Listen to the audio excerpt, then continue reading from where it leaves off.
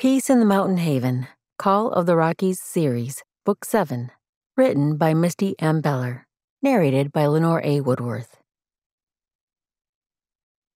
Thy mercy, O Lord, is in the heavens, and thy faithfulness reacheth unto the clouds. Thy righteousness is like the great mountains, thy judgments are great deep.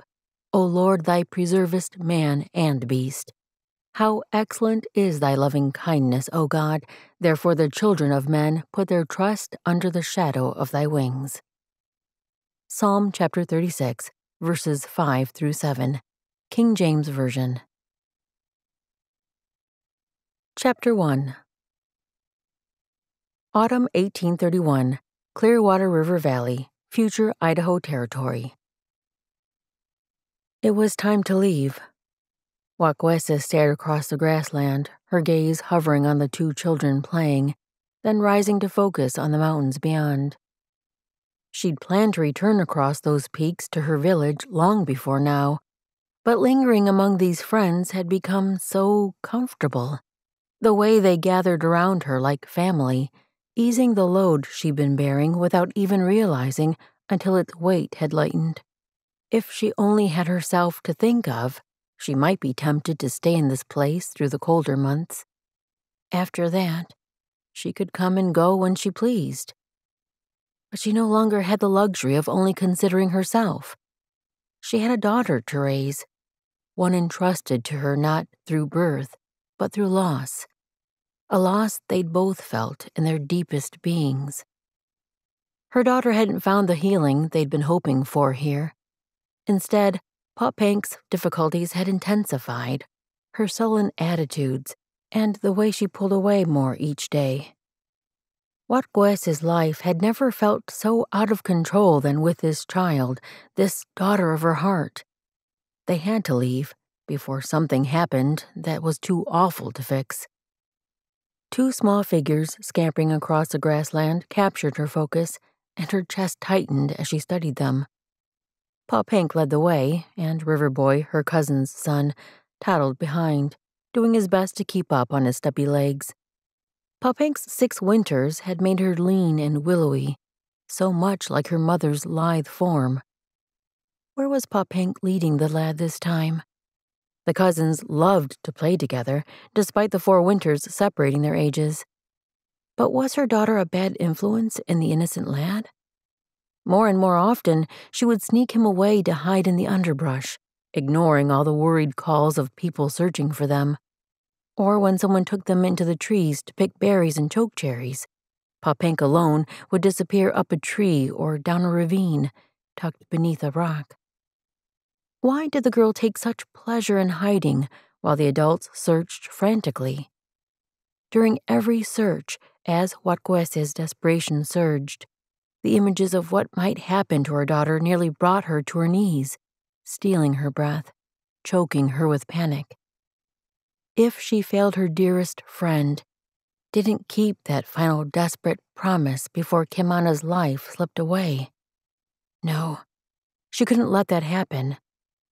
Even more, she couldn't bear the thought of losing the daughter she never expected to have, who now meant everything to her. The 2 children neared the end of the area where she allowed them to play, and Watkuese cupped her hands around her mouth to call for them. Before she could make a sound, a figure leaped from the trees, scattering the shrieking children and sending Watkuese's heart into her throat. She charged forward, but recognition struck after her first step. Louis? One of Colette's brothers, the younger. He still acted a bit like a lad himself. Yet he'd grown so tall and muscular, on the cusp of becoming a warrior.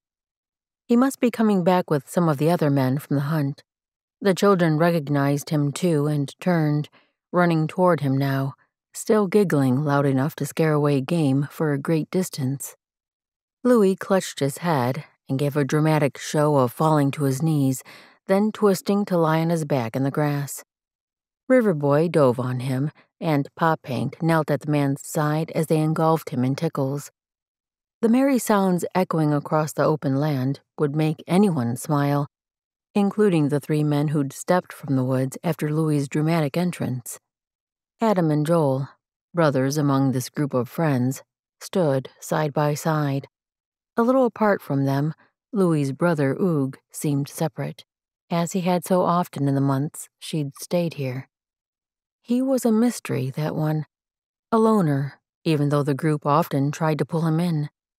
He would answer questions and even added to conversations, and he always took part in the hunting and any other work the village braves were assigned. But he kept his distance. That round scar on his temple hinted at an interesting story, and something deep hung in his eyes, a weight that restrained him. What happened in his past to lay such a heavy burden on him? Louis was so light-hearted. Oog carried enough load for both brothers. The man hovering in her thoughts lifted his gaze, meeting hers as though he'd known she'd been watching. She should look away, as any respectable maiden would. But she'd never allowed others' expectations to control her, nor was she ashamed to be caught studying this man. Not just because he was a white man. He was intriguing in his own right, piquing her interest. Something she'd not felt for a man in so long, maybe ever. One more reason why she had to leave soon, perhaps even tomorrow. Could she slip away in the night? That way she could avoid the long string of farewells, the sadness and pressure to stay. She needed freedom, needed to find a place that would soothe the craving inside her, and even more than that, she needed to find a way to help her daughter. This night, then. She and Pop Hank would be off, and together they would find the place that truly settled their souls. In the Shoshone village where she'd first met Pop Hank's parents, she'd come the closest to finding that peace. So they would start there. The sooner they reached that camp across the mountains, the better. The call of the trail had grown so loud, Hugh Charpentier's entire body stirred with the clamor of it. He crouched by the campfire in the fading daylight, adjusting the spit of rabbit meat to cook a different section. Finding decent game in this territory had become harder as the summer progressed. No wonder this quiet Nez Perce town ate mostly salmon and camas root. The scuff of a moccasin alerted him to a man approaching from behind. Caleb Jackson stepped up to the circle of warmth from the fire, then eased down to sit on a rock. Hugh glanced his way with a nod. Caleb returned the greeting. "Smells good." Hugh scanned the meat. "There's plenty for you and your family. Just about ready, too." There may not be enough to fill all their bellies, but perhaps Caleb's wife would volunteer baked camas cakes to round out the meal. Caleb raised a hand, palm out. "I appreciate the thought, but Watkuese's been cooking a stew that's had my mouth watering all afternoon. You're welcome to come by for a bowl full if you'd like." Though Caleb was white, his Nez Perce wife excelled at using all the local herbs and roots to season her food to perfection. Hugh offered a tight smile but didn't speak. This meat would be plenty for him and Louis. Of course, his brother might well feast on the rabbit, then stop by Caleb's lodge to visit and end up eating the stew too. Louis seemed to thrive on interacting with others, and with the charm and easygoing nature he'd inherited from their mother, he was welcomed everywhere he went. Of the three brothers, Louis was the best of them. Caleb had lapsed into silence, and Hugh glanced at him again. He would be happy to enjoy the quiet for hours, but Caleb didn't usually visit without a reason. The man was watching him, his eyes scrutinizing in a way that made Hugh's neck itch. He held Caleb's gaze, waited. He wasn't one to back down from a challenge or be pushed aside. Not that Caleb would provoke. The fellow was as laid back as his frame was large, but he clearly wanted something. At last, the corner of his mouth tipped up and the edges of his eyes crinkled. Not a full smile, but close. "I have a question for you, Hugh. I guess more of a request, really." Hugh dipped his chin just enough to bid the man continue. Caleb reached for a strip of bark and flicked scraps off as he spoke. "Louis mentioned the two of you might be headed out soon. Is that what you're still thinking?" He had to bite back a frown. Why did Louis share their plans with people who didn't need to know them? He'd learn not to do that soon enough. The more you kept your distance from others, the easier it was to part ways. Hugh had been taught the lesson the hard way, but he'd learned it well. To Caleb, he offered a single nod. Well, Caleb drew out the word, his focus falling to the bark as his brow furrowed. At last he looked up and met Oog's gaze again, his expression growing earnest. Here's the thing. You know my wife's cousin, Watkuese, and her daughter? He waited long enough for Oog to nod that he did. Well, Otskai is pretty certain her cousin is ready to head back across the mountains to the Shoshone village, where she was living before. Oog had no idea what this had to do with him, but once more he nodded when Caleb paused. Watkuese has a habit of slipping away when no one expects and going it alone. Otskai thinks she's going to do that again this time, and that worries us, especially with the weather getting colder and little Pa Pank with her. Oog raised his brows. With winter creeping in more every day, crossing the mountains would be hard for anyone, especially a woman and child traveling alone. He was developing an inkling of what this might have to do with him, and the idea stuck like porcupine quills in his chest. He held his tongue, though, and waited. We thought if you were headed across the mountains, too, maybe you and Louis would see Watkuese and her daughter to their village. It'd be a relief to know they're with someone capable of keeping them safe through any hardships. The spikes in his chest turned to a searing burn. What in the heavens made Caleb think he would be the right person to coddle a woman and child across the Rocky Mountains? He wasn't good with people, especially females. He tried to keep his voice casual enough to hide the roiling inside. I don't know. Not sure I'm the right man for the job. Caleb's brows rose. You're very skilled when it comes to traveling in the mountains. You've spent more time there than I have. And I know you'd take good care of them both. The fact that you came all the way from Rupert's Land to make sure Colette was settled tells me all I need to hear. Oog turned the rabbit again to keep from fiddling with his hands. I owed it to her and the babe both. I should have made sure things were better with Raphael, that she wasn't bearing the brunt of... His brother had been so much like their father, but Oog had never seen signs of him drinking like Pa had. He should have known that the habit could start any time, should have kept better watch.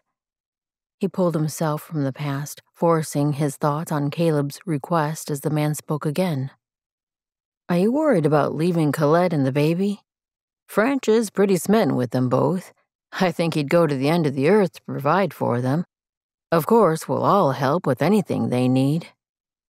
Oog had no doubt this group of friends would gather around Colette and her new husband and babe, should they need help. Though not actually connected by blood, these friends seemed like the kind of family anyone would want. The kind he'd never fit into. Oog said none of that, though. Louis and I were planning to head out for the winter trapping season. We'll be back to check on Colette and the babe. But I don't think she needs us so close anymore. Raphael would have loved his new daughter, though Oog had a feeling he would have been just as clumsy holding the tiny bundle as Oog was whenever he worked up the nerve to take her from Colette. Caleb leaned forward, bracing his elbows on his knees. So, how about it? Will you see Watkuese back home?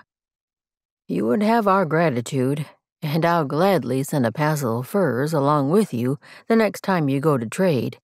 You can keep all the profit. Oog eyed him. Robbery isn't necessary.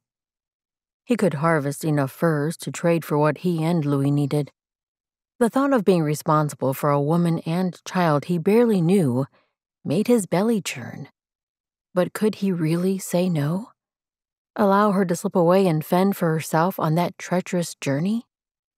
And the child, 6 years old, the same age Louis had been when they'd had to leave the Heinrichs farm, sent back home to face life with Pa.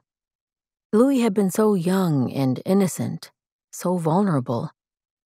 As much as Oog had wanted to strike out on his own back then and leave his father's drunken rages behind, he hadn't been able to abandon his youngest brother to fend for himself. Nor could he send this 6-year-old girl into the mountain wilderness to face whatever might befall her and her mother.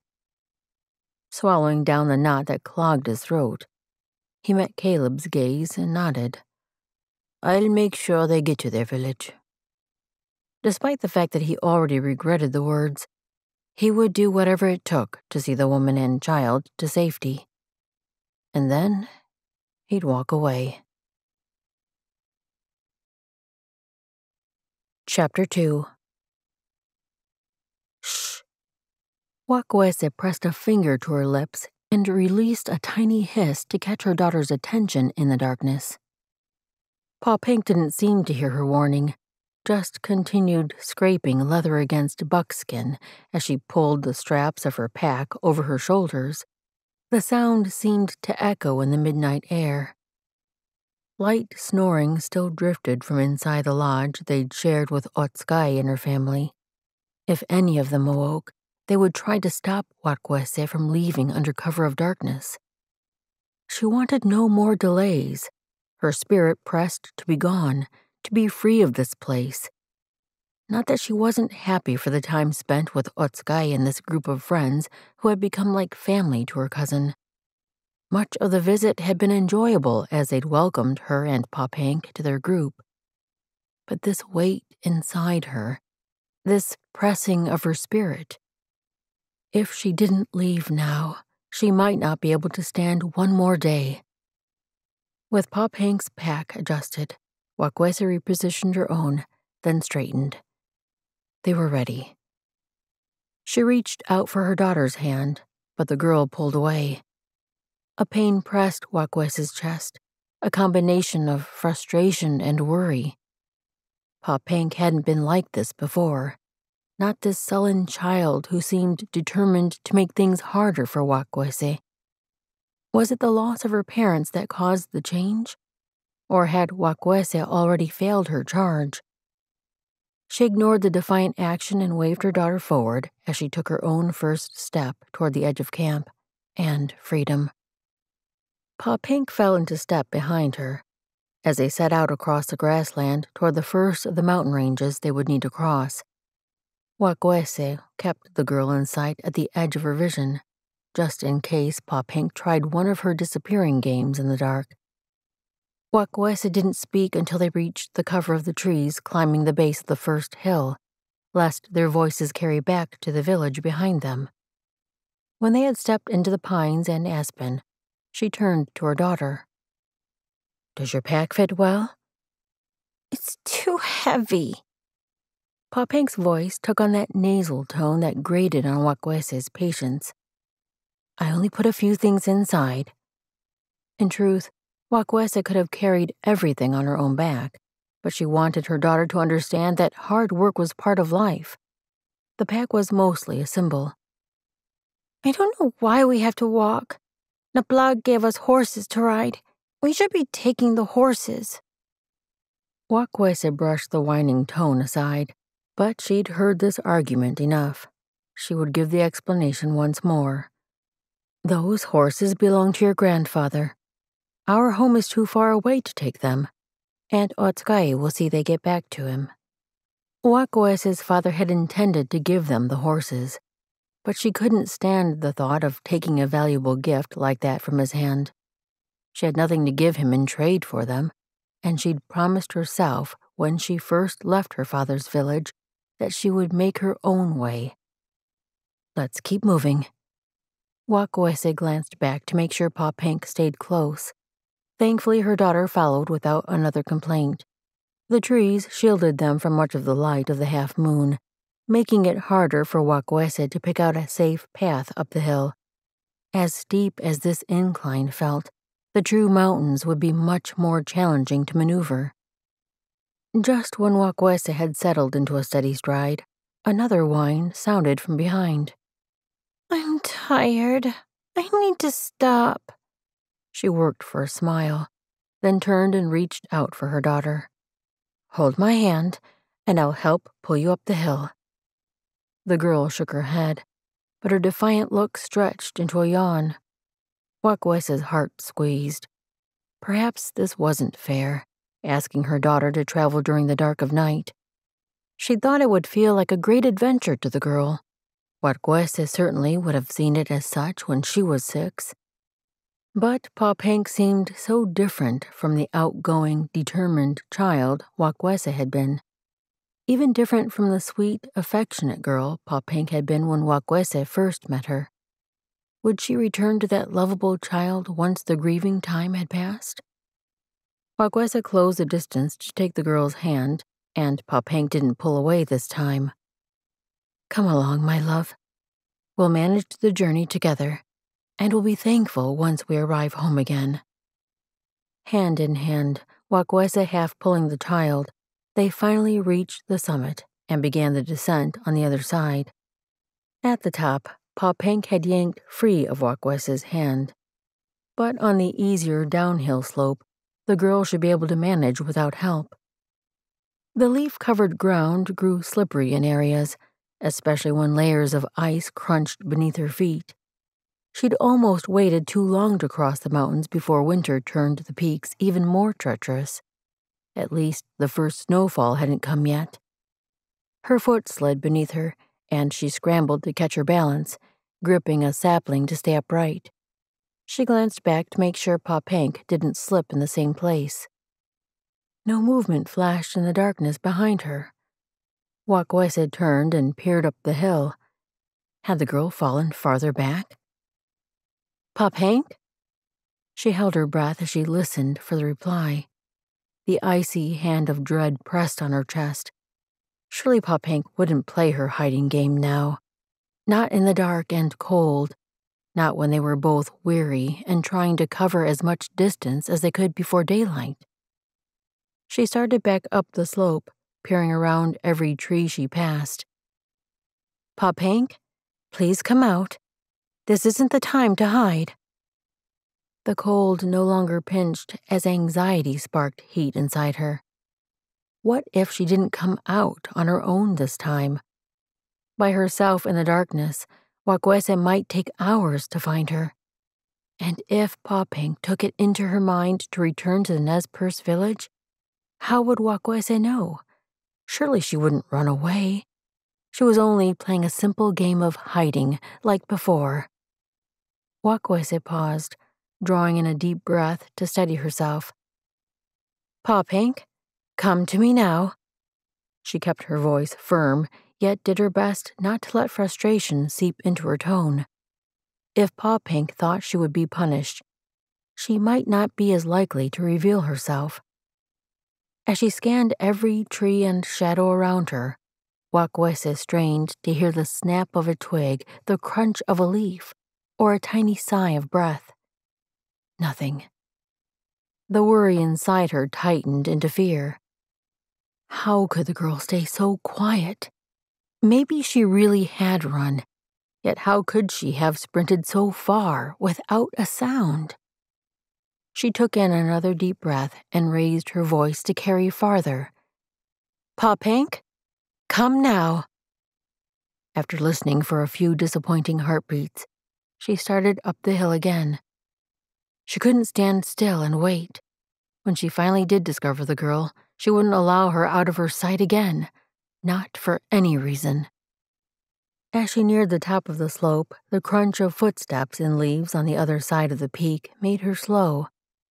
The sound carried was louder than a young girl's tromping. The noise built in the quiet night. It must be animals, but not the tender steps of a deer or antelope. The stride wasn't right for a bear. Perhaps horses? She sidled over to the nearest large tree, turning her body so the trunk hid most of her. Horses usually meant men, and any men out riding in the middle of the night weren't likely to have good intentions. Pop Hank. Panic clutched her throat. Had the approaching strangers found her daughter? How could she have let the girl out of her sight, even for a moment? The child was only 6 summers old. Though she'd become strong-willed, she had no understanding of the dangers these hills and woods possessed. Hats rose above the crest of the hill, then faces, though the darkness cloaked them in too many shadows for her to tell if she'd seen these men before or not. The second figure rode a little behind the first, and she waited to see if any more outlines would appear. Only the two. She slid her gaze over the pair again as they descended the hill. The men's clothing proclaimed them to be white, and something about their silhouettes seemed familiar. But then her gaze landed on the unusual blaze on the first horse's face, a sideways star that spread over one eye, and below that, a smaller snip of white just above the nose. No other horse could have that exact marking. She slid her focus upward again. Yes, those broad shoulders belonged to him. Hugh Charpentier. The other fellow riding just behind. She could see his frame better now, had Louis's leaner build. She eased out a breath, though the tension didn't leave her shoulders. Why were these men out here in the middle of the night? If someone from the village had come after her, wouldn't it be Watkuese or her husband Caleb? She'd spoken to these two so rarely, they could only be called acquaintances. Had they too sneaked away from camp? A new worry needled in. They had no reason to leave in the dead of night, unless they were running. Perhaps they'd stolen something. A flash of anger seared through her. If they'd taken something that belonged to her people, she wouldn't allow them to escape unhindered. Withdrawing her knife from the sheath hanging at her neck, she raised it to a throwing position. She didn't give herself time to think about what she was doing, just stepped out from behind the tree. Halt! Hugh responded within the same breath, jerking his reins tight to stop his horse even as his other hand moved to the rifle laying across his lap. Don't touch your weapons. She barked the words loud enough to fill the space between them. She'd heard the men speak in the Shoshone tongue, or rather the snake tongue, as the white men call that people. Neither Hugh nor Louis spoke the language fluently, but they seemed to know enough to communicate. That would give her the upper hand in the conversation. Louis had reined in his horse beside his brothers, and both men slowly raised their hands away from their guns. What are you doing here in the middle of the night? She kept her blade pointed toward Hugh, who would definitely be the stronger threat of the two. Louis's personality was so easygoing, it seemed impossible to think he would do something to harm her. But men weren't always the way they appeared. Looking for you? Hugh glanced around. And your daughter? Where is she? A likely story. Watkuese fought the urge to scan the area herself. She had to keep looking for Pop Hank, but first she had to get rid of these men. Why would you be looking for me? Your cousin and her husband sent us. Caleb told me last night he thought you'd take off soon. It was a stroke of luck I saw you and the girl leave in the darkness. I woke Caleb and your cousin to let them know we were headed out to catch up with you. She hesitated. Could his words be true? Had Watkuese really expected her to leave? Her cousin knew her better than anyone else, so she might well have seen Watkuese's unrest. But why wouldn't Watkuese have talked to her instead of commissioning these near strangers to follow her? Maybe a few more questions would help her know if he spoke the truth or not. How did my cousin react when you told her I'd left? She couldn't see the nuance of his expression across the distance with shadows darkening his face, but she did make out a frown. She seemed sad. Said she'd hoped for a chance to say goodbye to you and your daughter. He glanced around once more. Where is the girl anyway? Have you made camp here? The urgency to forget about this questioning and find the young life entrusted to her tightened every part of Watkuese's body. One more inquiry. Then she'd send these men on their way and find her daughter. Why would Watkuese ask you? Why not send Caleb to bring us back? She could understand why her cousin wouldn't wish to venture out into the cold night herself. What with the new baby growing inside her that made Watkuese so sick? But surely Caleb would have come. Not that Watkuese would have returned with him. At least she could have sent back a farewell to her cousin. He remained quiet a moment, maybe searching for words in the Shoshone language. We did not come to bring you back. Caleb asked us to ride with you, to see you safely to your village. Once more he peered around, this time nudging his horse forward to close the distance between them. Where is Popink? She's safe, isn't she? Not hiding again? Now that he'd drawn near, the piercing stare he leveled at her showed all too clearly in the partial moonlight. A jolt of anger shot through her. I would have already found her if you two hadn't come. We've no need for you to travel with us. You can go on about your business. He was already spinning his horse and straining to see into the darkness. Where did you see her last? Have you found her tracks? As much as frustration made her want to shake the man, the thought of having two others help her hunt slid a thin layer of worry from her shoulders. Still, she paused another moment before responding. Did she dare trust them? Watkuese had seemed to, and the others in their group. These two men had lived among the villagers for several moons now. She could at least allow them to help find Popink. Chapter 3. Watkuese motioned down the hill she'd just traipsed back up. We were walking that way. I slipped on an icy spot, and when I looked back to speak to Popink, she was gone. Oog slid from his horse, and Louis did the same. With long strides, the older brother started down the way she'd pointed. Show me where. Maybe we can find our tracks. Though she hated retracing her steps once more, instead of searching new ground, the confident way Oog stepped in to help eased a bit of her panic. As she walked, she cupped her hands around her mouth and raised her voice again.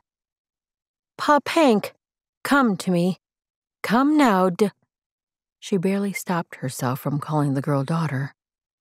Popink was her daughter as far as she was concerned. She'd promised the child's parents she would love and raise her as her own. But though 8 moons had come and gone since their passing, Watkuese still heard Popink's tears some nights. She always drew her close, cradling her and speaking soothing words until the crying eased. She'd noticed in those grief-filled moments that any time Watkuese spoke the word daughter, Popink's body seemed to coil tight. It wasn't that Watkuese wanted to take Kimana's place as her mother. No one could ever replace such a sweet, loving, giving soul, especially not Watkuese. But she wanted Popink to know she was loved. She would never be on her own, stranded without family. The two of them had each other, and always would. But not if Watkuese lost the girl. Popink?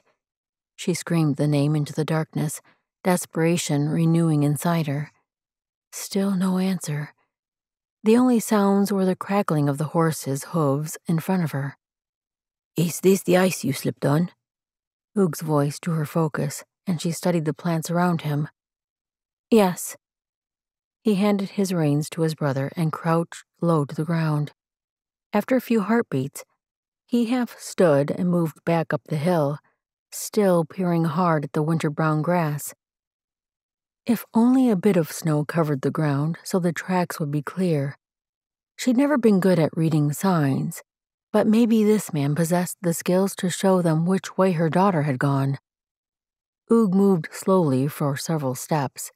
Then he paused, his focus shifting to the left. Hope clutched in her chest. When he turned to walk that direction, she started after him. Is this the way she went? He didn't answer, and she strained to see what he might have spotted. The darkness cast shadows through the grass and trees. How could he decipher anything? He kept padding forward, bent over to study the ground as he moved. She could assume the answer to her question was yes. After all, he wouldn't pursue this path if the tracks didn't look promising, but it raised her ire that he'd ignored her. She hated being at the mercy of others, especially a man she barely knew. A glance back at the younger brother, who led the horses behind them, showed the moonlight slanted at just the right angle to see his features, and the concerned expression on his face. Louis caught her gaze. "We'll find her. Hugh is the best tracker I know. He can spot anything." His voice possessed a soothing certainty that eased her frustration with the elder brother. Just because the man rarely found a civil tongue didn't mean he wasn't an excellent tracker. If he could find Pop Hank, she wouldn't care if he ever spoke to her again. As much as Watkuese chafed at strolling along behind this man while her daughter waited somewhere out in the darkness, perhaps in danger, if he really had found Pop Hank's trail, staying with him was wise. "I remember back when we were young, still living with this family named Heinrich." Louis's voice sounded from behind her again, loud enough to be heard but soft enough not to distract his brother's focus. "I was just a little thing, but Hugh was older, of course. They would always send him out to bring in the milk cows in the evening because he was the only one who could tell which tracks were fresh. He'd find those animals in half the time either of the two Heinrich girls could manage." A grunt sounded from the man ahead of her. "They could have accomplished it faster if they wanted to. Even a tot could track cows. You've a gift, brother.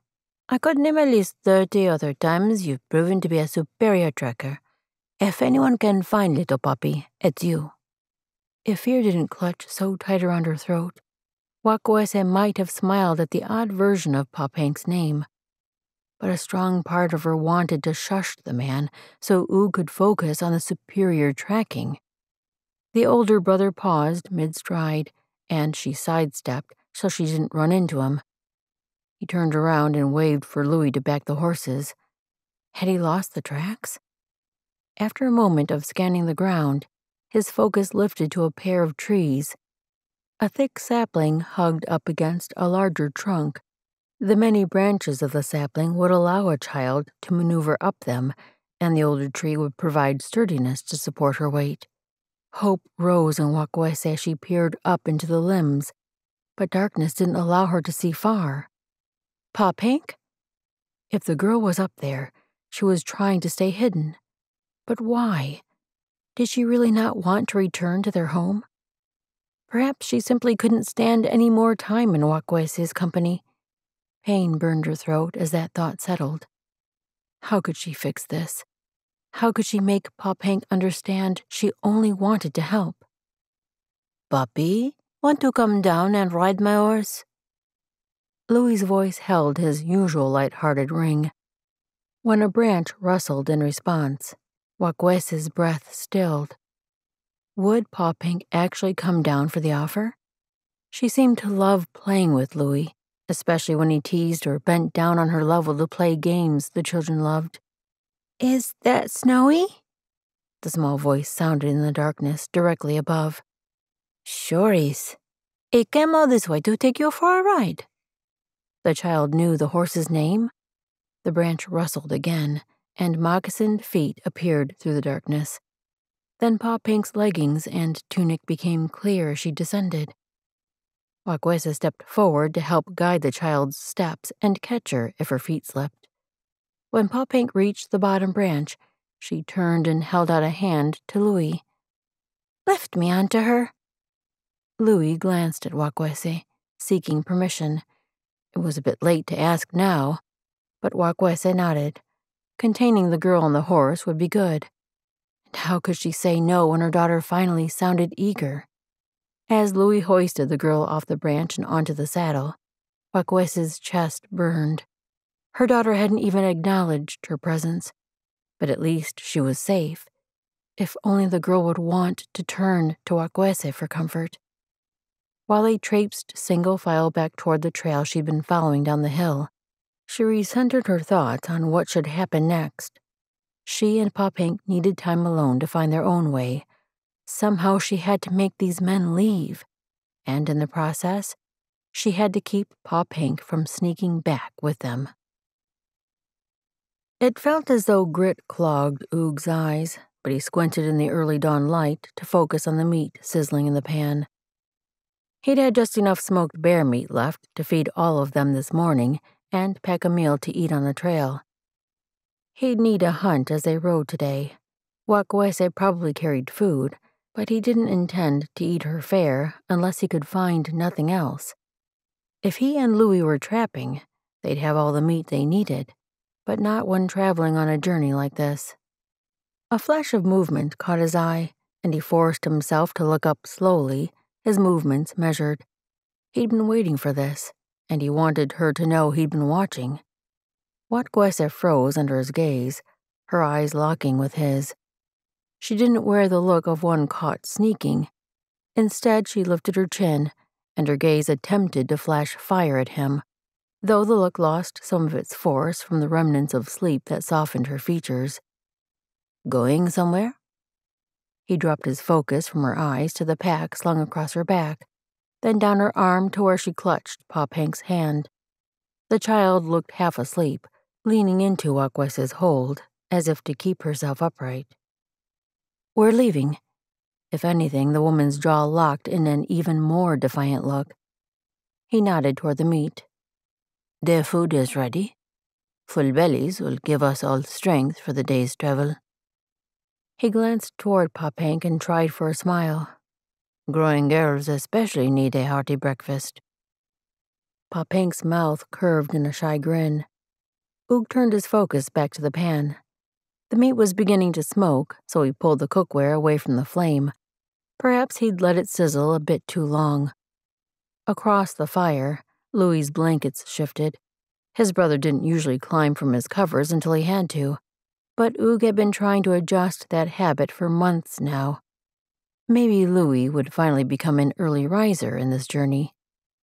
Oog shifted his focus back to Watkuese, then motioned to a clear spot of ground beside the fire. "Sit, eat. We're let out as soon as we finish."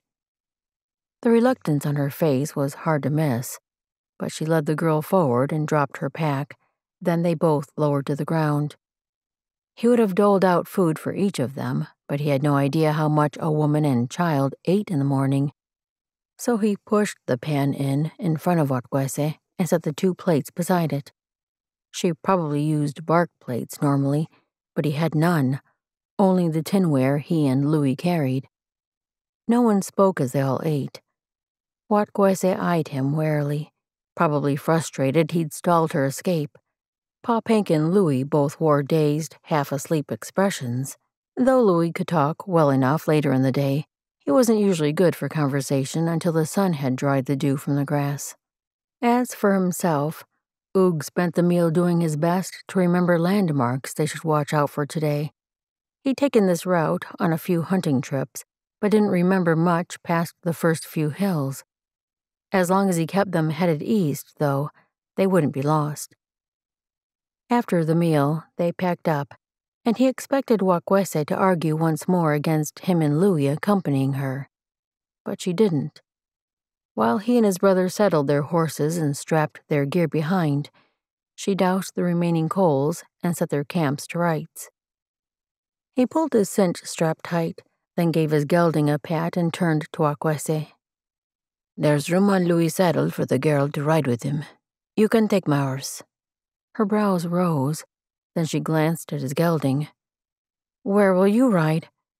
Her tone sounded measured, as though waiting for him to say the wrong thing. If she thought he'd force her to ride with him, he could set her right on that score. It rankled that she'd jumped to such an unkind conclusion. "I'll be walking." Not his preferred transportation across the mountains, but it would toughen him up some. The relief he'd expected on her face didn't come. Instead, she shook her head, hard, and her gaze narrowed on him. "You ride your horse. I was planning to walk." there would be a flood in the desert before he rode a horse while a woman walked beside him, especially up and down the mountains. But before he could state that fact, Louis stepped up beside him. "Come on, puppy. Snowy is ready for you." The girl scampered to his younger brother and wrapped her arms around the gray gelding's neck. That was the way a female should respond to a chivalrous offer. After Louis hoisted the child into the saddle, Oog turned his focus back to the mother. Watkuese no longer stood by the remnant of campfire ashes. She'd moved in front of the horses, positioned to start out ahead of them, clearly not planning to mount his horse. Oog grasped for his most diplomatic tone. "Please, I'd like you to ride my horse today. He's a sturdy mount, sure-footed in the mountains. Just as capable on a cliffside as the mule Oog had traded for him, and much faster." Watkuese spared him a glance. "I wish to walk." Then she turned toward the trail and started out. The soft chuckle from Louis's direction only raised Oog's frustration. He couldn't very well hoist her into the saddle, so it looked like they'd both be walking. A waste of a good horse. The last thing he wanted was to see the humor sparking in his brother's eyes, so Oog kept his focus forward as he led his gelding onto the path behind the most stubborn woman he'd ever met. Chapter 4. Exhaustion pulled at Watkuese, but she forced her shoulders not to bend under the weight of weariness as she climbed the mountainside. If only she walked behind the horses so both men wouldn't be watching her every move, likely waiting for her to show weakness. But she'd set out that morning in the lead, and falling behind might make them think she couldn't bear the journey. Besides, she wasn't certain either of them knew the route to her village. At least Pa Pink was able to ride instead of walking. The lilting tone of her daughter's voice drifted forward, though Watkuese couldn't understand the words from this distance. Louis's chuckle made her wish even more she knew what she'd said. Pa Pink seemed to be enjoying herself. Louis had a way with her that brought back the sweet girlish temperament she'd had before her parents died. The thought twisted a painful longing in Watkuese's chest. Maybe Pa Pink's pleasure would be worth allowing these two men to accompany them. As the incline steepened and became littered with fist-sized stones, Watkuese's breath came in deeper gulps. As the hours had passed, her legs had lost much of their strength, but she didn't dare ask for a rest. The sun had only moved a finger width across the sky since they'd stopped for the midday meal. She adjusted her path up the slope so they weren't climbing so steeply. They might need to track back and forth up the incline to reach the top, but that would be better for the horses, too. Bringing up the rear, Oog still led his gelding instead of riding.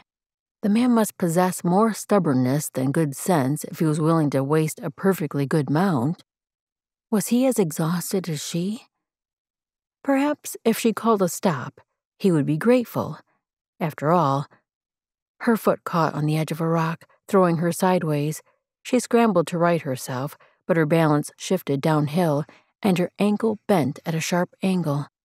She landed on her knee first, then her hands struck the stony ground. She pressed hard to keep from rolling as the pack tried to propel her down the slope.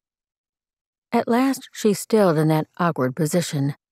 Her body began to tremble as the pain set in. First her knee, then the burn on her palms, but the fire in her ankle soon rose above the rest. "Are you hurt?" Oog's deep voice sounded above her just before the weight of the pack lifted off her back. He eased the bundle over her head, but she would have to lift one hand for him to remove it completely. Biting her lip to keep from crying out with the pain, she lifted that arm and allowed him to pull the pack away.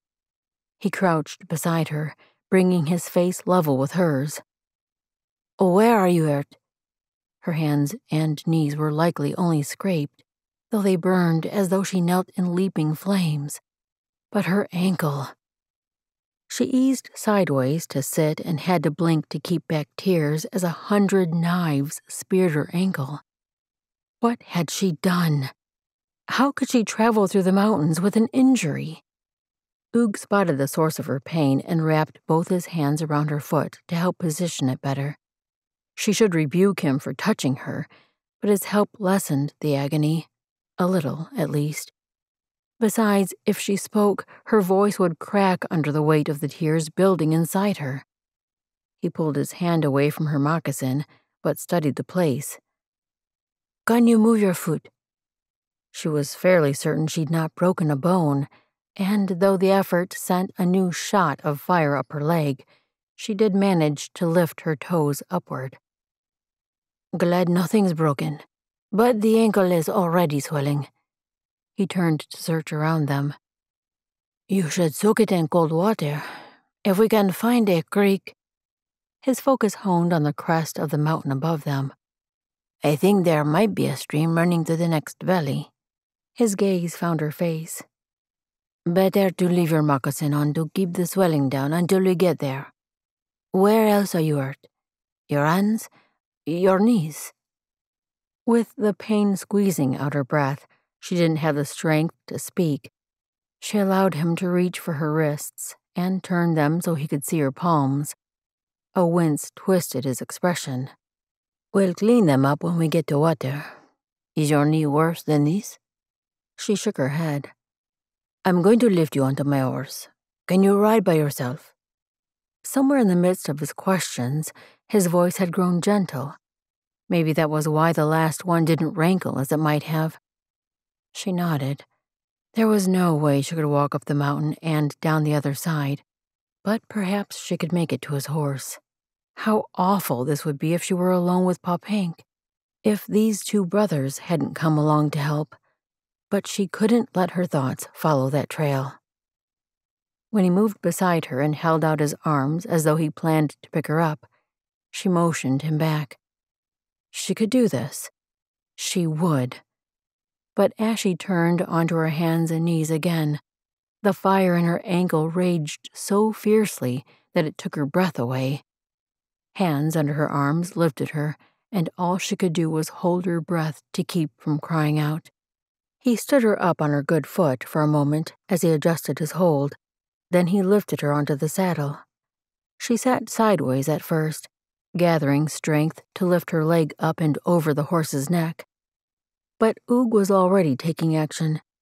He cradled one hand under her foot and the other beneath her leg as he lifted. She took over his hold as she lowered the limb to sit the saddle properly. At last the man stood beside the horse, staring up at her. His perceptive gaze sought too much. She was too weak to hide her pain, but he didn't press his advantage, just gathered up the reins and said, "Hold on." As Hugh halted his gelding at the edge of the stream, his gaze lifted to the darkening sky. Rain would come soon, and he needed to find shelter. If it were just him and Louis, they would keep going under the protection of their hats. But a woman and child needed cover, especially with a cold wind blowing through this valley and Watkuese injured. First, he had to settle her so she could soak her foot. Turning to the woman, he took in the slump of her shoulders as she clutched the saddle. Her pain must be awful. Even as exhausted as she'd been hiking up the mountain, she'd not let the sharp line of her shoulders bow. Nothing like they did now. She started to dismount on her own, so he strode quickly around to the gelding's other side. He scooped her into his arms, and just like before, his body sprang to life at the feel of her. Had he ever held a woman this close? He'd always kept himself far away from females, and for good reason. She felt too good tucked against him, every part of him too aware. One touch made him long for another, made it hard to let her go. But he forced himself to lower her at the bank's edge. She reached for her moccasin lacing, and he allowed her to handle the task of removing them. Better he back away.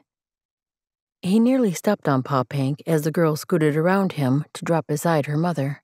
She seemed in much better spirits than she'd been the night before. The tension between mother and daughter gone. Good. He'd hated the pained look on Watkuese's face as the child stayed with Louis and ignored her. He couldn't imagine having a mother like Watkuese and not adoring her. His own ma had been very different from this Indian woman in both looks and mannerisms. But he could still remember the love that shimmered in her eyes when she looked at him, the same love that glowed when Watkuese watched her daughter. How could the girl not be drawn to that? He didn't know their story, but he had a feeling something was unique about these two. There was always more than one could see from the outside. As much as he'd tried to keep himself distant from all people, a part of him craved insight about this little family. He turned back to his horse. His time would be better spent finding shelter before icy rain pelted them all. After searching at least a quarter hour, the best shelter he could find was a cluster of trees beside a rock overhang. They could stretch furs over the branches to give them enough protected space. This might only be a short downpour, though the thickness of the clouds made it look like the rain would continue a while. Watkuese needed time to rest that leg. Several days would be best, but he had a feeling she wouldn't sit still that long. Maybe he could keep her here for at least one day. When he returned to the others, Louis had the females fascinated with a story about the two dogs who'd lived at the livery where he last worked.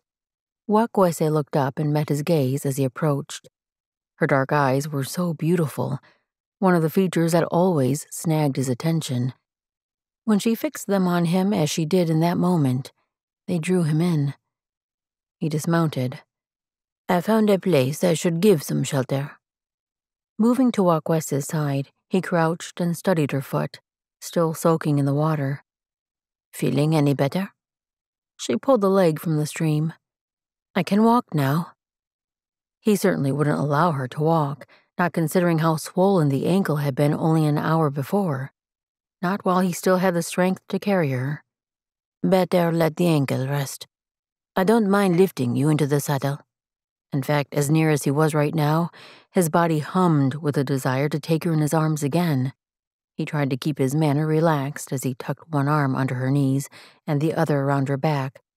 She was so willowy, it didn't surprise him that lifting her wasn't a burden. Before she'd remained stiff in his arms, but this time her head tucked against his shoulder, and she seemed to relax into him. Perhaps the pain had finally exhausted her, but somehow this felt more like trust than weariness. He almost hated to set her on the horse, for he'd have to let go and pull away. But Louis had already hoisted Pa Pank in the saddle behind him, and the air had grown thick with moisture.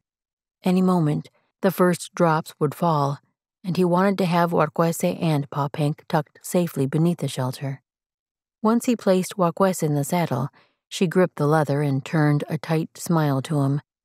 It was getting harder and harder to see her in pain. Was there not something more he could do to bring relief?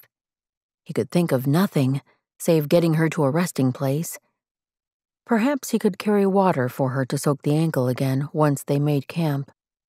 With him leading the gelding and Louis's mount following, they trekked up the valley to the cover he'd found. The first few raindrops fell when they'd only ridden halfway. By the time they reached the rock overhang, water soaked them all. He had no time to enjoy tucking Watkuese against him this time. He swept her off the horse and settled her under the ledge. Pa Pank scampered in beside her, and Watkuese snuggled her daughter close, as a mother hen would. The rain pelted like ice, but the stone protected them from the water and most of the wind. He and Louis worked quickly to unroll their furs and tie them up to create a space large enough to build a fire. As night fell, they would need the warmth and dry clothes its heat would offer.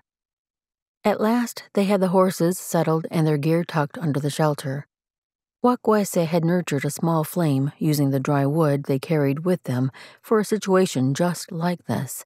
Enough dead branches littered the ground under the trees that they were able to find and bring in the rest of what they'd need for the night, so the wood could begin drying around the fire's circle. Oog paused to sweep the camp with his glance. What else should be done? Water for Watkuese's ankle. As he turned toward the pack to find the pot, Louis gripped his shoulder. Everything else can wait. Let's rest until the rain stops. Oog shook his head and pulled out of his brother's grasp. Just one more.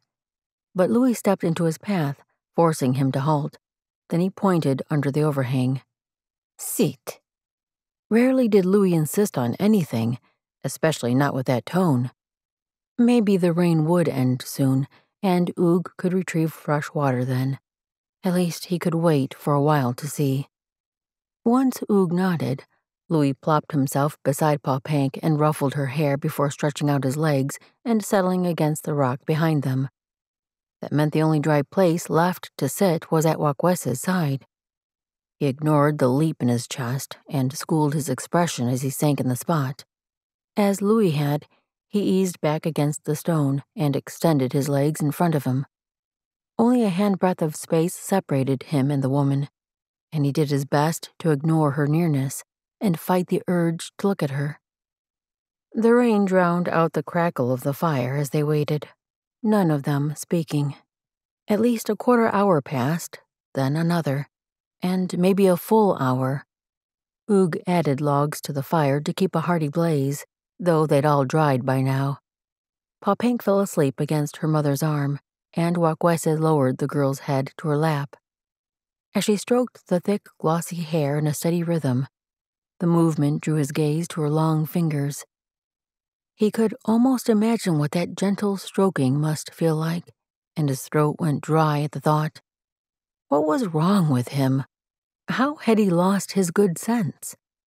His fingers crept up to the curved scar on his temple.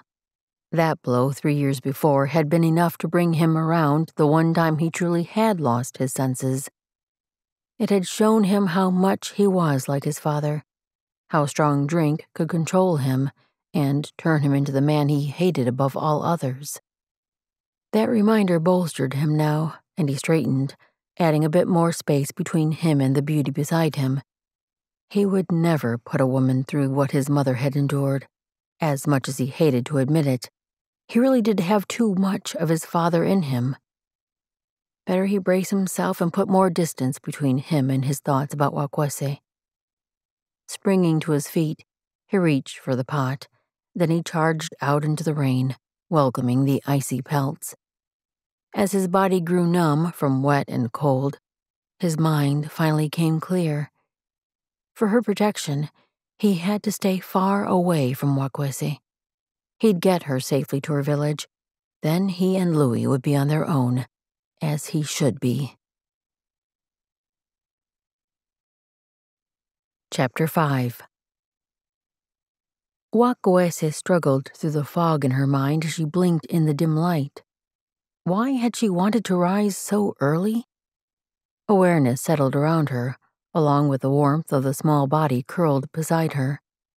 The rain had finally stopped sometime in the night, and now that morning had come, she needed to rekindle the fire and prepare a meal. As she worked to sit up, fire shot through her ankle, clouding her mind once again. Was it really so important she be the first one up and cooking? Yes. Perhaps if she told herself that a few more times, her body would agree. After Oog's comments the morning before about a growing girl needing food, she'd determined to be the one to awaken early and have food sizzling over the fire. Though she'd not always prepared a formal meal, she'd always made sure Papank had plenty to eat, even when times were lean. As long as they traveled together, though, she would give that man no cause to question her mothering ability. Despite the pain, she had warm salmon and camas cakes ready when Oog sat up from his covers. She'd not packed enough to feed all of them for the entire journey, but surely he'd brought food they could share later. For now, the sleepy pleasure on his face as he looked at the meal slid warmth through her. She couldn't bring herself to meet his gaze, though. There was something too intimate about being the only ones awake in the early morning light.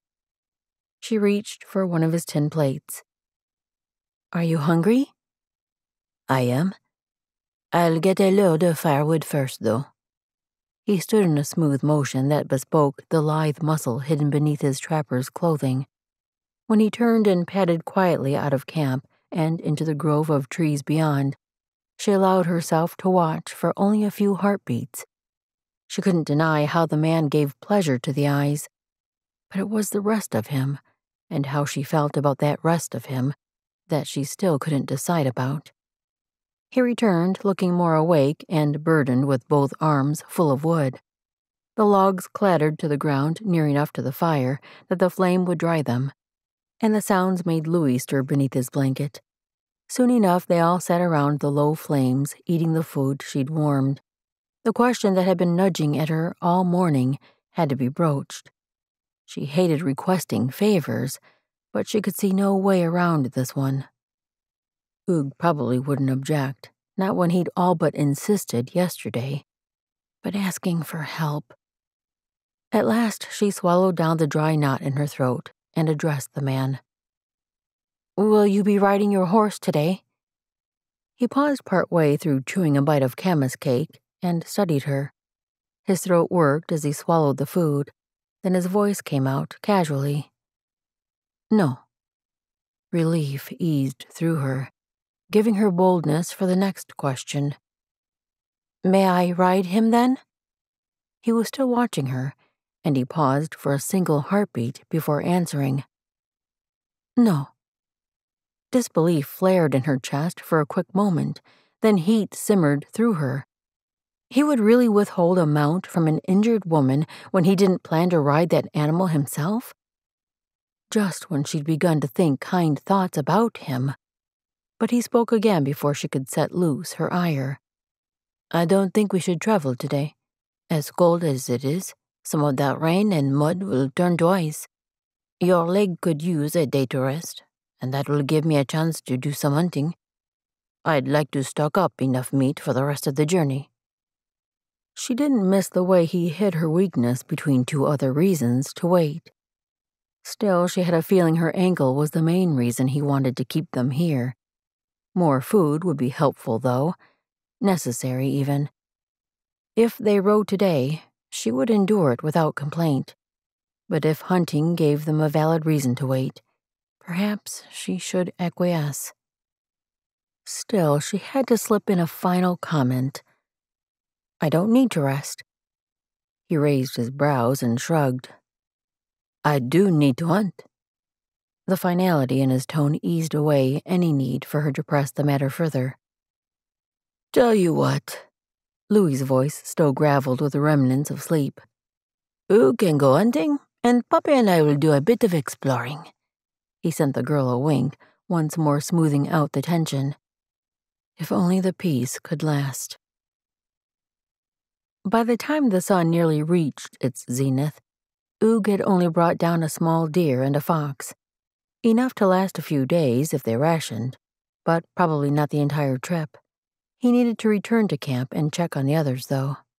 He'd been relieved when Watkuese finally laid down to rest, and with Louis keeping Papank occupied, Oog had hoped to bring in enough food to carry them a fortnight. If the weather stayed warm enough, they should reach the other side of the mountains in less than a week, but he'd rather have more food than strictly necessary just in case. You never knew when that first snowfall would come, especially in the heights of the Rockies. When he returned, their camp was deserted except for their belongings. Only a few small flames leaping from the coals showed someone had been there recently. He scanned the area. Watkuese might be napping, and he certainly didn't want to wake her. But except for 2 furs laid out to sit on, the rest of the bedding had been rolled and stacked neatly. "Watkuese." The fire snapped, and a gust of wind whipped up, chilling his nose and cheeks. Perhaps that was the reason the fine hairs on his neck rose on end. "Watkuese." He stepped around the fire, checked once more over the area where they'd all slept the night before, then glanced at the landscape beyond the circle of their camp.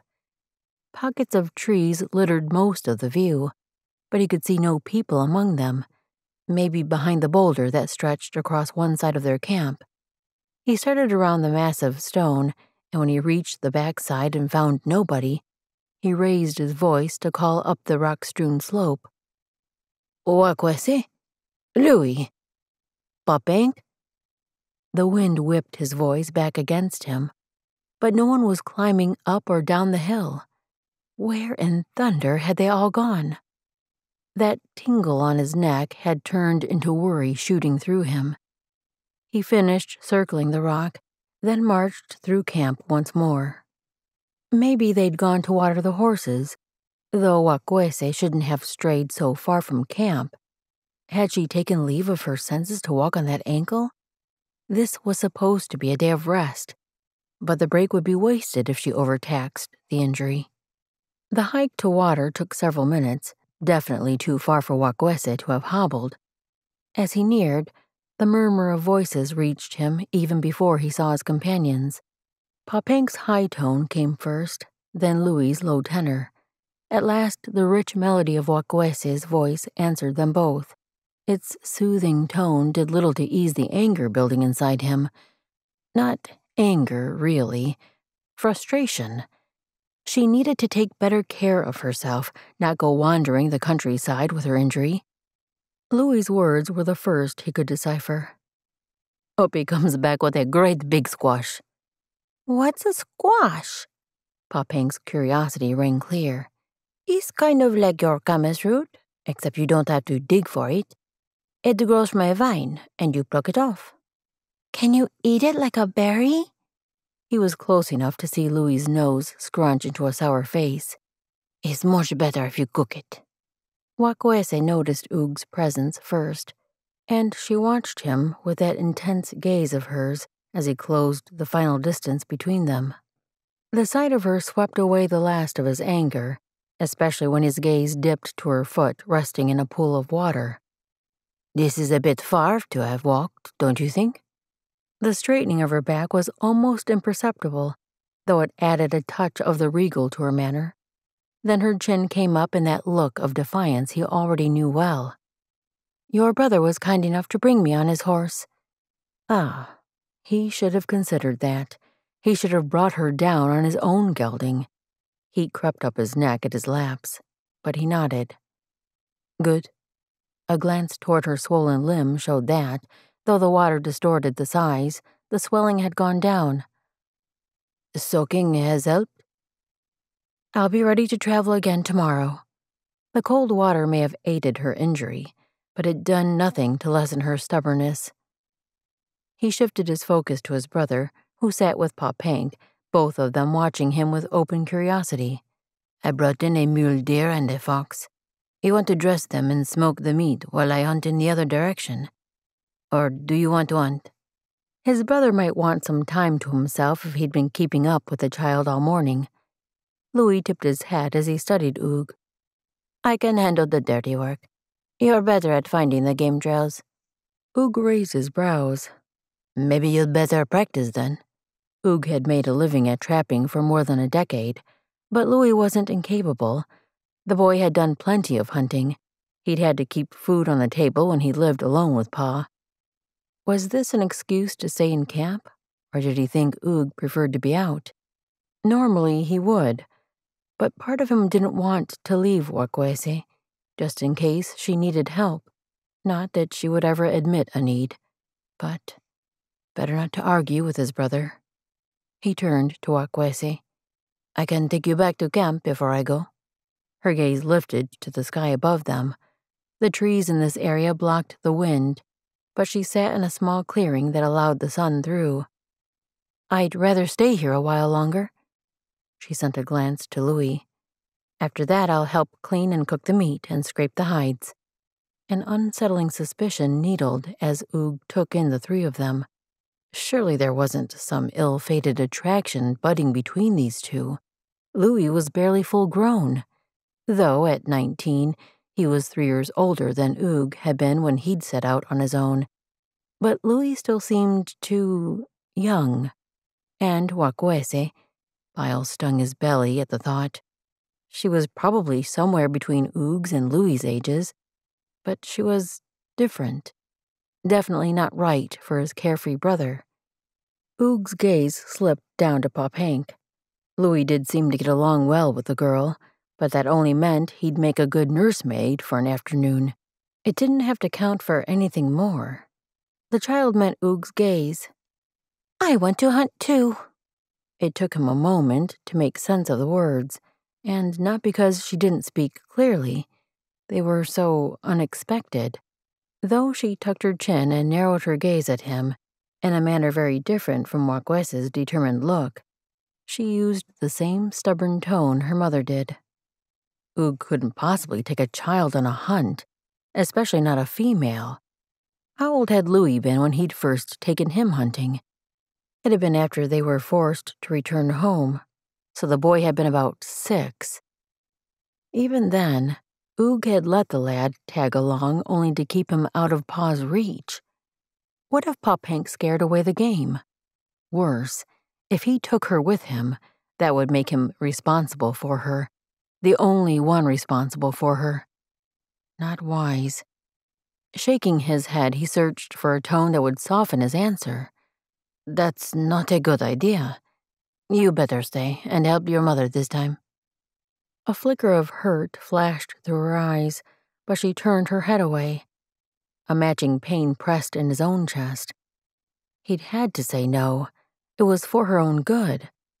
But it had been so long since he'd been around children that he'd forgotten how much he hated disappointing them. Crouching down, he brought himself closer to her level. Maybe Louis can take you on another exploring trip after he gets his work done. She glanced back with the barest of nods. But if he weren't mistaken, there was still hurt in her expression. Surely doing anything with Louis would be more fun than sitting perched with him until her feet grew numb from cold. He stood, avoiding all their gazes. I'm headed back out then. Hunting by himself was exactly where he should be. When it came to other people, he never could get it right. Chapter 6. Her ankle didn't throb. Watkuese shifted her foot in the faint morning light. The movement shot fire up her leg. So much for the pain being gone, but at least she'd had that first moment without the constant ache. Still, the injury must be healing, for the pulsing didn't pound throughout her entire body as it had yesterday. She would be able to ride today, no matter what. She would make sure they pushed on. Oog may have needed to hunt, but she knew coddling when she saw it. The last thing she wanted was for him to see her as weak. She'd been on her own for several years now, and she didn't need him to make decisions for her. The quiet scuff of footsteps sounded, and she jerked her focus toward the muted darkness outside the light of the low campfire. Oog emerged from the shadows, the sight of him easing the pounding in her chest. But then disappointment pressed in. He carried a pot, water sloshing out as he dropped to his knees beside the fire. He'd been the first to rise and appeared to be already preparing the morning meal. Had she overslept? She should hobble over and insist that preparing the food for her daughter was her own task. Or she could lie there and watch him work. Some people might think seeing to women's tasks made a man appear weak. But watching Hugh Charpentier prepare a meal proved that opinion wrong in every way. The breadth of his shoulders as he bent over his preparations, the half-sure, half-clumsy way he scooped some kind of powder into the water, showed both his capability and a peek at the vulnerability most men tried to hide, and the strong lines of his face. She'd never known a white man she considered handsome. Very few Nimipu or Shoshone men either, for that matter. Not once she knew their personality. But Oog, there was something different about him. She'd sensed it back in the Nimipu camp, but spending these past 2 days with him had made the truth plain. The quiet intensity, almost gruffness, that usually cloaked his actions sometimes peeled away to reveal a tenderness that stirred her spirit. Like when he'd crouched down to speak to Pop Hank yesterday. Not only had he realized her daughter's disappointment, but he'd tried to make it better. If only his solution hadn't been to foist her on his brother and run. With that reality settling in to shore up her defenses, Watkuese pulled one of her furs around her shoulders and sat up. Oog glanced her way, his expression hard to read. Maybe a hint of tenderness, but a wary look, too. She shifted her focus away from him and reached for a sapling she'd been using to help herself stand. Her aching body struggled to comply, but she finally made it to her feet. Oog moved toward her, a wooden pole in his hand. "I found this last night. Thought it might help you keep the weight off that leg." She examined the rod closer, about the thickness of her wrist and as tall as her shoulder. The bark had been pulled off and the surface rubbed smooth. It would be sturdy enough to help. Help. The word always made her cringe, but refusing this would be foolish. She lifted her gaze to his and nodded. "Thank you." Then she accepted the staff and turned away. As she hobbled around to the back side of the stone to take care of morning matters, the stick made walking so much easier. She should have searched for something like this herself. When she returned to the camp, she felt more like herself. There was much she could do to prepare for their departure this morning. But perhaps she should take over cooking the morning meal. After all, making food really was the woman's role. If she hoped to ride his horse today, as she would need to, she should offer this kindness. She hobbled to the fireside, and he lifted his focus from the pot for only a quick glance. "Is the walking stick sturdy enough? I can find one thicker if that would help."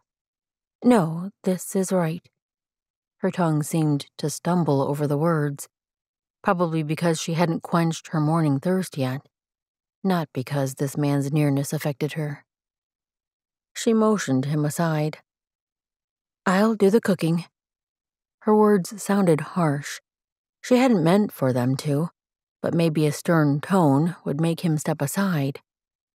He didn't move, though, only used a wooden spoon to stir whatever was in the pot.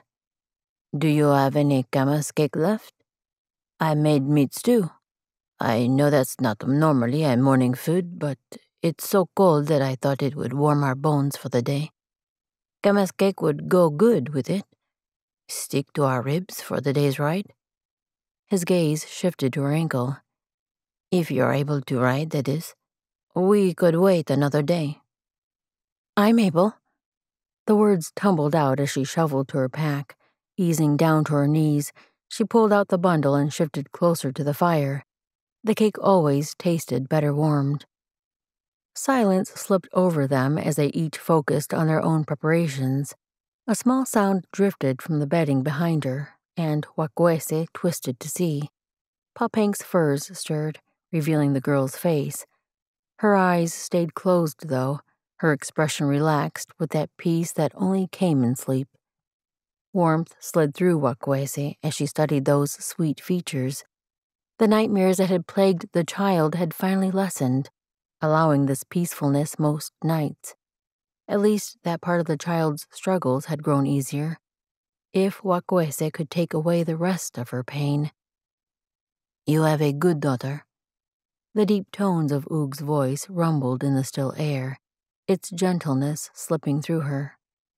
She kept her focus on Papank, but his words wrapped around her, clogging her throat and stinging her eyes. "She's everything to me." They were all each other had. "Her father?" His question came out halting. As well it should. Most men wouldn't bring up such a conversation, and normally she wouldn't want to share the details of her story with a stranger. But in these quiet morning moments, he felt more like a friend. She had no reason to withhold her history. Turning back to the fire, she pulled the camas cake away from the warmth and reached for a knife to slice off chunks.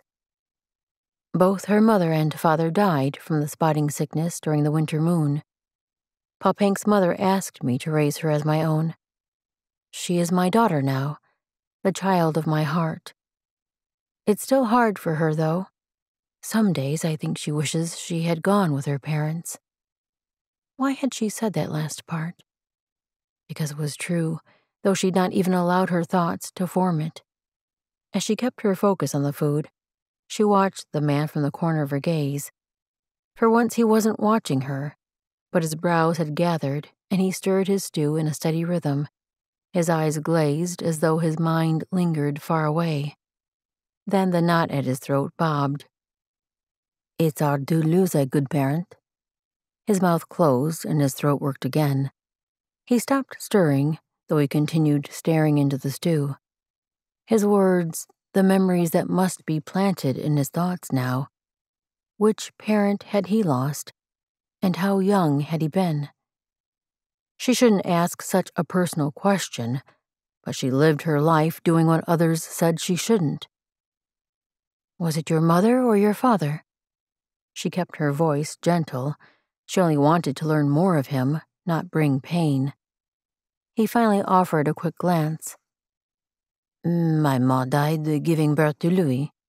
The corners of his eyes creased, as though trying to smile, but only sadness cloaked his gaze. She was a good woman, the best mother I could have asked for. You remind me of her, the way you are with Pop-Ink. An ache settled deep in her chest. She couldn't imagine a stronger compliment, but the sadness of both their situations took away the pleasure she wanted to feel. I hope I can be what she needs. Once more he lifted his gaze, but this time his focus bore into her. You've taken responsibility for her.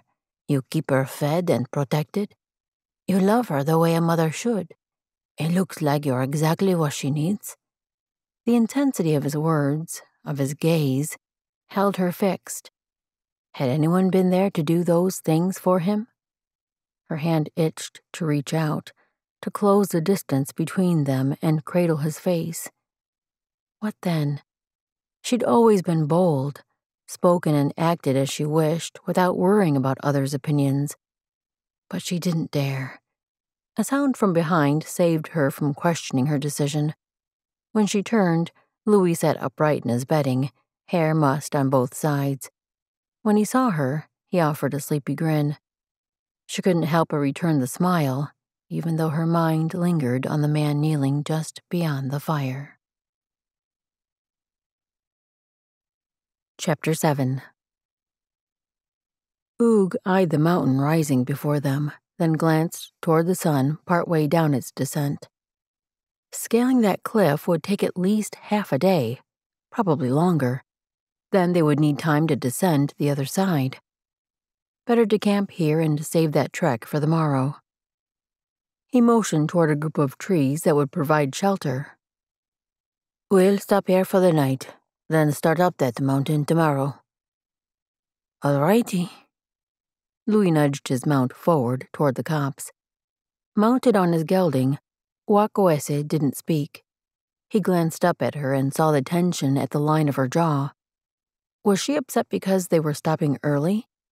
But the creases of pain beneath her eyes showed more. He couldn't see the injured ankle from this side of the horse, but the limb likely throbbed from hanging down all day. Camping early would be best. He needed to find water for her to soak the leg. He and Louis worked quickly to set up camp, and the fact that Watkuese immediately sat on the ground to start the fire attested to her pain. Pop-Ink ran back and forth between the horses and her mother, carrying supplies first, then gathering sticks and small branches. It didn't take long before she began to dawdle, spinning in circles and falling to the ground or building things from sticks instead of bringing them to her mother. Pop-Ink, Watkuese's voice hummed tight with frustration. Bring those branches here. The girl answered in the Shoshone language they'd all been speaking, but the lazy cadence she used made it hard for him to decipher the words. Something about later. Now, Pop-Ink. The snap of Watkuese's words brought Oog's attention to her face, where tight lines edged her eyes. The pain probably shortened her temper. Yet a glance at Pop-Ink showed the girl didn't even look up. Should he interfere on Watkuese's behalf?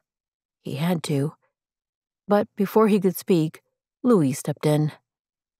Poppy, gather up all the sticks you can find here, and then you and Oog can go to those other trees and look for bigger logs. You might even find some winter berries like we saw earlier. The girl finally looked up, and her entire countenance brightened. Her teeth flashed in a grin that she aimed first at Louis, then turned on Oog. I will. She jumped to her feet and scooped up the sticks she'd been playing with. The moisture dried in Oog's mouth as he dropped his bedroll with the others. He was supposed to take the girl off on his own? By himself? Or rather, just the two of them? What if she expected him to talk and entertain her like Louis did? He'd disappoint her for certain. But at least walking to the distant trees should be safe enough. They weren't likely to encounter anything that preyed on humans, and as long as she didn't climb trees or rocks, she wouldn't fall.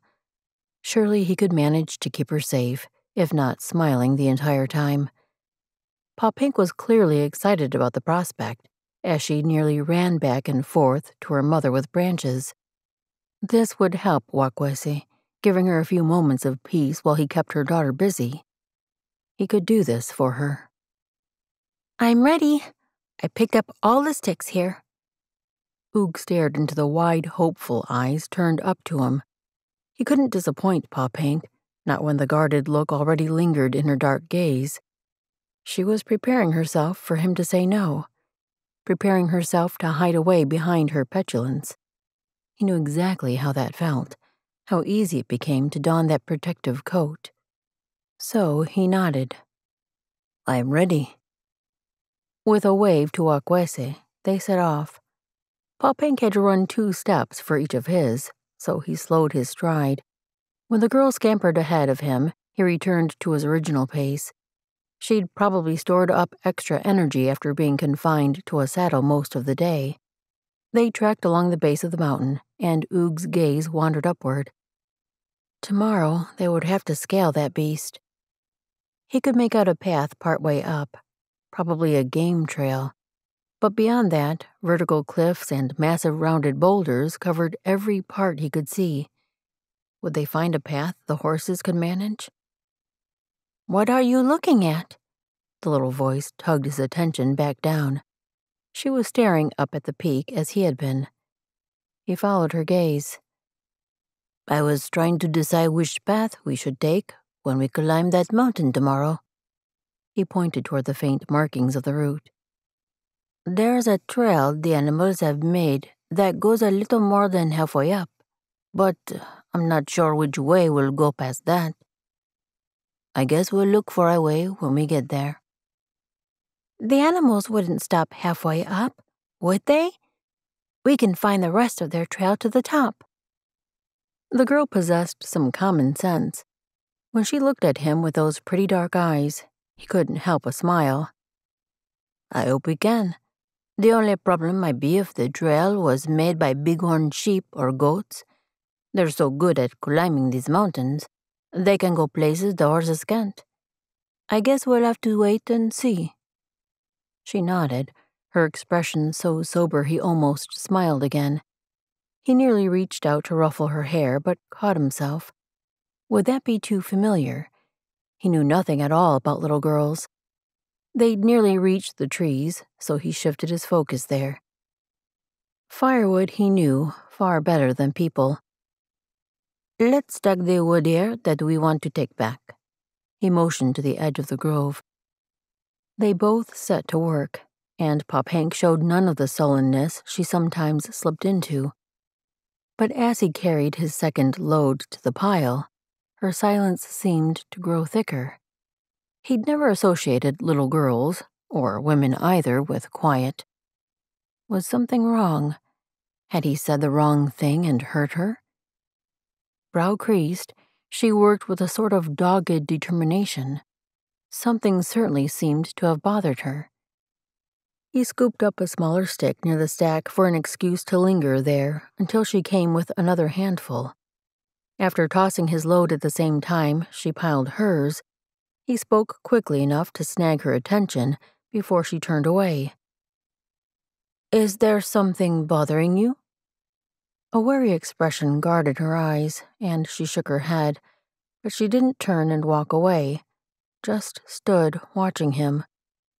Should he stoop down to her level, or would that make the conversation feel awkward? He was too big an oaf to know how to handle children. He didn't lower himself, but he did make his voice as gentle as possible. If there's something I did or said, I'm sorry. I'm not always good with words. The wariness in her eyes turned to a full scowl. It has nothing to do with you. He raised his brows at her sharp tone. He wasn't usually one to think of himself overmuch, but perhaps that was what he'd done here. Maybe she'd been walloped with a memory of her parents that brought on the sadness. He could well remember how that felt. Even though he and Louis had escaped to the Heinrichs' farm after Ma died, the simplest things could raise a memory of her. Waking to the scent of hay in the barn where he slept made him think of those times when he'd crept into her bed after a nightmare. She always kept the tick freshly filled, and somehow he'd learned to associate the scent of hay with the protection of her warm hugs. In those early days after her death, such memories would slam into him when he let his defenses down even a little. Now, as he studied this dark-haired girl, he could see pain behind her barricade. Perhaps he could say something that might help. I know things are hard for you. I'm sure you miss your ma and pa. The pain gets better, I promise. Though it never went away completely. You are lucky to have your new mama, Watkuese. The girl's chin jerked sideways as though he'd slapped her, and her eyes flashed. She's not my mama. Like a startled deer leaping through a meadow, Pa Pink spun and sprinted through the trees. Wait!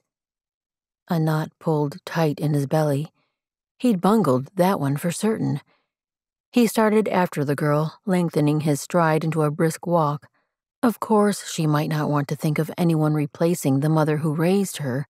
He should have thought of that. Mrs. Heinrich had been like an aunt to him, but she could never have replaced his ma. As Pa Pink's form became only a shadow among the trunks, he pushed into a jog. Stop, Pa Pink! If anything, the girl sprinted faster. Worry tightened his chest. She'd run away from Watkuese the night they'd left the village. Watkuese had never said why the girl ran, but he'd assumed Pa Pink was simply acting out, as some children were wont to do. Had there been some kind of emotional argument with Watkuese that sent her fleeing? Or perhaps even a single word or memory that brought up the grief? Once or twice, he'd run as far and fast as he could to escape his heartache. He'd never been successful, but perhaps Pa Pink hadn't yet given up trying to outrun her pain. He slowed to a walk, but kept on her trail. She needed time to gather herself. Probably tears were already falling, and she'd be better off if she had a chance to finish the cry before he found her. If the girl knew the area, he wouldn't go after her at all, but he needed to make sure she was safe. Following her tracks wasn't hard as he wove through the woods. She certainly wasn't trying to disguise her steps. When the trees ended, her prints continued on to a section of solid rock, like smooth boulders raised only slightly above the ground. He could spot the first several steps easily, for Pa Pink's moccasins had been damp. The tracks quickly disappeared, but he kept going in the line they'd set. She had started up the base of the mountain at a slant that wasn't too steep yet. A few larger rocks where she could be hiding littered the slope. She must be tucked behind one of them, for he could see her nowhere in the open. Still, the unease in his belly tightened to worry. Anything could happen to a child alone in this mountain wilderness. A single slip could send her tumbling down the cliff. She could break a limb. What if he didn't find her and she had to spend the night without furs or fire? If he lost the girl, how could he face Watkuese? He wouldn't lose her. She had to be somewhere on the slope. Yet the stone underneath his feet made it nearly impossible to find tracks now. Was there something he was missing?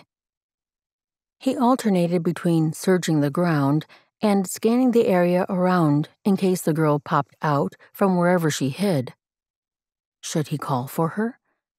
The farther he went without finding her behind any of the rocks, the tighter the angst inside him grew. "Papenk?" He tried to keep his voice steady, no sign of anger or worry. The last thing he wanted was to scare her off. He lengthened his strides to close the distance to the next boulders. How far up would she have gone? "Papenk?" No little girl was tucked behind the rocks. He paused and turned in a full circle, staring out over the landscape in all directions. He'd gone farther up than he thought. Cupping his hands around his mouth, he raised his voice. "Papenk? Ugh?" The answer was not the voice he wanted. Louis stood at the edge of the trees, watching him. "What's wrong? Where's Puppy?" Frustration simmered higher in Oog's chest. Now Louis would think he'd lost the girl, when really he had just been trying to give her time. Then Louis would tell Watkuese. A new pain pressed in his chest. She would think him incapable, irresponsible, not good enough to spend time with her daughter. And she would be right.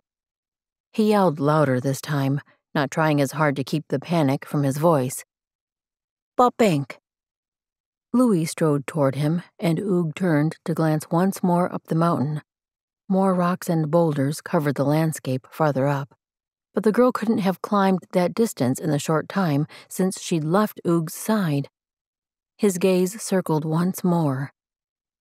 He and Louis could each go in different directions around the side of the mountain. How could she have disappeared so quickly? He turned his focus to his brother and stepped forward in long strides to meet him. Louis panted as he came to a stop. "What's happened?" "Papenk ran away from me. I followed, but she disappeared. She couldn't have gone any farther up the mountain, so we should spread out along the sides. You go that way. Check behind every rock and bush." Louis gave a salute and, thankfully, didn't ask any more questions before jogging the direction Oog had pointed. That left him to resume his own search. As he started to the left around the mountain, the distance seemed endless. Rocks and cliffs littered the incline. The girl could be anywhere. He'd never felt more incapable. A sting burned his eyes and the back of his nose, a sensation he'd not felt since the death of their middle brother. The feeling wasn't welcome now either. He had to find her. Charging forward, he ran as fast as he could manage on the uneven ground. With every step, every pounding heartbeat, he steeled his resolve a bit more. He would find this girl and return her to her mother. He would get them to the Shoshone village as fast as they could travel. Then he would take himself far, far away, where he couldn't bring any more pain. Watkuese swung forward as fast as she could manage with the walking stick supporting her injured leg. Perhaps she should throw the staff aside and ignore the pain so she could really run. Papenk had disappeared again. She was almost certain from the panicked calls drifting in the distance. If the girl had been hurt, they wouldn't be shouting for her, so she must be missing. Why had she allowed her daughter to leave her sight? Hadn't she told herself the last time the girl disappeared in the night that she would never let her go again? Oog had been there that night too. He should have known not to let Papenk stray far. He should have known she might hide. Shouldn't he? Watkuese had never actually told him about this awful game her daughter had begun playing. This wasn't his fault. It was hers. Papenk was her responsibility. She had to take better care of her. But if he'd been watching more closely... She hobbled out of the trees and slowed to take in the slope of the mountain rising before her. Rocks jutted out everywhere. So many places her little girl could hide. Bile rose into her throat. How would they ever find her? Papenk would have to come out on her own. But what if she didn't want to? What if they couldn't convince her? She fought back the burn of tears, blinking to clear her vision. She couldn't see either of the men, but from the sounds of their voices calling, they must have gone opposite directions around the mountain. That left the slope ahead for her to search. Her ankle throbbed as she started forward. Part of her wanted to succumb to the pain and drop to her knees already, but she couldn't. She had to look. As she struggled over a section of uneven rock, a call sounded from her right. "I found her." Oog's voice rang from somewhere out of sight. The terror choking her throat eased, and she finally drew a full breath. She started that direction. Was Pop Hank safe? He hadn't said she was hurt, but he hadn't said she was well either. The tangle in Watkuese's middle pulled tight again. This time she really wouldn't let her daughter out of her sight until they were safely returned to the village. Two figures rounded a distant cluster of rocks, a tall, broad man and a girl who reached only half his height. Pop Hank walked steadily beside him, no sign of injury, no happy lilt in her step, but no scowl and dragging of her feet either. Watkuese paused to wait for them. Her ankle would no longer bear any unnecessary steps. By the time Oog and her daughter reached her, Louis had approached from the other direction. She focused on Oog's expression. No sign he'd been panicked. He seemed as calm as ever. She had much to say to the man, but not here. Once they made it back to camp, she would find the right time. She turned to her daughter and held out her arms. "I'm so glad you're safe. I was worried." The girl didn't speak and didn't step into the hug Watkuese offered. Pain pressed in her chest. She only wanted to love this daughter. Why did Pop Hank keep throwing that back at her? Watkuese hobbled forward and wrapped her arm around the girl anyway.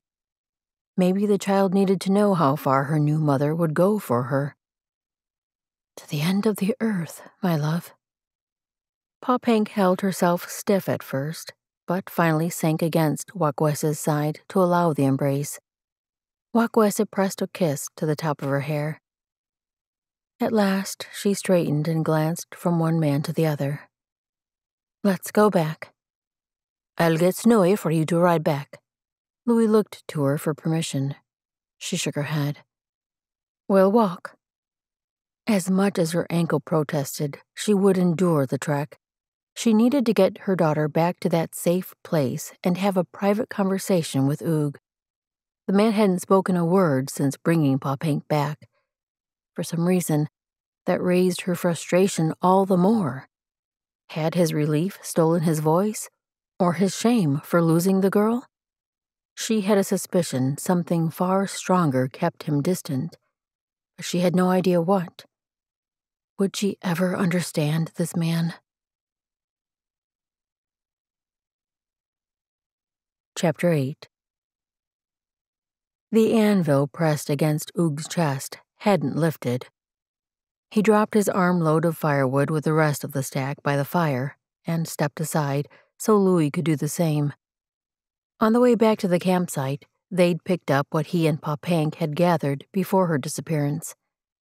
The tension lacing the air during their return had thickened when camp came into view.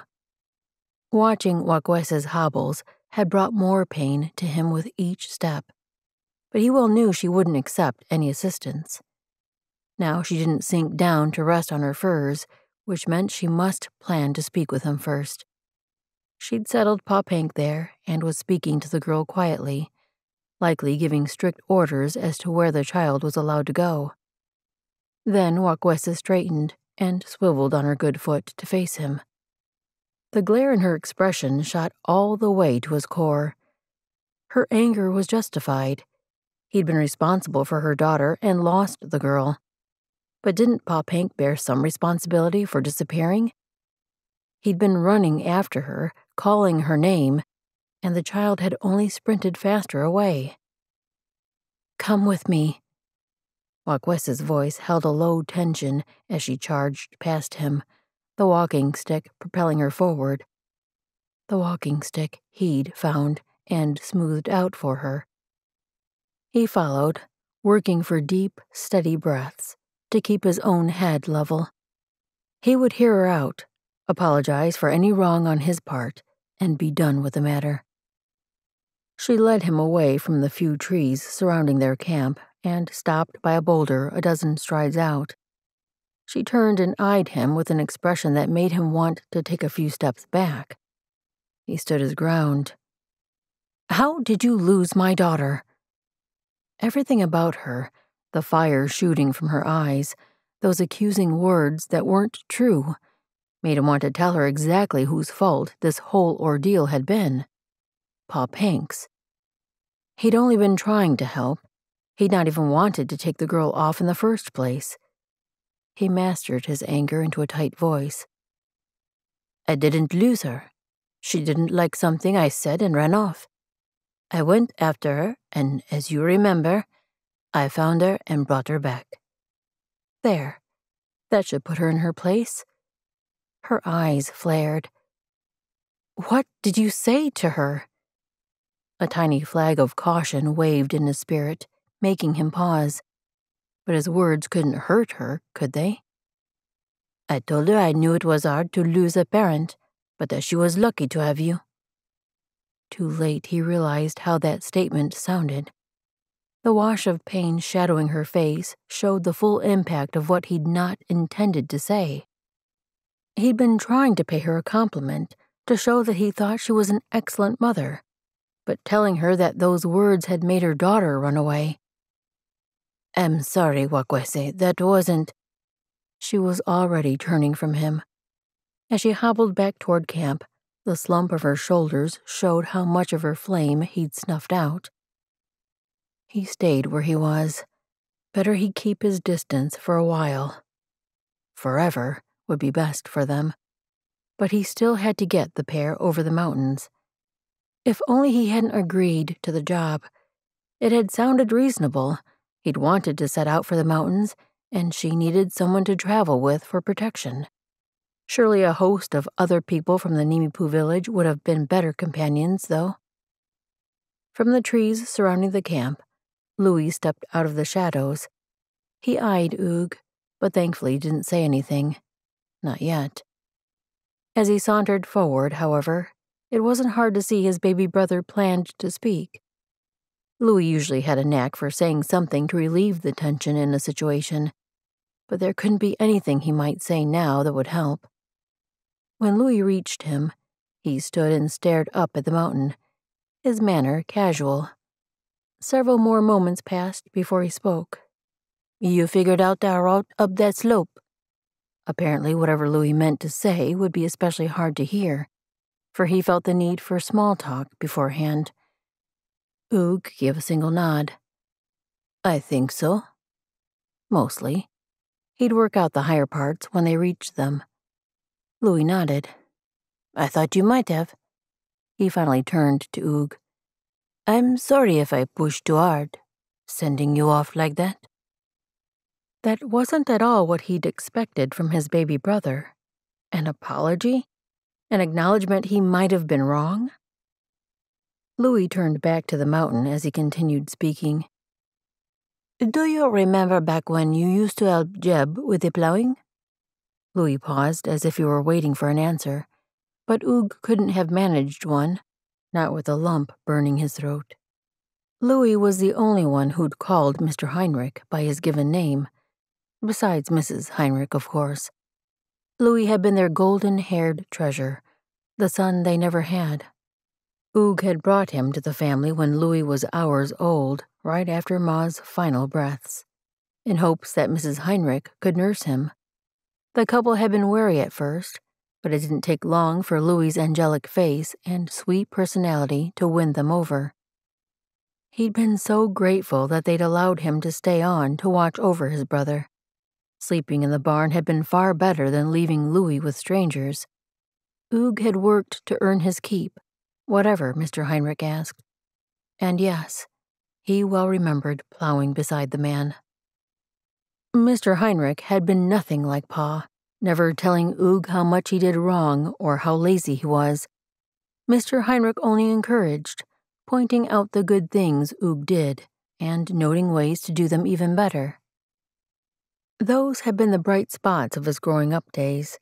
Seeing his brother so loved and nurtured had been one of the best parts, exactly the kind of childhood Ma would have wanted for her baby. He worked to pull himself from the memories. Louis had grown quiet, which meant Oog had better pay attention. His brother watched him, studying. Something in his expression reminded Oog of the little boy he'd once been. When Louis spoke, his voice seemed caught in a happy memory. Jed loved when you worked with him. I always thought you liked it too. I didn't think we'd ever leave that place. Oog shrugged, doing his best not to let Louis's words in. Those days were long gone, and Jed, Mr. Heinrich, hadn't enjoyed his company. That became clear later. Why did we leave? Louis might have heard Oog's last thought, or perhaps he'd spoken it aloud. Though Louis was trying to sound casual, the undertone of hurt came through in his voice. He crossed his arms over his chest. I mean, it wasn't like Pa wanted us at home. The reminder of their father helped him swallow down all tender emotion. Pa certainly hadn't wanted him there. Louis, maybe, though Pa was the only one who barely gave his youngest son a second glance. It was time he was honest with Louis. Oog steeled himself and met his brother's gaze. It was my fault. I'm the reason we had to leave the Heinrichs' farm. Louis's brows drew into a furrow. That's not right. They loved you. Oog managed a small smile. Even subjected to Pa's drunken iron fist those past few years, Louis was untainted, uncolored by bitterness and the realistic view of the world that some might call cynical. He still believed the best in others. Oog had to be careful not to spoil that, though his youngest brother did need a bit more worldly wisdom. They were thankful for my work, but when their daughters began thinking about sweethearts, the Heinrichs were smart enough to send me packing. I'm sorry that meant you had to go too. Louis tipped his head, studying him again. Did you do something to worry them? Oog sent him a glare. Of course not. I never touched either girl, rarely even spoke to them. I knew better than that.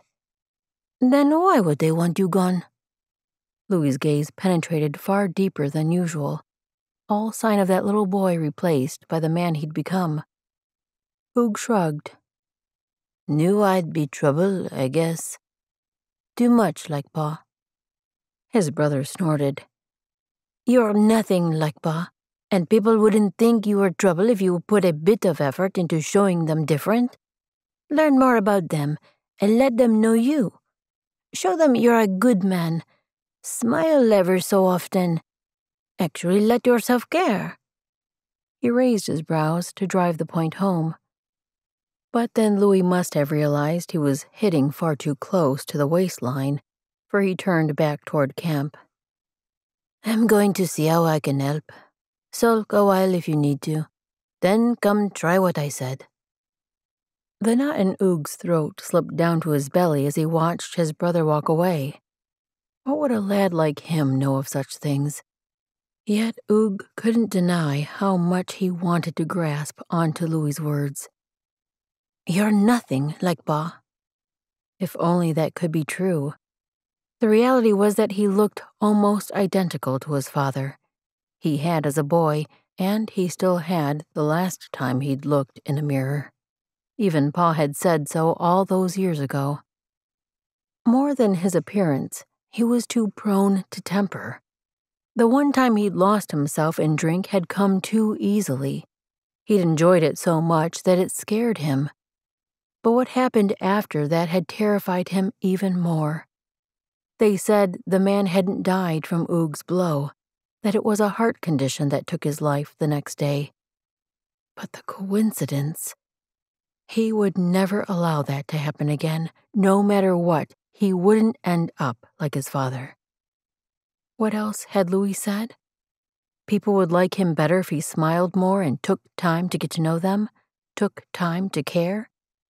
He'd worked so hard not to let himself care or get too close to others. He was saving them from himself and making things easier on everyone when he left. Keeping his distance was necessary. Louis would learn that. A thought occurred to him. Maybe he could be a bit more amiable. Smile every so often and talk a little more. He would never have Louis's charm, but he could at least try not to be ill-tempered. Inhaling a deep breath, he nearly sent up a prayer for help. The thought stopped him short.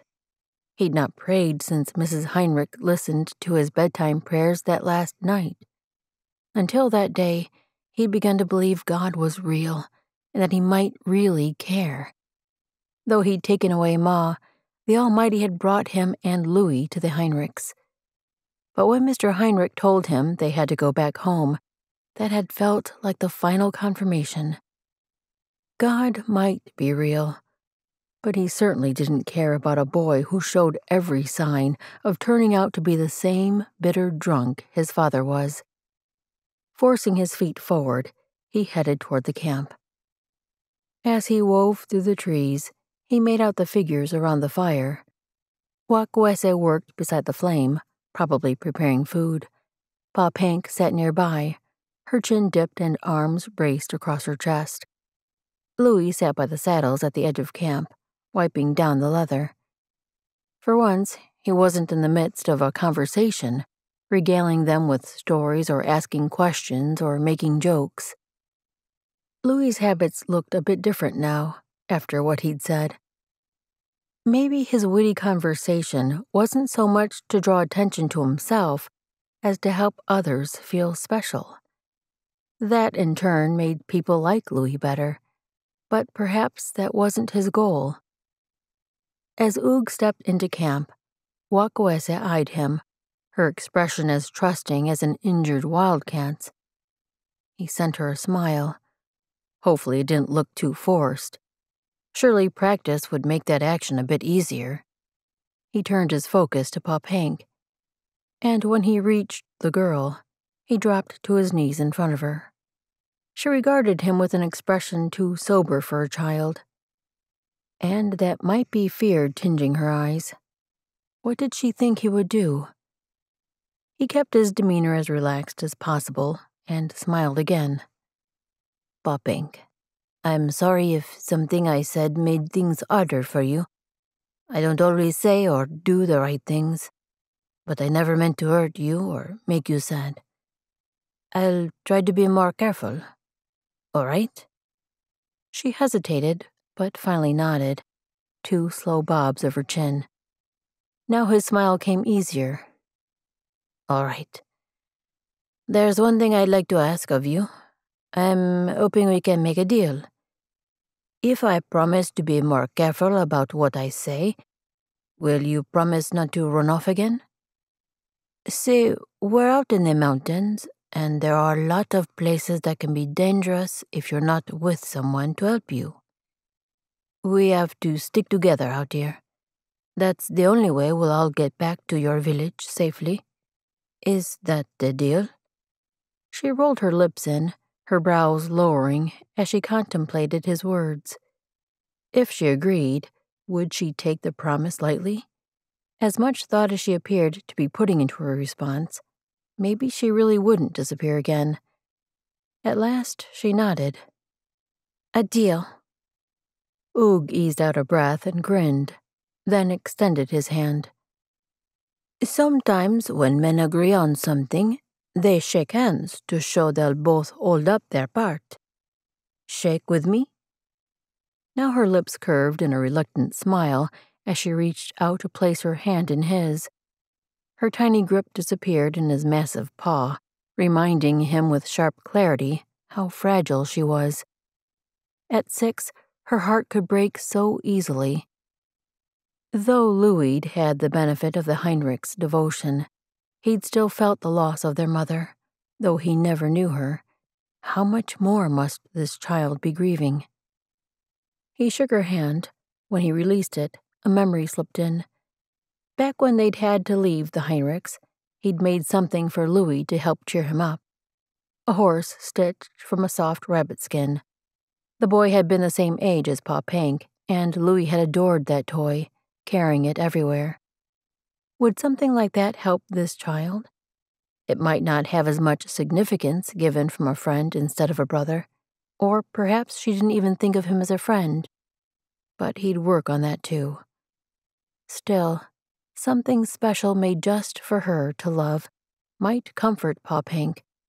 The effort couldn't hurt, and it could possibly help.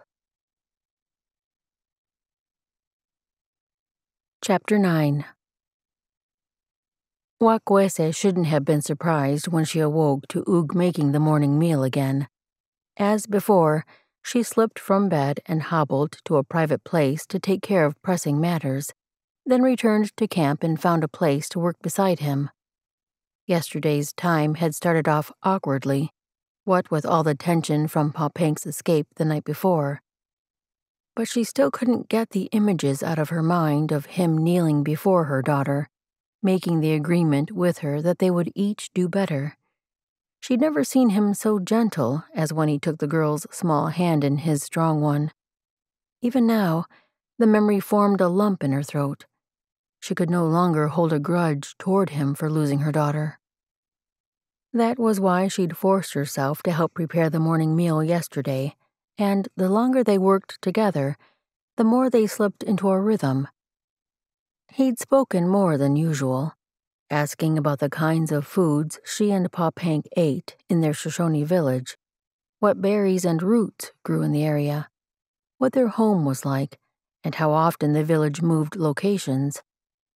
Now that she thought about it, they'd covered a great many topics. As he'd asked questions, she'd talked at length, so many pleasant memories making the conversation easy. Today she would be the one to ask questions. Perhaps he wouldn't want to speak of his own life, but she could at least pay the compliment of interest as he had done. As she lowered to sit beside the fire to help him, the welcoming smile he offered brought the same fluttering inside her that it always did, especially since his grin came more often now. His gaze flicked down to her injured ankle as she placed it in the most comfortable position she could find. The leg had throbbed much of the night, making sleep come in pieces. "Is the swelling worse this morning?" She glanced up at his face, where lines of concern drew across his brow. "It doesn't hurt." Not true exactly, but she didn't need to be coddled. He laid down the spoon he'd been using to stir what he called mush. She'd positioned her leg away from him when she sat, but he rose and moved around the fire to kneel beside her foot. Part of her wanted to pull the limb back. He didn't touch her, only studied her tall moccasin. The swelling was worse, that couldn't be denied.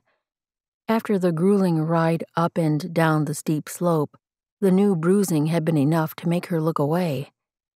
He glanced up at her. "Yesterday's ride was hard. Can I take your moccasin off? I'd like to check the skin and bones." She swallowed. No. Yet she nodded, her head not obeying her mind. With the same care and tenderness he'd used when he took Pa Pink's hand, he tugged on the laces, loosening them until the sides of the moccasin spread wide. Her ankle seemed to expand as the leather did, and the release sent a pounding ache up to her hip. She focused on Oog's face to distract herself from it. His strong features could hold the attention of any woman. That square jaw, the even lips, and those eyes, which didn't hide when he smiled. The round scar on his temple only added to the strength that cloaked him. He slid the moccasin off her foot. His actions were probably gentle, but the pull on her ankle made her suck in a breath. She blinked to clear her mind, then forced out the question she'd been thinking of asking. "How did you get the scar?" She brushed the same spot on her own face. He didn't look up, just studied the brackish skin of her ankle. "A cut from a glass bottle?" That murky answer gave her far more questions than she'd had before. The scar appeared to be a few years old, too fresh to be a childhood wound where he might have accidentally injured himself. So had he been hurt in a fight? In a battle with many or only a single person? And where? Did she dare press for more details? He brushed his fingers across her ankle, and she barely kept from drawing in another gasp, not only from the pain, but from the way her body reacted to his touch. She couldn't let herself even think about why. How did it happen? His fingers shifted to the other side of her ankle, the lightest of touches, yet it felt like water almost too hot to stand. Shocking, yet wonderful. Maybe her body would adjust to the feel of him in the same way it did with the water. When he slid his fingers down the side of the aching limb, she had to swallow her reactions. All of them. She had to distract herself. He hadn't responded, so she would ask again. Anything to busy her thoughts. "You didn't answer my question." At last he straightened, and she could see his sigh, though she couldn't hear it. His eyes shimmered with something like pain as he met her gaze. "It was a fight over something of little consequence. I was drunk and an idiot. It's one of the things I most regret." Her throat went tight, her mouth too dry to speak. She looked away from his gaze. She hated the drink that made men mean and too sure of themselves. She'd been relieved that none of Watkuese's group of friends indulged in it, including these two brothers. Had that only been a temporary abstaining while they stayed in the Nimipu village? She hadn't seen either of them drink the stuff since they'd been traveling together. So they must not have any with them. That made sense. They likely drank it up right away when they were able to trade for it. "I've never taken a sip since that night, and I won't in the future either. I shouldn't have then." His words brought her focus back to his face. Had he seen her thoughts in her expression? She'd never been good at hiding them, nor should she. She had no need to pretend to be someone she wasn't. So she nodded. "That's good. The white man's drink is bad for everyone." A sadness settled in his eyes, and his focus seemed to drift inward, as though his thoughts had gone far away. "You're right." The words came softly, as if they'd had to travel all the way back from the memories that had drawn him in. What wrongs had the strong drink inflicted in his past? Did it have anything to do with the parents he lost? As much as she wanted to ask, that felt like prying too deep into his pain. What he'd already told her had appeared hard enough for him. Perhaps he would come to trust her and share those deeper parts. No, what was she thinking? Already they'd traveled halfway across the mountains. Once they reached the village, Oog would leave, and she'd likely never see him again. She wouldn't have the chance to know all his stories, to understand what shaped this man into the combination of hard and tender that now stared into her eyes. Awareness slipped through her, awakening both mind and body. His own gaze sharpened, darkened. His throat worked, drawing her focus down to his lips. Hadn't she just been thinking how perfectly even they were? Very perfect. What would it be like to kiss those lips?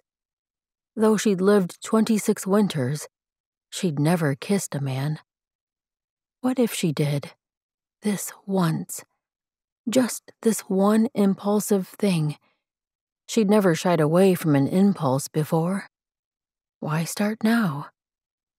He must have leaned forward, for the distance between them seemed much smaller now. She swallowed. Did she dare? But she was already closing the last of the space. She knew nothing of kissing, save that the woman's lips met the man's. So she closed her eyes and touched her mouth to his. Her mouth was completely unschooled, yet her touch burned all the way through him. What was he doing kissing her? Even as the thought tried to nudge in. The fire he'd seen in her before ignited, and her lips melded with his. She learned quickly. Could this really be her first kiss? The thought shuddered in his chest, pulling back the desire that wanted so badly to run free. He'd only kissed one other woman, one of the women who frequented the bar that single awful night. Her touch hadn't ignited him like Watkuese's did. He couldn't be reckless with her. Perhaps the kiss itself was already reckless. But he wouldn't regret this amazing, impossible. It felt too good to find words for it. But he had to stop. If he didn't, she might regret having ever touched him. Maybe she already wished she hadn't. The pain in that thought gave him the strength to pull back. She didn't go far, maybe because he was gripping her arms. Her heaving breaths matched his, and he closed his eyes to relish the final moments of nearness, the warmth of her breath on his face. A tiny whimper from the direction of the bedding broke through the fog in his mind. He pulled back, but not as quickly as Watkuese did. She spun so fast she might have snapped a bone in her neck. Pop Hank's blankets stirred, but her face hadn't peeked above them yet. She hadn't seen then, he could hope. Watkuese scooted away, darting one glance back at him before reaching for her walking stick. "I'd better see to." Her words were lost in her effort to rise. He might have helped her to her feet, except she appeared desperate to get away from him. Once standing, she grabbed up her moccasin and hobbled to her daughter, and the two exchanged quiet words. He turned back to the corn mush he'd been preparing. As he stirred, the spoon scraped a burnt crust on the bottom. He'd left it alone too long. Clearly, that wasn't the only thing he'd done wrong. When would he learn that no matter how careful he tried to be, he would never manage to do the right thing? Watkuese was wise to run away from him. Watkuese avoided Oog as much as she could that day, and the next morning, too. Not because he'd done anything wrong, but because she'd been so... She couldn't even find the word for it. Not in the Shoshone tongue, the Nimipu, or any of the English she'd learned. Not only had she started the kiss, but she'd thrown herself wholly into it. At last, she'd found the situation where it was not good to be impulsive. Did Oog think her the kind of woman to throw herself at a man? She wasn't, not at all. That had been one of the reasons she'd left her father's village. He'd lined up one warrior after another for her, and nearly paid the bride price 2 different times before she'd intervened. She would not be sold off against her will, not 3 winters ago, and not now. She'd made it clear to everyone around her that she wouldn't marry until she found the one who stirred her heart, the one who made her come alive in her deepest being, who made her long to be with him when they were apart, who cherished her, as Pop Hank's father had cherished her mother. Those two had been the model that she'd been looking for, though she'd not realized it until she met them. Kimana had tried to interest her in White Owl, her husband's brother. She'd said he'd spoken to her husband about Watkuese, that he would love her with that same devotion. Perhaps he would. He was a good man. She was fairly certain about that. But her mind always stopped at the but. Maybe when she saw him again, she would know for sure. The scuff of a stone beside her mount pulled her attention back to the present, to the man she was trying to forget. Oog hadn't sought her out since the kiss either. She could imagine why. Maybe he worried she'd throw herself at him again. Yet didn't men want a woman who easily fell into their arms? Could he be that different from others? "Looks like a wide river in that valley." The deep timbre of his voice rumbled through her. Clearly he was paying more attention to their surroundings than she was. She squinted into the flat land below them. Trees lined what must be the river, and as she focused, she could make out snatches of white, foamy water. The trail steepened, which meant she had to focus on her mount and the rocky terrain they descended. Every time she glanced up, the river below came clearer and closer. When the ground finally leveled off, a gap in the trees revealed what Oog must have already seen. This would be the widest river they'd crossed yet, a swiftly flowing one. The rush that caused whitecaps must mean the water went deep, hopefully not so deep that the horses had to swim. But they weren't all riding horses. She glanced back to where Oog walked behind her mount. Could this gelding carry them both through that water? Perhaps, if he didn't have to swim. That would mean they would be sitting close together, pressed tight between the front of the saddle and the packs loading the gelding's rump. Her throat went dry even as her body reacted to the thought. Her heart raced as though she already leaned against him, arms wrapped around his waist. Would he want that? She couldn't deny the connection that roared to life during that kiss. Was it always this way between a man and woman? She couldn't let her mind traipse down that endless path again. They reached the river far too soon. The animal trail they'd been following led to a path worn into a deep groove down the bank. Tracks from deer, sheep, and a host of other tiny feet littered the damp ground at the edge of the water. She glanced at Oog. He'd called himself a trapper. If he were alone, would he stop here and set up his snares? If he weren't determined to accompany her and Pa Pank across the mountains, he likely wouldn't even have come this far before stopping to trap. Though studying the river before them, he glanced at her as though he could sense her watching him. "Mind if I ride with you? It looks deep, but I hope the horses won't have to swim." She nodded. There really wasn't another choice, not without making a scene by asking to switch with Pa Pank. Though perhaps the girl would be safer riding with Oog. He was the larger of the brothers, stronger most likely. A better swimmer? She didn't know. But that would insult Louis, and he'd been so kind. He had a way of cheering her daughter when the girl sank into her sullen moods. Perhaps Watkuese could use the horses as an excuse to switch mounts with Pa Pank. But Oog's gelding was stouter, the one best suited to carry two grown people. She would have to ride with Oog and do her best to ignore the way her body ignited at his touch. If only that were possible.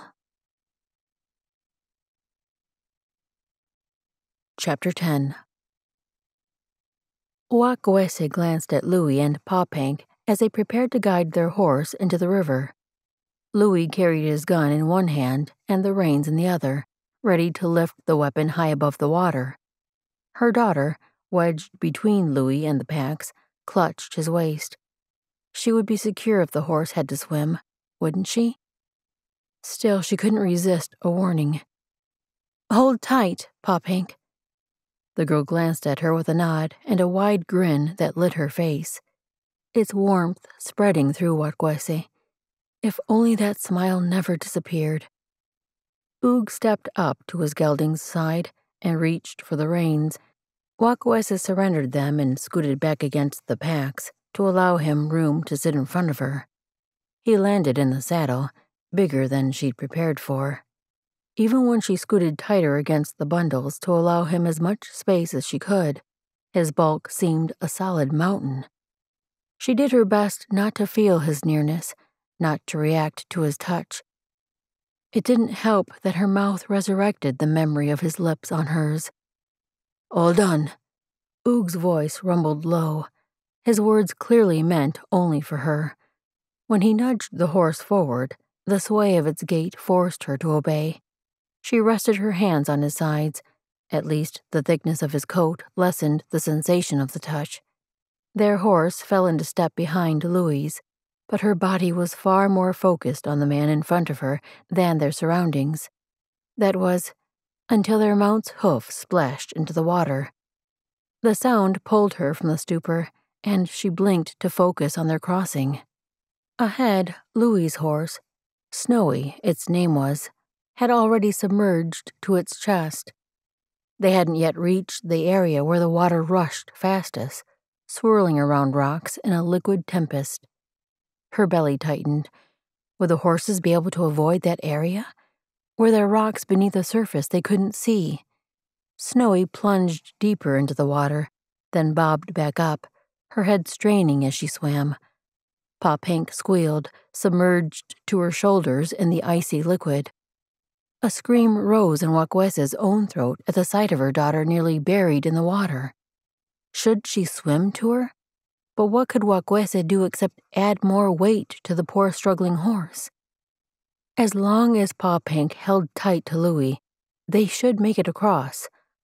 "Hold on!"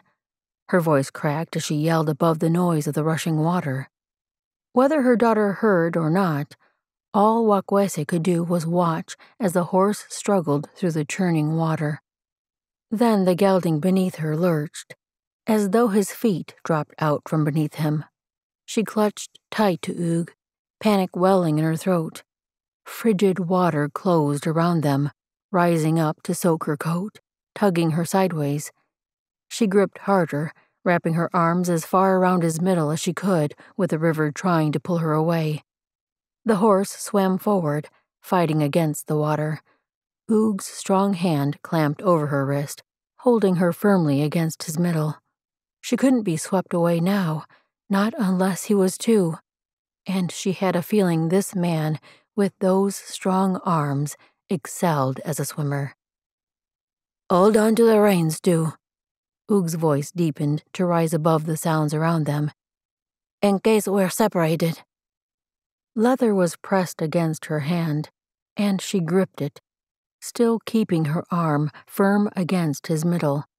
With him holding her so tightly, there was no way they could be pulled apart. She peered around Oog's shoulder to see how Pa Pink and Louis fared. Surely they'd reached shallower water by now. Water splashed in her eyes, and at first only Louis's head and shoulders appeared through the blur. She blinked to clear her view, gasping as a swirl of foam hit her mouth. When she could finally see again, Louis's head came clear once more. She could finally make out the smear of black that must be Pa Pink's hair. The black floated away from Louis, and her mind struggled to decipher what she was seeing. A glimpse of pale skin attached to that black made her heart stutter. Pa Pink. Before she could react or even scream, Oog pulled away from her and plunged into the swirling water. His strong arms wove through the current, just as she'd suspected they would, but his fur coat seemed to slow him. She focused on Pa Pink, and her breath clutched in her throat. Her daughter, so small and fragile, was being swept downriver like a leaf. Oog's bigger body couldn't move nearly as fast. "Swim!" Watkuese screamed to her daughter, willing the girl's arms to rise from the water and propel her toward the shore. Every part of her wanted to leap from the horse and swim to save the child. But Oog was already on his way, and if he couldn't help her, Watkuese could perhaps reach her daughter from the shore. She turned her focus to the horse. The gelding swam hard, but carrying her probably slowed him down. She kept her grip on the reins and added a thick strand of the horse's mane, then pushed off the saddle. The icy water tightened her chest. Using her free hand to swim, she kept abreast of the animal. With water splashing her face and her efforts honed on getting to shore, she could only hear what was happening with the others. Louis called out, but she couldn't decipher his words. No sounds reached her from Oog or her daughter.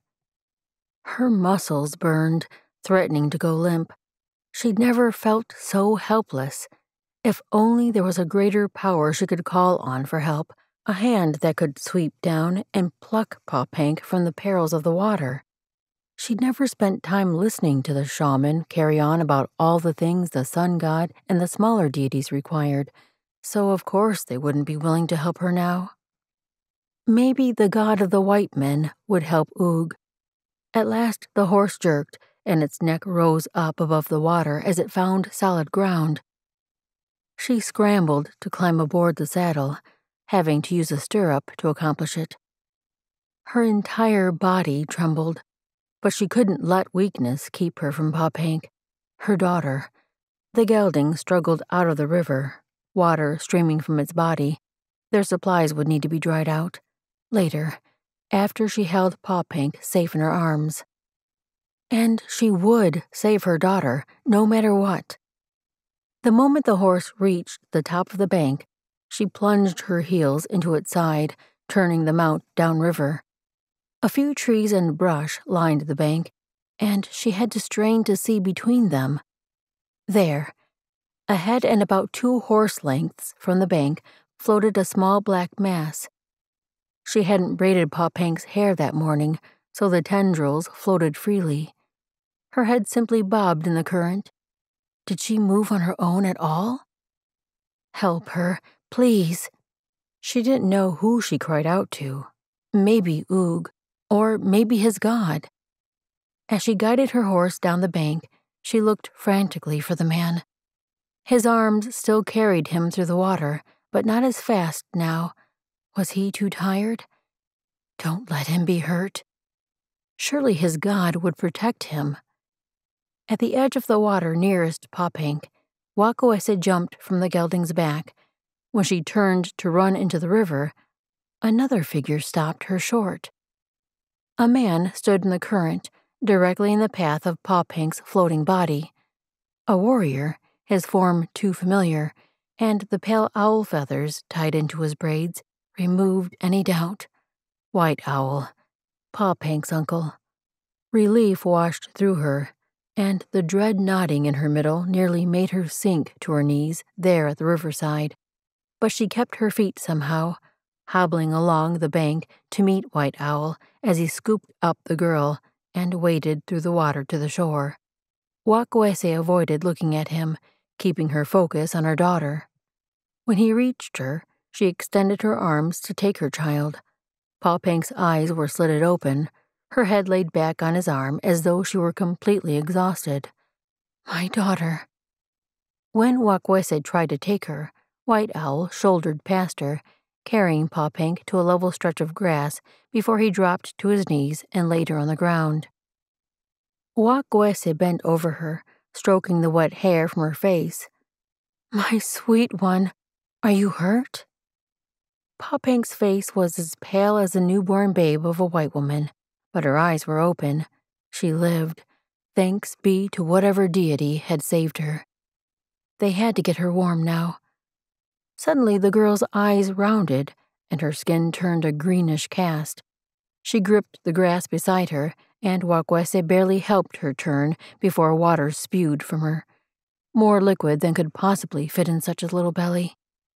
Watkuese rubbed her back. There, you'll feel better now.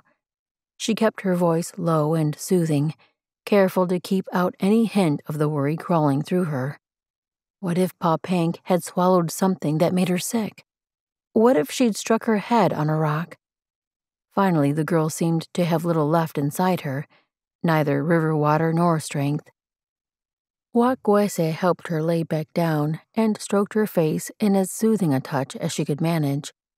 Popank had begun to tremble, so Watkuese rubbed her arms. Is she hurt? Oog panted as he trudged up behind her. She spun to him. In the shock of White Owl's appearance and her worry over Popank, she hadn't made sure Oog came out of the water unscathed. Louis stood behind him, holding both horses. The concern on his face repeated the question his brother had just asked. She turned her focus back to Oog. She's cold, but I think she'll recover. What about you? He shook his head. I'm fine. But the slight wince that accompanied his movement belied the words. She would have to believe him for now, though. She had a daughter to care for, and the child's uncle to face. A man who looked rather angry with her. And maybe for good reason. She should have ensured Popank's safety in the crossing, not worried so much about her own feelings toward a man. She leaned over Popank again to study her. Her skin had regained some of its color. She was staring at her uncle, perhaps trying to decipher whether he was real or a vision. White Owl chuckled, then tugged a strand of her wet hair. "You are surprised to see me. It's good I have come, or the fish would be biting your fingers." Though his tone was teasing, the glance he shot Watkuese held no lightness. She should have guarded her daughter better, that she knew, but it was not this man's place to scold her. Though he may be Pop Hank's blood relative, her parents had entrusted Watkuese with her raising. "Where did you come from?" The girl finally seemed to believe her eyes, and eagerness sounded in her voice. "Our village. I came to find you and Watkuese and bring you home." Once more he sent a look up to Watkuese as he spoke. This one was harder to decipher. But if he thought she would cow to his censure, he would be disappointed. She raised her chin. "That's where we're going. You didn't need to come after us. I know where the winter camp will be." He gave a single nod. "We will go there together." Then his focus lifted to Oog, and tension stretched the air. She straightened and glared from one to the other. She hated when men acted like bull buffalo, stamping and sniffing to prove who would win the herd. Better she take control of the situation. First, she turned to Oog. "This is White Owl, Pop Hank's uncle." Then to the newcomer. "Oog and Louie are brothers, friends of my cousin from the Nimipu village. They've been traveling with us." That was all White Owl would get from her now. She turned back to Oog and Louie. "We should make camp. A fire is needed to dry everything." Louie finally spoke. "There's a pile of ashes near where we crossed. Looks like others have camped there before." "That's good."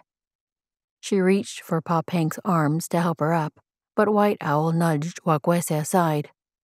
"I will carry her. She is weak still." Watkuese allowed him to lean down and pick up the child, but she walked by his side in case Pop Hank needed her. The girl wrapped her arms around her uncle and snuggled close. A niggle of envy worked through Watkuese's chest. There had been a time Pop Hank would do the same with her, and she missed that warm sweetness so much. Would they ever be close again? Oog took his horse from his brother, and they all filed wearily upriver to the campsite. The air still hummed with a tightness that made her head ache, especially when she saw the looks the men sent each other. These glances weren't so much like bulls posturing, but they held definite distrust. Perhaps she could understand why White Owl might be concerned to see her and Pop Hank traveling with two white men, but he should give her the respect of believing she would only do so if the men were trustworthy. Watkuese wrapped a fur around Pop Hank and sat her near the ashes from past fires. She planned to kindle the fire herself, but Oog knelt over the spot with tinder and fire starter. As he began arranging the bits of bark, he glanced at her and her daughter. "You two keep each other warm until this grows big enough to put off heat." Watkuese settled beside her daughter and pulled her onto her lap, tucking the fur closer, then wrapping her arms around her. She rocked gently, and Pop Hank rested her head on Watkuese's shoulder. Her heart nearly melted from the warmth coursing through her. This was the version of her daughter she missed so much, loving and tender, not burdened with grief that pressed in, doing its best to choke them both. She had to find a way to help Pop Hank work through the pain to return to the sweet self all the time. If only she knew how. Chapter 11. A battle raged inside Oog as he nurtured the flames of their campfire. Pop Hank's uncle. The man had come to retrieve his niece, and her new mother as well. The proprietary way he'd taken over made that clear, along with the smitten looks he'd sent Watkuese when she wasn't looking. Those glares he turned on Oog and even Louie made it clear he didn't approve of her traveling companions, Would the man try to take Watkuese and Popink away on his own? If Watkuese felt comfortable with this white owl, perhaps Oog and Louis should say farewell and start trapping as they'd first planned. Leave this blood relative to see them through safely. He certainly looked capable, in the prime of his strength. For that matter, Oog and Louis could stay camped right there. With all the tracks they'd seen, this area might keep them busy for the entire winter, or at least a long stretch of it. But the thought of watching his girls ride away with that stranger churned bile in his belly. They weren't his girls, not really, but they felt that way. He'd been responsible for protecting them. Could he now turn off that protection like water smothered a candle's flame? He'd never been able to do that before. Once he set his mind to look after someone, he could never really stop. He might go away for a time, but he always came back. Perhaps he should have remembered that before he'd agreed to take on this role. He rose, doing his best to tamp down the anger inside him. Frustration with himself only. He never should have allowed himself to get into this predicament. He strode toward the horses. He needed time to cool off, to gather himself and make a plan before he tried to be sociable. But as he rounded Snowy's head, Louis's rump appeared before him. The sigh that slipped out was a much better response than the frustration mounting inside. Louis straightened from where he'd been bent over to examine one of his mare's hooves. I think she... His words halted when he caught sight of Oog's face, and his brows rose. Did you pick a fight with someone, or are you planning to? Neither. Came to check the horses. Why did his brother so easily assume the worst of him? I'm being amiable, just like you said to do. One of Louis's brows rose higher than the other. As amiable as a wounded grizzly. It seemed this wasn't the best place to cool off. Perhaps somewhere less crowded. He spun and headed deeper into the trees. Come back. Louis's chuckle only made the situation worse. Ugh, come back. Now he was laughing so hard he snorted. Oog paused and turned a glare on his brother. Louis had a hand clamped around his middle to hold in his belly laugh. He finally stopped chortling, but he couldn't quite wipe the grin from his face. Oog had seen that look so many times. Somehow Louis had managed it even as a baby barely able to sit up. That almost contained laughter that made you want to tickle him until he released it in full, or at least until he told you the funny so you could join him. How did Louis manage to stay so innocent, so good, when he'd come from the same sire Oog had? Somehow Louis had only taken on Ma's traits. Their mother had been able to smile in that same way, though hers had faded so much there at the end. Louis was a reproduction of her in all the good ways, even her appearance, with his fair hair and startling blue eyes. The one thing God had done well in that awful last day when he took their mother was to bring Louis into the world with nothing of Pa in him. I'm sorry.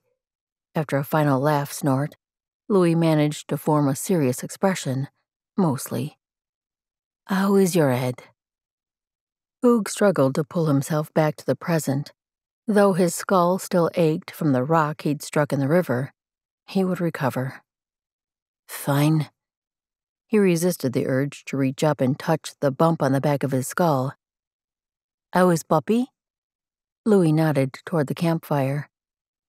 Cold and wet and tired. I think she'll be better once she warms up. And happy to see her uncle. He wasn't ready to talk about that man, though. The uncle appeared to be a surprise. Is he traveling on with us? It seemed Louis would force the topic. If they were going to part ways with the girls here, Oog should go ahead and tell his brother. But was that really what they should do? Maybe Louis would want to say in the decision. After all, he was old enough to have a voice in where he went and what he did. Oog aimed for a casual tone. I think the uncle plans to take them the rest of the way himself. It might be best if we stay here and start trapping. The animal sign looks promising. Louis's jaw dropped in that annoying look that said he was questioning Oog's ability to think rationally. You would abandon them? He spun to fully face his brother. Not abandon. He's Popenk's uncle, and he clearly thinks they're both his to protect. Louis finally closed his mouth, but then he raised his brows. But they're not, are they? That last bit definitely wasn't a question. You promised to take them safely across the mountains. You promised to protect them both. You don't really want them to go on without us, do you? It doesn't matter what I want. His baby brother had developed a bad habit of poking his nose where it didn't belong. But it does matter that you gave your word. Louis's voice softened, but the truth in his statement cut like a freshly honed blade. The brother who raised me, who protected me, would see them all the way to their village. You're a little different now, but I think that fellow is still inside you. Was he different? Of course. He learned a few things from life, but did that mean he'd become a worse person? Better at ducking the punches life threw, sure. At keeping himself from getting hurt? He accomplished that mostly by maintaining his distance. But he was trying to do better. He'd been asking questions and listening, and he'd enjoyed the conversations so much more than he'd expected. Louis was right. Oog had given his word to take Watkuese and Popenk home. Even if the entire village came to travel with them, he would fulfill his promise. Besides, one corner of Louis's mouth tipped, I'll bet if you ask the lady, she'd rather have you than the other fellow. With a scowl at his brother, Oog slammed the lid on that thought before it could slip in and fester. Turning, he started back toward camp.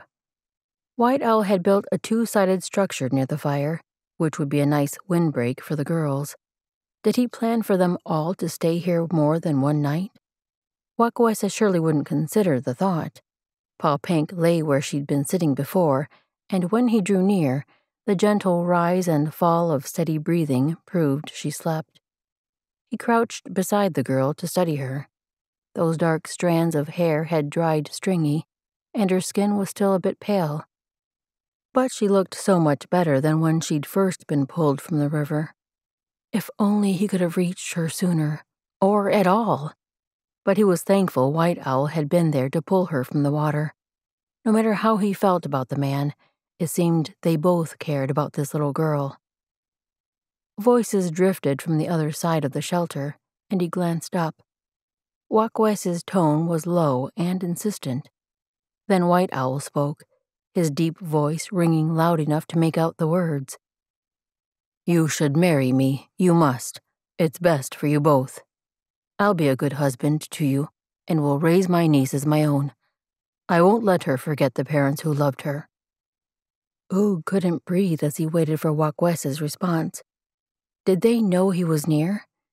Eavesdropping or not, he had to hear whether she agreed. Should he still travel on with them if she said yes? As hard as that would be on his heart, perhaps his presence would be needed even more if the two were promised to each other. He'd get to be their chaperone. What a privilege. I'm glad you will speak to her of the parents who birthed her and loved her. I will do the same, but you don't need to be her father to do this, nor do I have plans to marry. Oog's relief came out in a sigh he barely kept quiet. Why should you be alone and without protection when I am willing? I will be a good husband, and you will be a good wife. White Owl's voice had taken on more of a pleading tone. You are willing? Perhaps I will not be as good a wife as you think. We'll never know. I will not marry, but don't worry, I'm not alone. I have Popenk, and I've been trained with weapons. I can protect us both. A bit of steel edged Watkuese's voice. Hopefully, White Owl realized he would only hurt his cause if he pushed further, but part of Oog silently urged the man to keep pushing. Wakawesa had said no. She didn't plan to marry this brave. No matter that they seemed like the perfect little family from the outside, she'd said no. Did that mean Oog stood a chance with her? He shouldn't want a chance, though. He was too much like his father, not nearly good enough for her. Despite that, at least she was still available. Maybe, if he worked hard enough, he could become the kind of man she needed. Chapter 12. Wakawese had forgotten how much White Owl reminded her of his brother, Pawpink's father. She watched him now as he sat across the little clearing where they camped.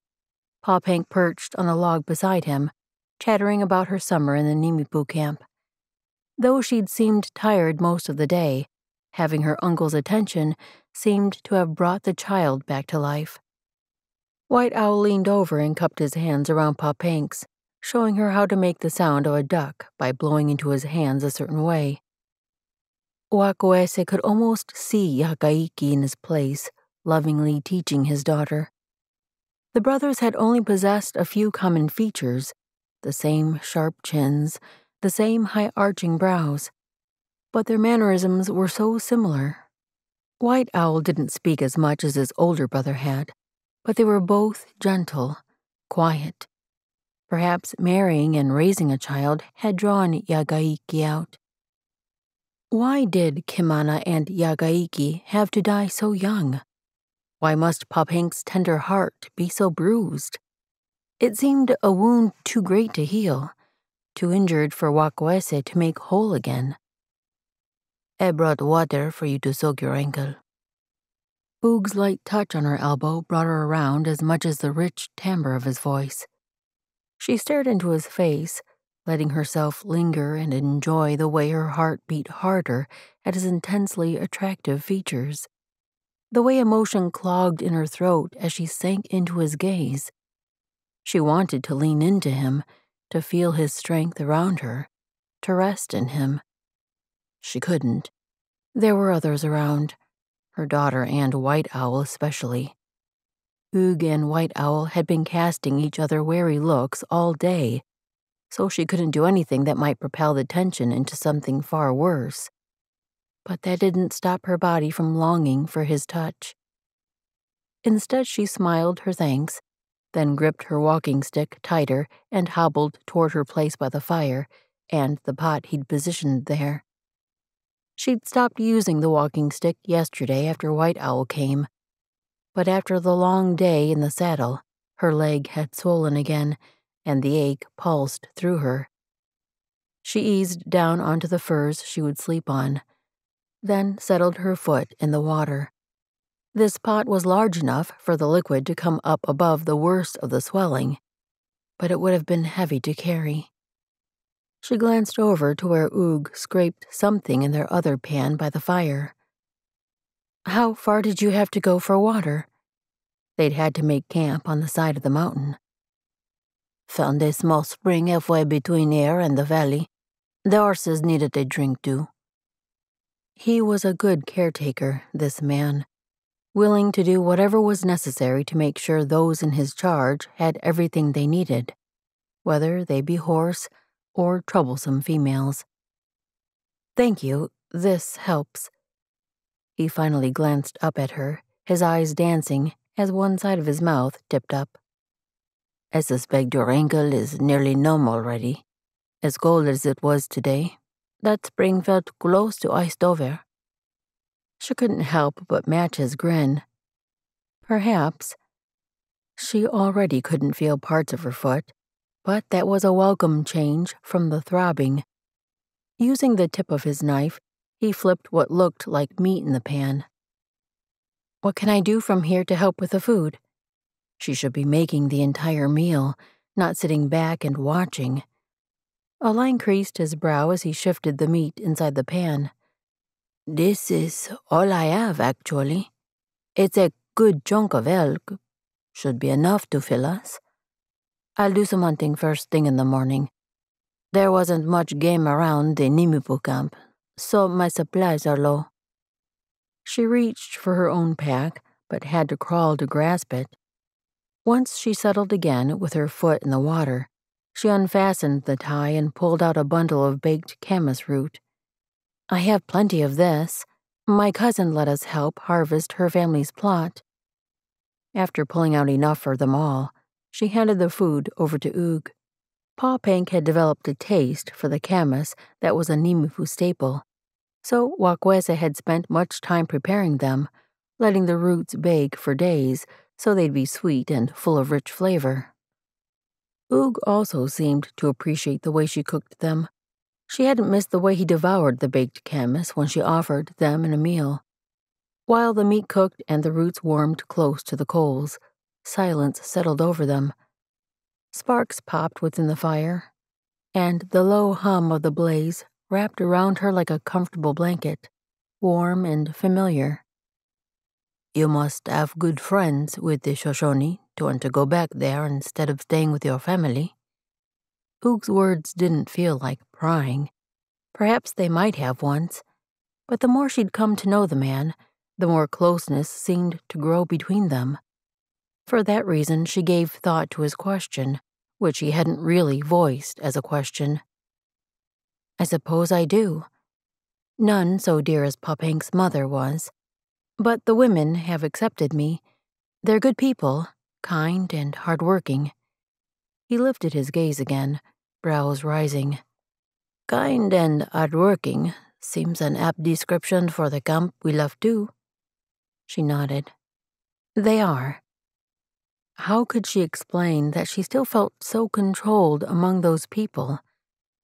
Though her father had no authority in the Nimipu camp she'd slipped away from in the night, he still reigned as chief in the village, a half-day's ride to the south. She could feel his presence in each place. Maybe it was the river that bordered both villages that made them feel so similar.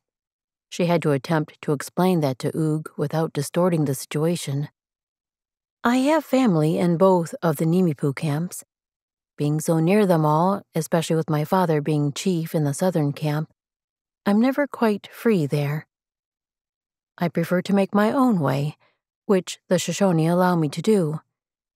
She couldn't stop the way her gaze darted to White Owl, who sat too far away to hear their conversation. He wasn't quite as willing to allow her to make her own choices. Had he asked her to marry him merely because of Pa Pank? That seemed the most likely reason. Oog followed her gaze, but then dipped his focus back to the food as he flipped the meat once more. Thankfully, he didn't remark about the brave who still sat beside her daughter, now sharpening the blade of his knife. "I didn't realize your father was a chief. Mine was no one special, but I can understand your desire to be on your own." A hardness had crept into his voice, and now he stared into the leaping flames. Pain drifted from him, something so strong she could almost touch it. She wanted to draw him close and cradle him in her arms, to soothe away whatever had hurt him. She kept her voice soft, as gentle as she could. "You told me of your mother, but not your father. Did he die also?" One of his hands slipped into a fist. Maybe he didn't even realize the action. His thoughts still seemed so far away. "It passed a few years ago. He was not a good man. Drank too much." That seemed to be all he planned to say, but it explained much.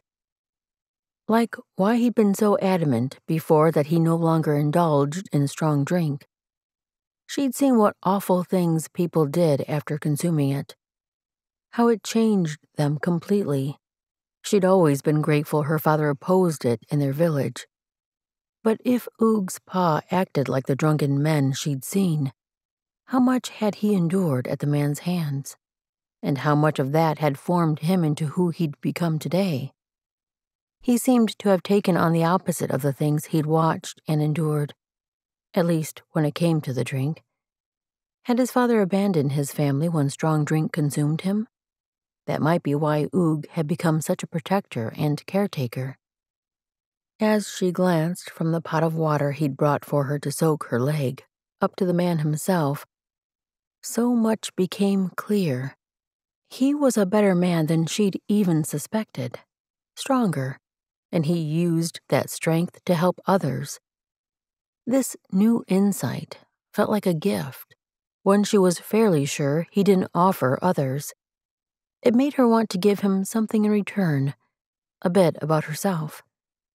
My father didn't indulge in strong drink. In fact, he didn't allow it anywhere in our village. When traders would come with the stuff, he sent them away at the point of his poison arrows. That was the way my father ruled. Still does, it seems. When he speaks, he expects his commands to be followed, and the entire village obeys him. I don't think they follow him out of fear. Not most, anyway. But I have never been able to stomach blind obedience. Oog was watching her, the interest on his face clear, but with no judgment. Is that why you left? He commanded you to do something you didn't want to? She shrugged. Not one specific command. He'd been trying to marry me off to half the warriors in the camp. I knew I had to leave. A group of Shoshone from Kimana's village came for trading. They were kind, and there were women in the party, so I believed I would be safe. When they left, I sneaked away with them. His brows rose, and she knew exactly what he must be thinking. She'd not had the courage to announce her leaving, to give a proper farewell. She raised her chin. I knew if I told him of my plans, my father would try to stop me. It was best I leave quietly. Best there not be a fuss. He regarded her for a long moment, his scrutiny so intense she wanted to squirm, but she didn't. Did he come after you? She gave a single nod. I told him I was determined to leave. He finally accepted my words and returned to his village. The corners of Oog's mouth tugged, though she couldn't quite read the expression in his eyes. Not humor, perhaps something grim. You're a strong woman, Watkuese. One day I'd like to know what made you that way. He turned from her to the source of the approaching voices, but she couldn't push away his words so easily. Why did there have to be a reason for her strength? She simply didn't want to be controlled. She wouldn't be. She'd always been determined, and the things she'd seen as a girl had proven she was right. Would that story satisfy Oog's question? Perhaps if she could speak of it, but she couldn't. She couldn't relive those days, not even for him. This rabbit's fur should be perfect. Oog pulled the knot tight to fasten the animal to his string, then strode toward camp again.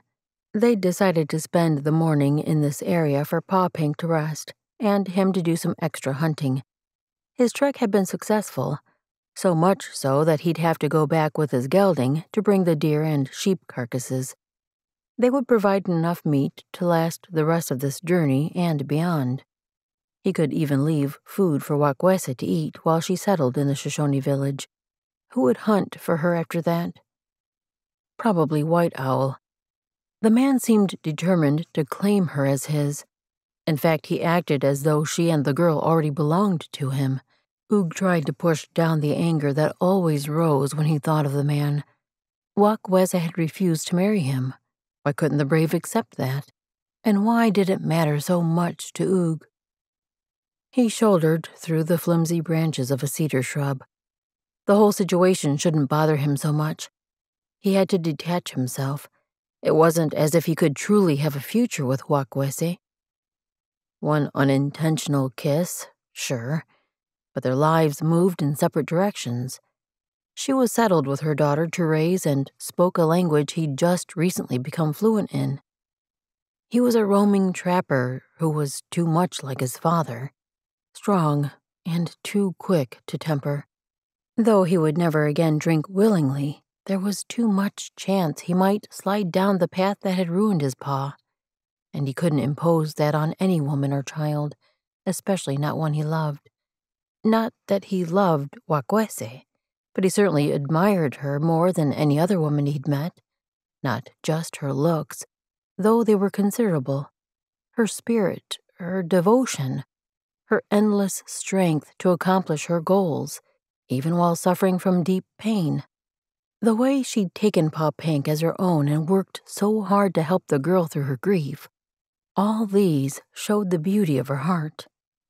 Only a patch of trees separated him from camp now, and men's voices drifted from that direction. He listened for Louis's relaxed cadence. That was a French accent, speaking the French language, but not in his brother's tone. Did they have visitors? Every nerve within him stood on alert. One voice rose above the rest in a sharp bark, then a grunt sounded. Pain. Oog dropped his catch and reached for his rifle as he shifted between the trees. He had to be careful where he aimed, though. That camp contained too many people who mattered to him. He bent low and quieted his stride, and kept moving as quickly as he could manage in that position. The voices had dropped to low murmurs, so quiet he couldn't make them out.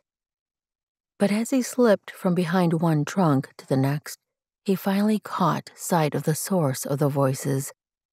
A dark-haired man stood tall next to the campfire, and both his rough French words and the bushy beard showed he wasn't from one of the tribes.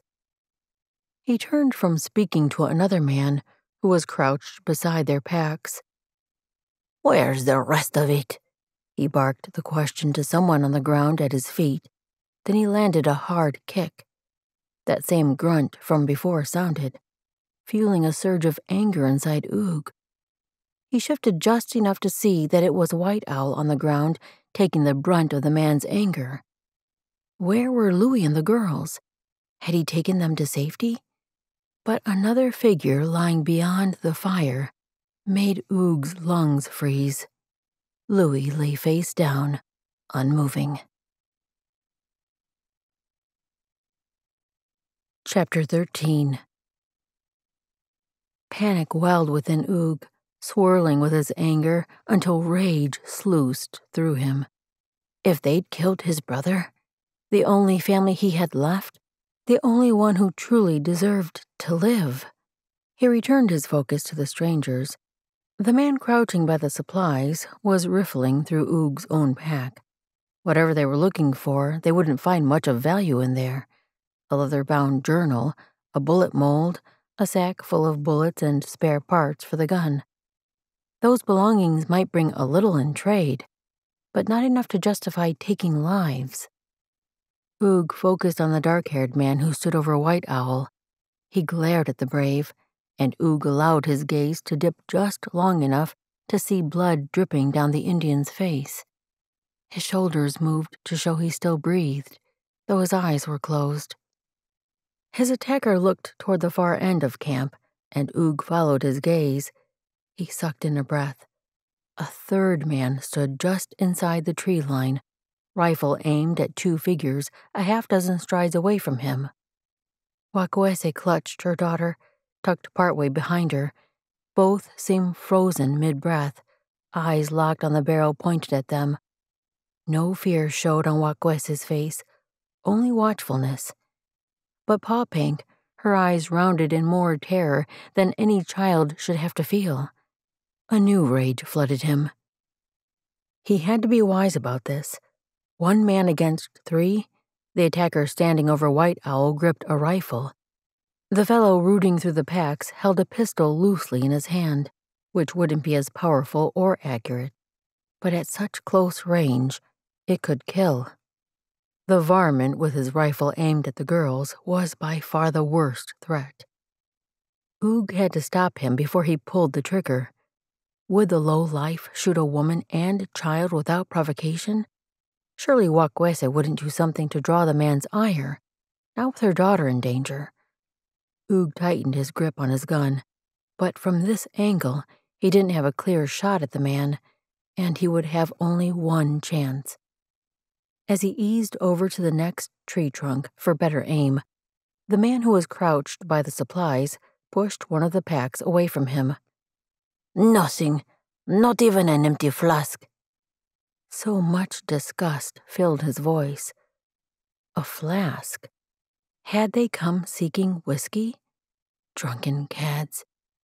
They would risk innocent lives to feed their addictions? If that was the case, these men were more dangerous than he'd suspected. There might be another motive for their actions, though. Pressing himself against the new tree, he positioned his rifle and took aim. When he shot this man, he wouldn't have time to reload. He'd have to charge in with the empty gun and his hunting knife, and he'd have to be quick before the other two could take action with their own weapons. God, if you're up there, protect these innocent lives. With that prayer rolling through his mind, he aimed at the man facing off with Watkuese and pulled his trigger. Everything happened in a blur. From the corner of his eye, he saw Watkuese glance his way just as his finger tugged the trigger.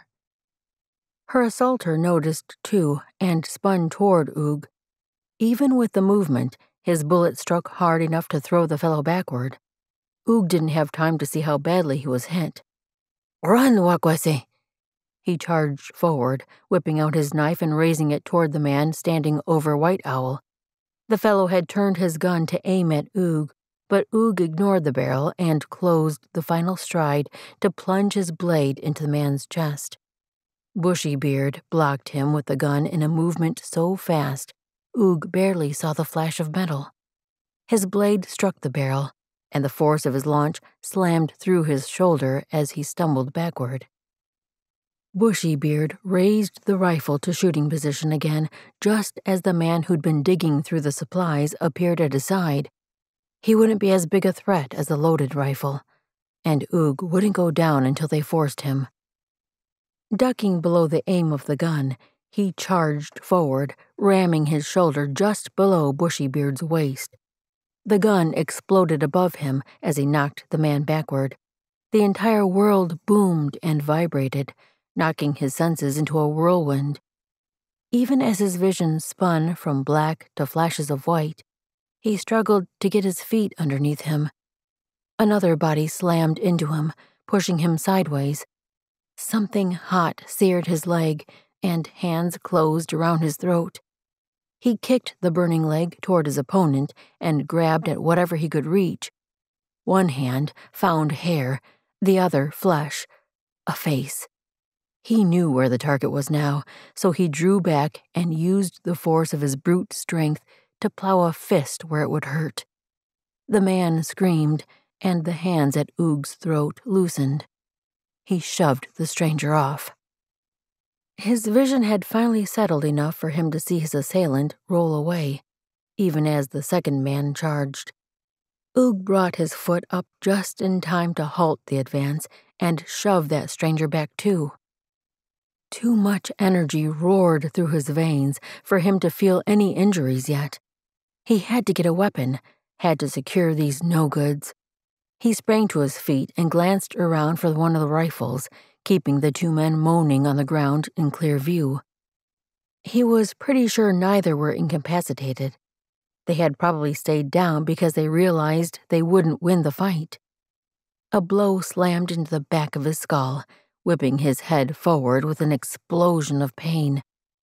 Light shot through his vision as darkness threatened to close in.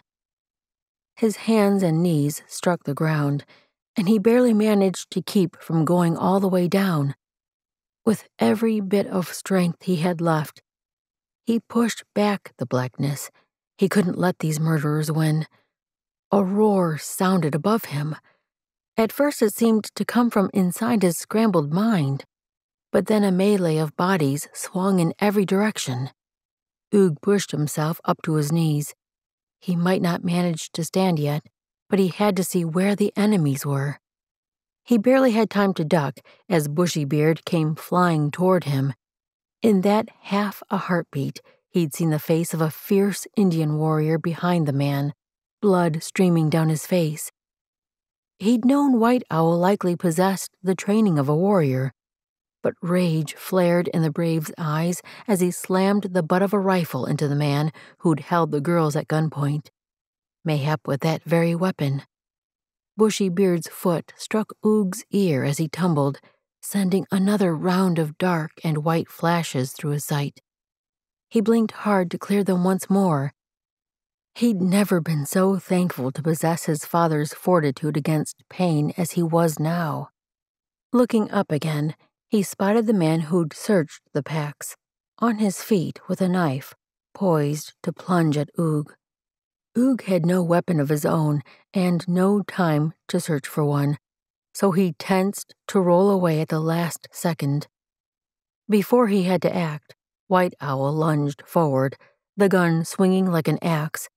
He struck the man at the base of the neck, who crumbled as though his bones had turned to liquid. As much as Oog would like to simply watch White Owl dispatch these brigands, he had to help. He turned, and the wince was impossible to hold in as pain shot through his head again. Bushy Beard still lay where White Owl had thrown him. The man who'd been digging through the packs still crumbled from the blow with the rifle hilt. The one who'd threatened the girls knelt on the ground clutching his belly. Bent all the way forward, his forehead rested in the dirt, his chin turned enough that he could glare at White Owl through one good eye. The other had already swollen shut, maybe from Oog's fist. White Owl stepped toward the man, rage in his eyes, but Oog reached out to stop him. There had been enough killing. Perhaps they could find a better way to end this than with more bloodshed. He wasn't near enough to reach the brave, and before he could speak, White Owl reached down and grabbed the stranger's arm. Instead of slamming the rifle into his skull, a blow that would surely end the man's life, White Owl hauled him up to his feet. "You will stay here until we decide your fate."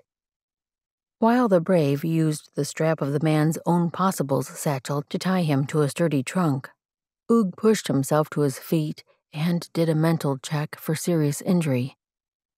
Nothing broken. The bruises and burns would fade, and the pounding in his head would subside. A glance at Louis showed his brother's body unmoved. Pain tried to crush Oog's chest, but he couldn't give in to it yet. He had to find Watkuese and Popank and make sure they were well. But he hated to take his focus from the two men lying on the ground until he knew they would no longer be a threat. He did his best to build a barrier around his emotions as he scooped up a rifle from the ground and checked first one attacker, then the next. Neither man breathed. Now to find his girls.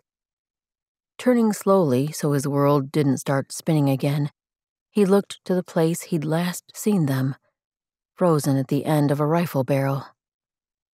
The pair stood in almost the same place.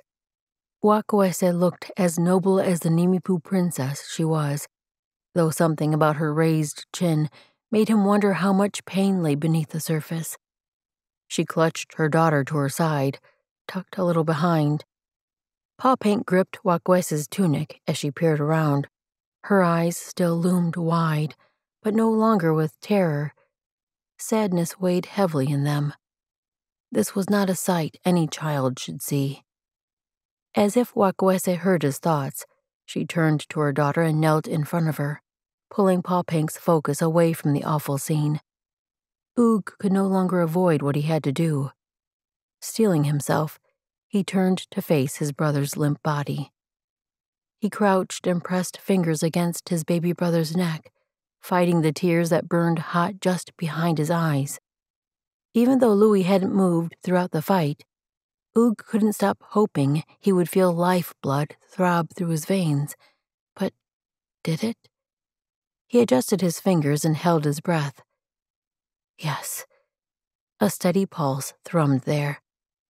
His own heart hammered as he dropped to his knees and carefully rolled his brother over to lie face up, bracing his head so it didn't flop. Louis. No sign he'd been heard. What should he do? His brother's mouth was closed, but when Oog placed a finger under his nose, a slight brush of air moved over his skin. Louis was definitely alive. Joy surged through him, but he needed help. Maybe Watkuese would know how to wake Louis up without hurting him. He glanced around and found her kneeling over another body, Paw Pink standing a little behind her, the man on the ground. White Owl. He lay motionless, though he'd been fighting just moments before. What more had happened? She looked up and met Oog's gaze, her own eyes drawn with worry. She must have seen the question on his face, for she answered it. He's unconscious. He's lost a lot of blood. A knot of grief pressed in Oog's chest. The brave had fought valiantly, had maybe even saved Oog's life. Surely she would be able to nurse him back to health. Her gaze dropped to Louis, and fresh pain clouded her expression. He is... Oog shook his head, then almost regretted the action when pain stabbed through him. He lives. I can't get him to wake up, though. Hope lit her face. Talk to him. Give him some water. A little splashed in his mouth and on his face. Yes. He glanced toward the fire where a pot sat beside the coals. A small bit of liquid lay inside. After pulling the pot over beside Louis, he used his hands to dribble a bit on his forehead. Wake up, Louis. No sleeping late this time. The thought nearly choked him. What he wouldn't give for 1,000 more mornings when he had to nudge his snoring brother out of the bedroll. He might even let Louis sleep late any time he wished if he survived this. He had to survive. Chapter 14. Come on, Louis, open your eyes. Oog cupped his hands full of water and streamed it down his brother's cheeks. The fire had warmed the liquid, so it didn't have quite the effect snow or ice might have. Louis's eyes flicked open, and joy washed through him. Thank you, God. Oog sat back on his heels and watched as his brother blinked, slowly taking in first the sky, then Oog's face. He seemed to struggle to focus. It's good to have you back. Far more than good. Louis squinted. What happened? I was going to ask you. He flicked a glance to where Watkuese was still bent over White Owl. I came from hunting to find 3 strangers here, Frenchmen. You were out cold. One of them had White Owl on the ground kicking him while another searched our packs. For whiskey, I think. The third held a gun on Watkuese and Paw Pink. His anger seeped back in as that image replayed in his mind. Papi? Are the girls safe? Louis started to turn his head, but stopped with a wince. Oog glanced at them once more. Don't seem to be hurt. At least, not physically. Paw Pink was watching him and Louis with a sober expression. Maybe it would help her to see his brother alive and talking. He motioned her over. Louis is asking for you. She stood and walked toward him obediently.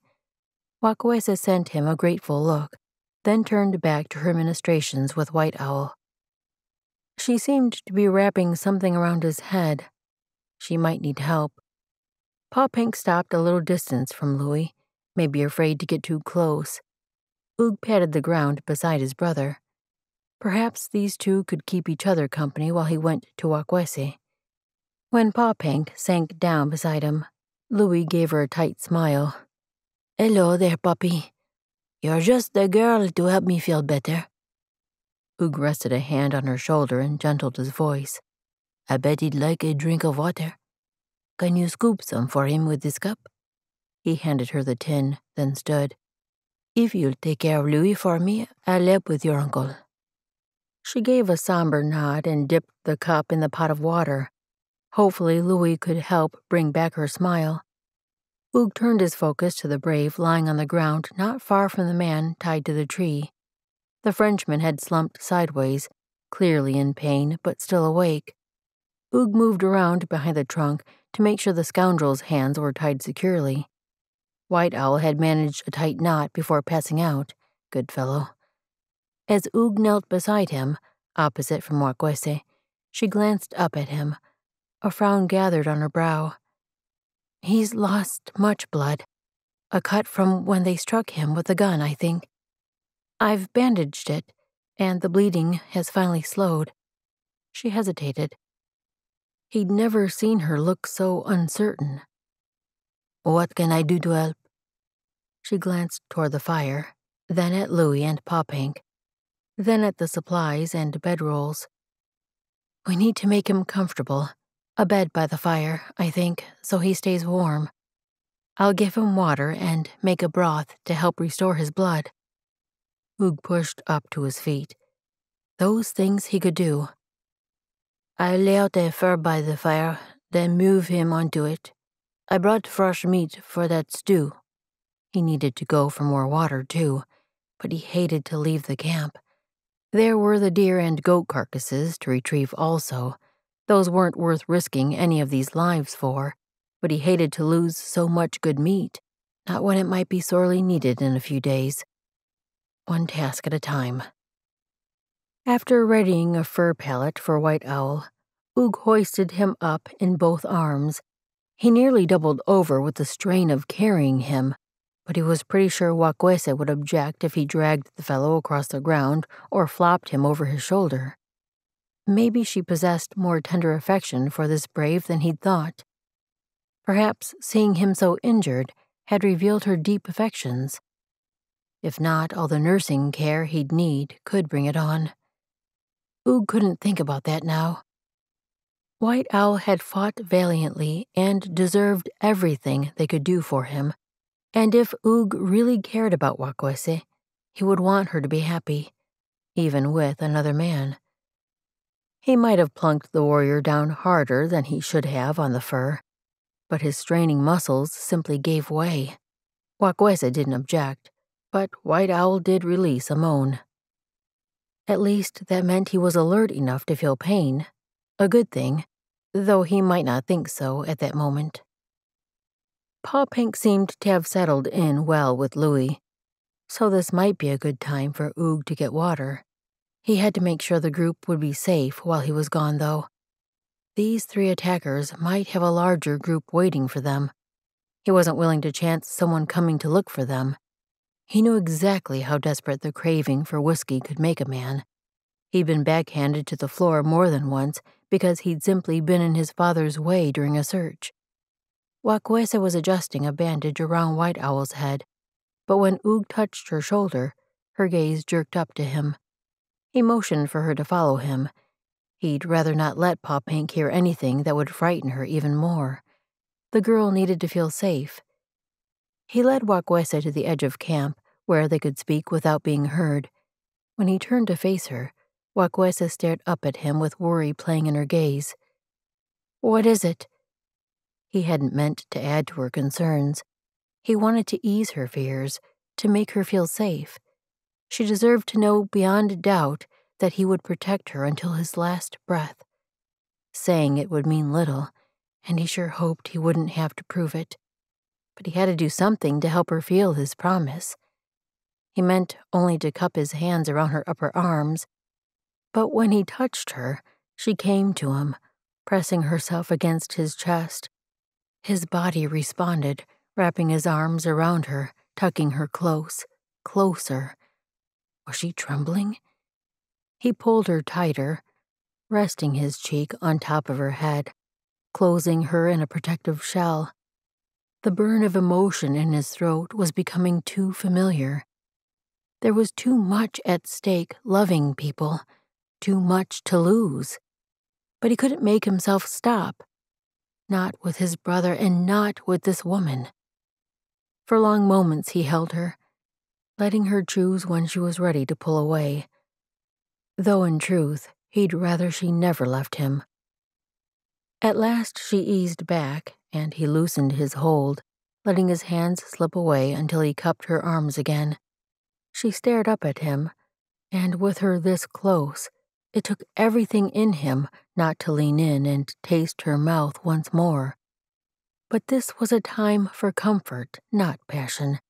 Maybe the two went together sometimes, but if that was what she needed, he had no doubt Watkuese would show him. She'd initiated the kiss last time, after all. For now, he leaned in and pressed his lips to her forehead. It seemed the right thing, the way to show he cared and that he would do whatever she needed of him. Her eyes creased in a look that was both tender and thankful. She reached up and cupped his stubbled cheek. "You're a good man, Hugh Charpentier." The way she spoke his name in her lilting cadence made his hurt surge. Then she straightened, which seemed to be a sign for him to drop his arms. "What did you wish to say?" She sent a quick glance toward the injured men and her daughter. That's right. They had no time for long, tender moments right now. "I'm going to get water. I'll leave my rifle with you. Have you ever shot a gun?" She nodded, though her expression looked hesitant. "A few times." He quickly reloaded the weapon and walked through the steps to fire it, then watched as she mimicked him. She may not be a sharpshooter, but she might only need to point the rifle to accomplish what she needed to. Hopefully, she wouldn't even have to do that. After gathering the pot and all their canteens, he ran toward the spring, ignoring the pounding in his head. If only it wasn't so far from camp. Why hadn't they searched for water before choosing a place the night before?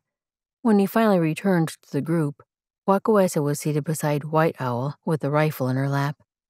He should have alerted her that it was him approaching. He might have been met with a bullet through his chest, but she must have realized it was him, for she only met him with a nod. When he set the water pot by Watkuese, she scooped a cupful immediately. "Thank you," but her focus remained on White Owl as she dribbled some in his mouth. Hugh crouched beside his brother again. "You look better now?" More alert, though he still lay flat. Louis patted Paw-Pink's knee. "Our Gillier knows just how to cheer a fellow." Paw-Pink gave a shy smile, and the sweetness of the look made Hugh want to do the same. Louis sure had the touch that could brighten even the worst situation. But as Hugh glanced up and his gaze took in the injured man tied to the tree, the weight settled back in his chest. He had 2 bodies to bury, and a living man he must decide what to do with. The last thing he wanted was to turn the stranger loose, but the only other option he could stomach was to bring him along. Would that put the girls in more danger? He had to make the right decision here. Their lives were at stake. Chapter 15. Watkuese's hands still trembled when she let herself remember the attack, especially now in the final moments of night before morning slipped in. Hearing Louis's cry of pain, spinning to see him crumble to the ground beneath the black-bearded one. White Owl had jumped into action, tomahawk raised as he charged the stranger. But 2 others appeared from nowhere, and the attack of all 3 sent him to the ground too. Oh, White Owl. Between the blow to his head and the knife wound she'd found on his leg, his lifeblood had nearly left him. He still lived, though, and she would do everything she could to help his body rebuild what he'd lost. She glanced toward where he slept. She could just make out the shadow of his bedding in the darkness. Perhaps she should rise and offer him more broth. The livers she'd stewed would help restore him, but maybe it would be just as well to wait for more daylight. She tightened her arm around Paw-Pink. In those moments when she'd stared into the dark muzzle of the gun, all she'd thought about was how hard it would be for Paw-Pink to lose one more person important to her. Maybe the girl couldn't yet show that Watkuese mattered, but in her heart, Watkuese knew she did. They were connected, maybe not yet as mother and daughter, but need wove them together in an impenetrable fabric. Watkuese couldn't let the girl endure another loss so soon. She glanced at the sky once more. Light had begun to soften the eastern horizon, which meant she should rise. Hugh had done so much last evening. Surely he wouldn't get up to prepare morning food. She should have it ready when he first woke. He'd already replenished their water supply again just before bedding down. He'd also brought in the game he'd brought down during his hunt. She would need to care for the meat and hides today. When she slipped out of her furs and stood, her ankle ached as usual. She shouldn't need the walking stick this morning, though. Maybe she wouldn't need it at all today, since they wouldn't be riding. Her gaze slipped over the two injured men. How long before they would be ready to travel again? The blow to Louis's head had been a hard one, and he still couldn't remember much from yesterday. But she suspected he would be up and moving around by noon, perhaps ready to travel by the morrow. White Owl? It might be a few more days for him. After she slipped into the trees to take care of morning needs, she stepped back into camp and knelt to stoke the fire. The flames sprang to life quickly, for she'd added wood in the night when she rose to feed White Owl more broth. She glanced up and her gaze snagged on the tree where the remaining attacker was tied. How had she forgotten about him? She strained to see through the dim morning light. Had he slipped down to the base of the trunk for better sleep? The grass there lay flat with no lump that could be a man. Fear sizzled through her, rising in bumps along her arms. Had he gotten loose? She pushed to her feet and hobbled 2 steps toward the tree. Maybe he'd worked himself around to the other side for some reason. But no, the man was gone. She backed away from the spot, scanning the darkness in every direction. No one. She had to wake Oog. Maybe he'd moved the stranger in the night for some reason. Turning toward the sleeping forms, her ankle barely ached as she scrambled to Oog's side. She touched his shoulder and kept her voice quiet. Oog! Once more she turned to the darkness around camp. Was the man out there watching? Oog jerked up to a sitting position. What is it? He vaulted to his feet, pulling out his knife as he moved a little in front of her, peering out into the night. She let herself breathe a little easier. He would protect them. He had both the skills and the desire to do so. The man who was tied, did you move him? Oog's head whipped toward the tree, and he took a step toward it. Where did...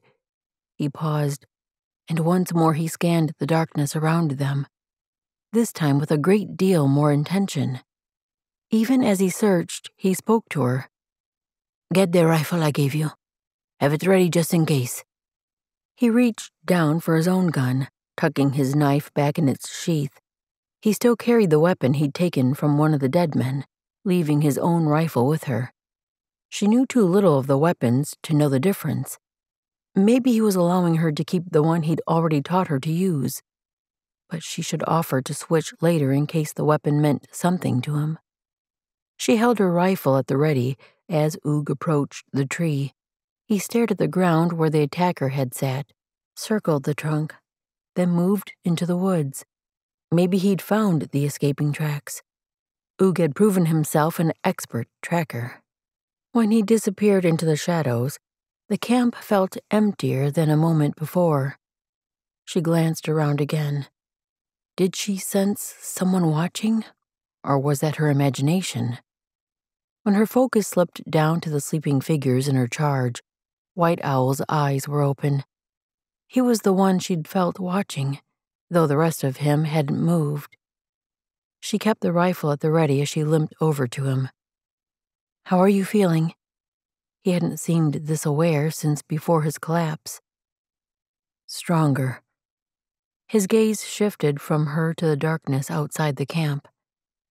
The white man has gone to find the one who escaped. Yes. She searched the place where Oog had disappeared. Oog is an excellent tracker. He'll find him if it's possible. She could feel White Owl's gaze shifting to her, but she didn't meet his look, just kept her own focus on any shadows shifting among the trees. She wasn't ready to admit what might be growing between her and Oog. In truth, she still wasn't sure exactly what it was. She only knew that she respected him and was drawn to him in a way she'd never felt for another. And he made her feel safe. When she'd been cocooned in his arms yesterday, Like a papoose in a cradle board, she'd felt as if she'd finally found the place she belonged. She swallowed, doing her best to push away those thoughts. For now, she had to focus on watching, being ready for wherever threat arose.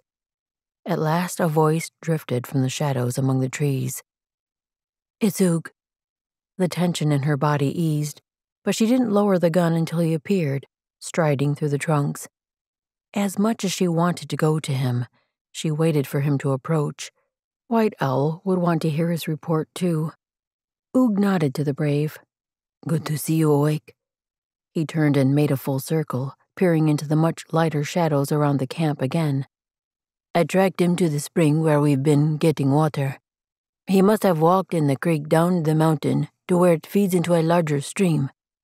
I could spend the day searching both directions of that water to find which way he went, but I'd rather not be gone from here so long. Since he was traveling away from us, there's a chance he won't be back." And a chance he would. The unspoken words hovered in the air. Had the stranger gone to gather up more companions in return for another attack? Hopefully, he now knew they had no strong drink, but revenge might be an even stronger motive to return. "We'll have to stand guard." Oog turned to White Owl. "I'll handle it until you and Louis feel well enough to sit up with a rifle." "I can do that now." The words came in Louis's sleepy tone, and he pushed the covers off him. As he sat, the shadows hid his pain, but one of his hands reached up to hold his head. Watkuese moved to the pot of water to scoop him a drink. When she brought him the cup, he accepted it with a quiet, "Thank you." While he drank, she placed her hand on top of his head. "I'm going to feel the bump, but I'll be gentle." His body tensed under her fingers as she slid them down toward the knot near the base of his skull. He flinched before she reached the spot. The lump didn't seem to have gone down any. Too bad there wasn't snow to peck around the area. It wouldn't be an easy thing to soak his head in a pot of water. Perhaps he could lie in the spring for a while. By the time Watkuese had fed broth to White Owl and cooked some of the deer meat from Oog's hunt yesterday, Pop-Hank sat up on their sleeping mat. The girl had slept late, and her mussed hair attested to how restless she'd been in the night. The bad dream had returned, or perhaps this was a new one. But Watkuese had realized the signs early and awakened the girl. The song Pop-Hank's mother had always hummed while they picked berries usually cleared the nightmare away and allowed the child to drift into peaceful sleep.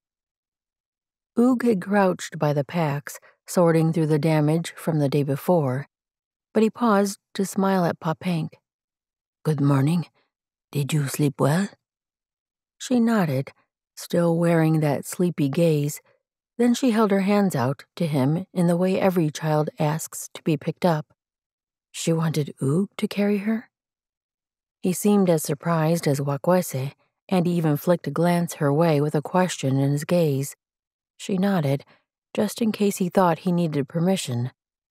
Pop-Hank rarely showed a connection with others, so this step of trust with Oog felt significant. He stood and closed the distance between them, then scooped up the girl and let her sit on his arm. With his free hand, he brushed the silky black strands of hair out of her face. "Are you hungry? I smell fresh deer meat, and it's making my belly rumble." He patted his flat middle and won a shy smile from Pop-Hank. With both arms around her now, he ambled forward. "I need to check on the horses, too. Maybe after we eat, I'll bring them into camp, and you can help me rub them down. They deserve a bit of attention after carrying us so far these past few days." Watkuese couldn't take her eyes off the pair, the big, strong man and her petite little girl. He was so gentle with her, and Pop-Hank soaked in his attention like a parched child drinking water. Watkuese's heart ached with the beauty of the scene. She could almost forget the remnants of fear from the stranger who might be lurking outside their camp, and her worry for White Owl. A glance at the brave showed his eyes were closed, His breathing didn't seem deep enough for him to be asleep. Was he trying to block out the sight of Oog with his niece, or merely succumbing to his exhaustion? Either way, she needed to be careful not to raise his ire, especially where Paw Pink was concerned. He was the only blood relative the girl had left. That detail mattered, and Watkuese should keep the thought in mind. Perhaps she should have considered it more before refusing his request to marry. If he asked her again, should her answer change? What would truly be best for this child who'd stolen her heart? She'd already promised herself she would give her life to protect Paw Pink. Should she give her freedom as well? Chapter 16. When Louis was a boy just a little younger than you, he was always climbing things. Oog leaned against the rock above the spring as he watched Paw Pink scramble from one stone to the next to reach the top of the cluster. The problem was he liked to climb up, but he didn't like to climb down. Paw Pink paused on the top rock and peered back the way she'd come. How did he get down? Her wide eyes made it too hard to resist a smile. Sometimes he would come down backwards, the same way he went up, and sometimes I had to climb up and get him. She looked at Oog, then Watkuese, who sat with her ankle soaking in the cold water. In an expression so much like her adoptive mother, Paw Pink lifted her chin. I can climb down. She eyed the boulders again as if she planned to go head first. Thankfully, that idea didn't stick, and she turned around to lower her feet from one rock to the next. Oog stood close enough that he could leap forward and catch her if she started to tumble. But the girl maneuvered the pile well, and finally jumped to the ground beside him. She looked like she might start back up the rocks, so he motioned toward the tiny stream. I think I saw something sparkle in the water. It might be a loose stone you can take back with you. While Paw Pink peeled off her moccasins, Oog checked their surroundings again, straining for any sound or sight that seemed off. They'd not seen any sign of the attacker who'd escaped 2 nights before, but he couldn't let his guard down. He'd managed to keep Paw Pink in the camp all day yesterday, but by late morning today, her pent-up energy was almost impossible to contain. A walk to the spring for her to play while her mother soaked her ankle seemed the best idea, and he'd come along as guard. Louis was up and moving around camp, albeit slowly, so he could keep guard there. Even White Owl had been sitting up with a rifle in his lap when they left. The man had only stood a few times, just long enough to stagger to a tree to relieve himself. How long did it take for one to regain strength from a blood loss like his? Another couple days, at least, Oog would guess. He had a feeling White Owl would suggest they push on as soon as he thought he could stay upright in the saddle. The man was tough. He'd proven that. You're good with her. Watkuese's voice murmured just loud enough to reach his ears. She kept her gaze on her daughter, who had waded a short way down the slope. One of her hands contained the stones she'd picked up so far. She would likely need to use her skirt to carry them all at the rate she was finding rocks she liked. I'm glad she seems like herself again. I was worried after she stayed so quiet that first day. Watkuese nodded, but her frown etched lines in her brow. He shouldn't have reminded her of the attack. Shouldn't have made her worry about the girl. Now he had to think of something that would ease that concern. She reminds me some of Louis when he was that age. They worked through an upset so quickly. Was that the right thing to say? She glanced up and studied him for a moment. I suspect you helped a lot with his raising. That must be why you have an easy way with Paw Pink. He swallowed. She hadn't asked a direct question, so he didn't have to answer. But part of him wanted her to know that side of his past. I was there when my ma died, when Louis was born. Our pa was drunk. I don't think he even knew she was dying. She asked me to take care of Louis. to see that he was safe and grew up to be a good man." His mouth had gone dry, so he swallowed again to bring back moisture. "When she was gone, Louis wouldn't stop crying. I knew he had to eat and we didn't have a milk cow, so I took him to our neighbor who just had a baby girl. They agreed to take Louis in and let me stay on to work for them so I could be with him." The dark pools of her eyes watched him with a tenderness that kept him from wanting to pull back, kept him from resurrecting his defenses after sharing something so... Well, he'd never told anyone what Ma had said. When she spoke, her voice was gentle. "Your mother would be proud of you. I suspect she never imagined how well you would carry out her wishes." He wanted to drown in her approval, but he couldn't. Not when he didn't deserve it. "I should have made Raphael come with us, our middle brother, exactly halfway between mine and Louis's ages. He admired Pa so much. Why, I never understood. I guess he just craved his attention. He wouldn't leave Pa, though I told him he had to.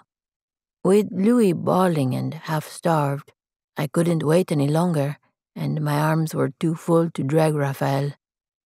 Later, it seemed like if he wanted to be with Pa so much, I should let him."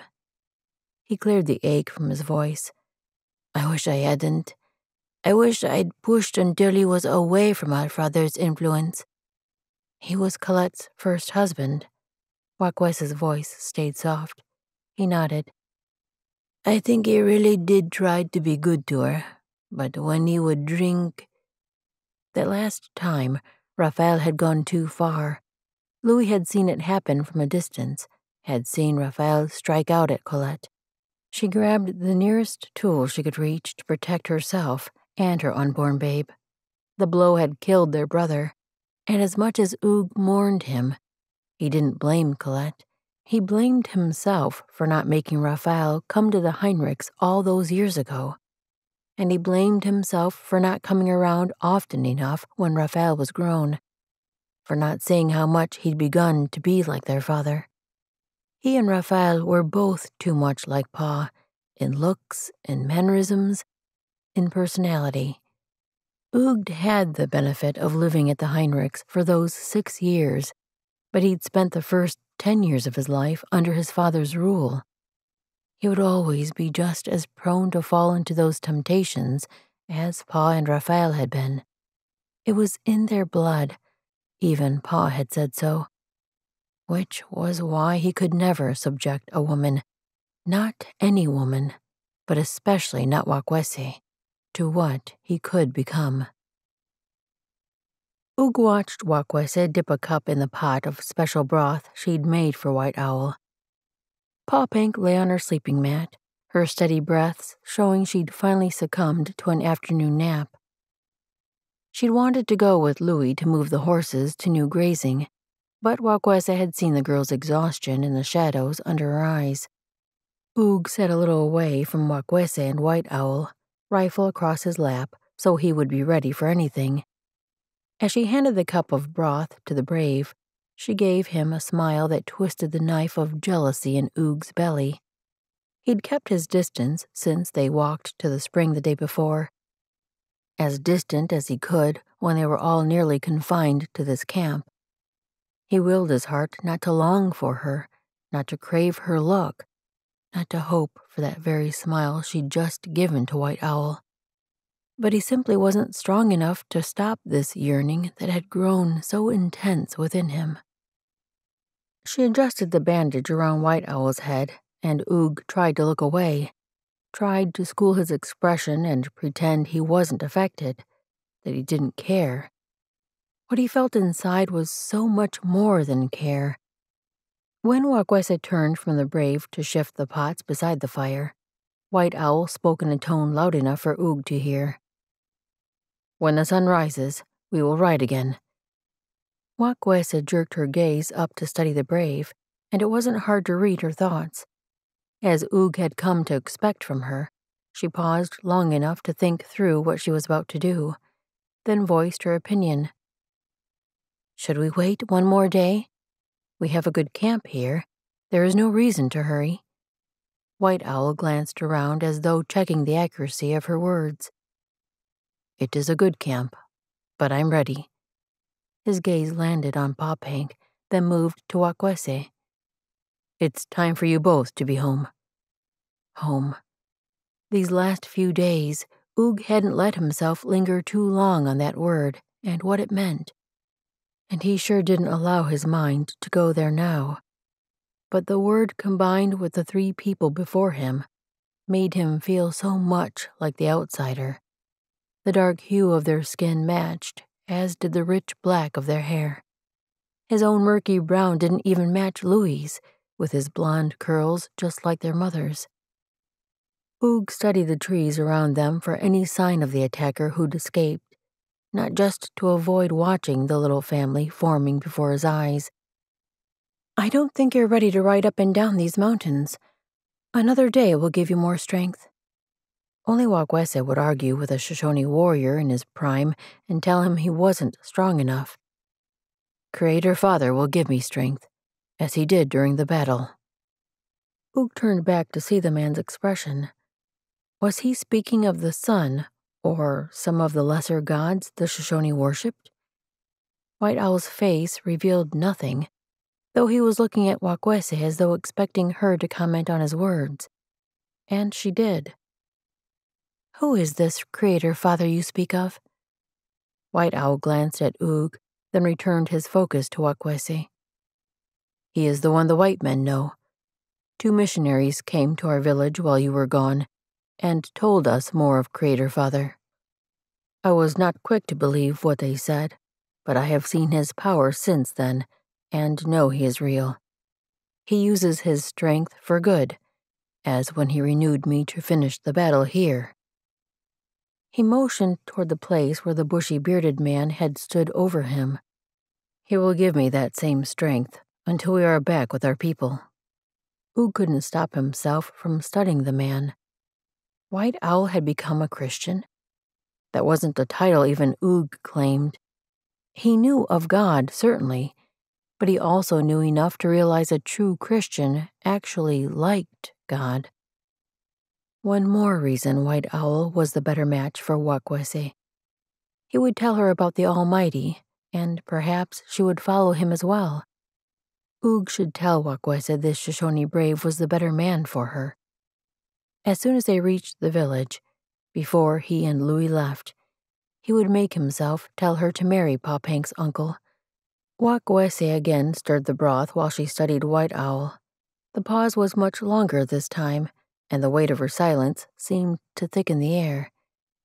The sound of footsteps through the trees stopped her words, and Oog surged to his feet, lifting his rifle so it would be ready to aim. The steps were loud, as though someone was running, probably Louis returning from the horses. But why move so fast? It's me, Louis's voice called from the shadows of the trunks just as Oog made out his form. His brother slowed to a walk as he entered camp, his shoulders heaving as he drew in deep breaths. He stopped in the open area between Oog and the others. What is it? Impatience pressed through Oog. If there was a threat, he needed to know how to face it. Louis swallowed, still breathing hard. I was moving the horses around the side of the mountain, farther away where there's a patch of grass that should last them a couple days. Just before we got there, I heard a rock falling from higher up the mountain. Not a boulder, but big enough for me to hear the sound pretty well. His brother paused to suck in a deep breath, and Oog had to clamp his jaw to keep from telling him to cut the story short. Louis always could spin a yarn, but this wasn't the time for a drawn-out tale. Anyway, when I looked up, I saw someone running. Oog's insides tightened even more. Where did he go? Was he the man who escaped? Did you go after him? Louis shot him a look. I only saw a flash of him. He was jumping behind some boulders. I went after him, but when I got to those rocks, he was gone. I had no idea where, so I came back here to report. Louis straightened and gave a stiff army salute. That's all I know, Captain Sir. Only Louis could send him such a cheeky grin at a moment like this. Oog would have popped him in the jaw in their younger days, but he refrained now. Was he the attacker who escaped? His brother shrugged. I couldn't see his face. He wore dark brown leggings, almost black. I think he had a vest on over a fabric shirt. Maybe a buckskin vest. No hat. That sure sounded like the man. The leggings weren't black, just a very, very soiled brown. Oog scanned the edges of the camp once more, then faced the three watching him. White Owl's right. We should start out tomorrow morning. He turned and aimed his next words at Watkuese, but he didn't let himself meet her gaze. You two need to go home where you will be safe. Chapter 17. The tension that had pressed so thick around them was finally easing now that they'd ridden nearly 2 days from the place of the attack. It didn't surprise her that Oog and White Owl stayed on constant alert, rifles in hand, no matter what they were doing. It did surprise her that Louis did almost the same. His easygoing demeanor had tightened into a keen alertness. She'd sometimes wondered if his relaxed nature came from a bit of laziness, or from a deeper ability to soften tense moments and brighten the days of those around him. Now she had no doubt he possessed a unique insight, a sharper intelligence than most people might credit him for. As much as she appreciated the way they were all three working so hard to guard her and Pop Hank, she couldn't help looking forward to being in her quiet lodge in the village where she could forget about being constantly on guard. Pop Hank had wrapped her arms around Watkuese's waist, and Watkuese pressed a hand over hers. Her daughter had acted a little disappointed when Watkuese asked her to move from Louis's saddle to her own, but at least she didn't sulk. Having Pop Hank where Watkuese could touch her and know she was safe eased the tightness in her chest. One more day. According to White Owl, by the time the sun set on the morrow, they should reach the village. The band had moved to their winter camp while she and Pop Hank were gone, so he knew their location better than she did, one of the few good things about him coming after them. She shouldn't think that, though. If he hadn't been there when those 3 men attacked, they might all be gone now. But gone where? She still couldn't believe White Owl had accepted the white man's god. He usually distrusted anything the white men did or said. For him to say their god was real and to follow the Creator Father, as he called him, well, she still couldn't quite make sense of it. Last night, she'd asked him more about what the missionaries had said, and he'd spoken of 2 places that people might go when they died, heaven or hell. Those who followed Creator Father would go to a wonderful place called heaven and live with him there, never ever dying. Those who didn't follow him would go to hell, where fire would always burn them, but never burn them up. The misery would last forever. As awful as that sounded, she'd never been one to make a choice because of a threat. She needed to know more before she decided whether she would follow the white man's god. How had White Owl chosen so easily? And Oog? Why had he never spoken of his god? He was a white man, so surely he followed Creator Father, didn't he? She glanced back at the man who now rode double with Louis. Oog still dismounted and walked often, but the last 2 days he'd taken to riding with his brother on the level areas that would be easiest for the horse. Oog nodded to acknowledge her look, but didn't offer a smile. There had been a distance between them these last few days. She couldn't quite say when it had started. Maybe after they'd gone to the spring. And she had no idea why. Surely she wasn't doing something to place a barrier between them. Did he think she felt an attraction to White Owl? After the tender moments she'd shared with Oog, could he really think that? Ahead of her, White Owl slowed his horse enough to draw her attention. In the distance, another figure approached. 2 of them, horses with riders. Oog must have seen them too, for he pushed his mount around her to ride up beside White Owl. The 2 horses formed a sort of shield in front of her and Pawpank, and she was grateful. Who is that? Pawpank's arms tightened around her as she leaned around Watkuese's arm just enough to see. I don't know.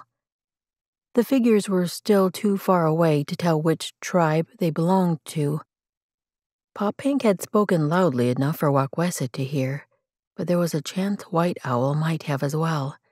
Would he answer when he knew? Or was he the kind of man who deemed women not worth wasting time on? His brother hadn't felt that way. He'd treated Kimana like an equal. No, more than that. He'd treated her like she mattered more than he did. And Kimana had done the same with him. The love between them had been clear not just in the words they said, which was unusual enough with the Shoshone, but it showed even more in their actions. A tender look, a gentle touch, an encouraging smile. Watkuese wanted that. If she ever agreed to marry a man, she would not settle for anything less than the love Kimana had shared with her husband. They are Shoshone, but not from our village. White Owl's quiet voice tugged her back from the ache of her thoughts. She couldn't let her mind wander like that when strangers approached, nor should she let her thoughts linger on the topic of love at all. It would only bring pain, especially since she'd begun to think a love like that might be possible with Oog. He was certainly a man she could respect, and her heart had connected with him. But if he didn't feel the same, as his actions these past few days made it seem, she would do best to tighten her defenses. Do you know them? Tension hummed in Oog's voice as he spoke to White Owl. Watkuese leaned to get a better look at the approaching strangers. Neither of the men looked familiar to her, but she'd never strayed far from the village while she lived with the Shoshone. White Owl might have seen them on a hunting trip. I have met the one in front. He is mild. Someone we do not need to fear. She inhaled a deep breath, then released it, trying to soothe the knot in her middle. This would be a simple meeting on the trail then. Perhaps they would hear news of what had been happening while she and Pawpank were gone. White Owl had only told her about the people in their village, not the other bands in the area. They halted their horses when the newcomers reached them, and she could easily see the curiosity on both men's faces as they looked from Oog and Louie, riding double on Snowy, to White Owl, to her and Pawpank tucked behind.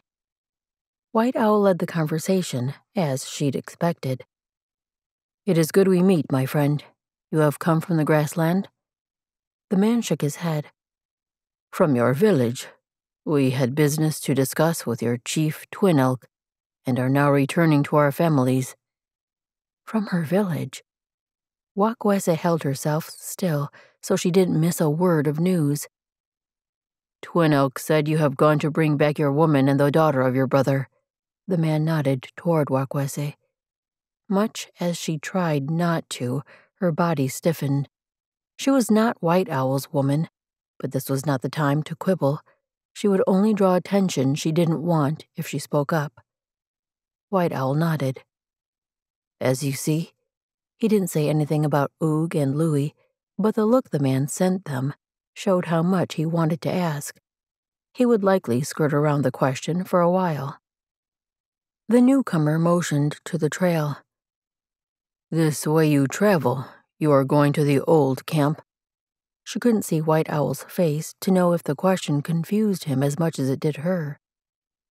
This was the season the village would have settled in at the winter camp. Our people have moved again.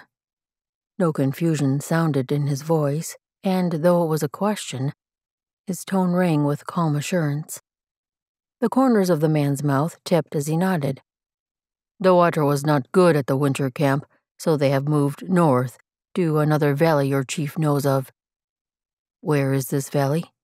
Something in this fellow's expression didn't settle right in Watkuese's middle. He liked having news White Owl didn't know. That was clear. But did the narrowing of his eyes mean something more?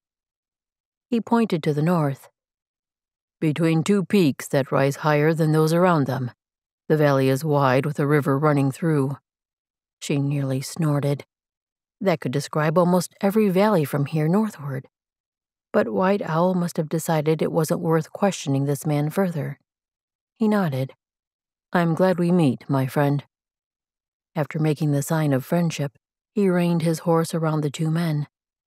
Oog did the same, and with his hand made a low gesture for her to come alongside him. The strangers wouldn't have been able to see it, and when she nudged her mount forward, she was tucked in between White Owl and Oog and Louie, protected. She didn't spare the strangers a glance as they passed. But that didn't stop her from worrying about what they hadn't said, and the truth of what they had. White Owl clearly didn't like the meeting with his friend any more than Oog did. Once they passed out of sight, the man kept riding instead of pausing to discuss what was said, and he didn't alter their direction to the north toward this new camp. White Owl must be worried the two braves had turned to follow them. They rode another quarter hour, perhaps, before White Owl motioned to a cluster of trees. We can rest the horses here. As soon as they dismounted, Oog turned to the man, waiting for him to share his thoughts. The Shoshone brave stared down the trail the way they'd come. It is possible he spoke the truth. I heard talk of problems with the water before I left. Twin Elk would have moved quickly so the new camp could be set before the first snow. I'm not certain where the new valley is, but I can think of 2 places within a day's ride. He turned to Oog and met his gaze. It would be wise for one of us to ride ahead and find the village before all go. A rock weighted Oog's gut. White Owl must mean for Oog to go, and that made sense. He was the strongest, the healthiest. I can find the camp. But part of him hated the thought of riding away from Watkuese and Papank, of leaving their protection to others, and leaving her with a brave who still seemed determined to win her. He needed to get used to that, though, if he planned to tell Watkuese she should marry the man. White Owl shook his head. I know where to look. You are stronger, better able to protect. For a long moment, the man held his gaze.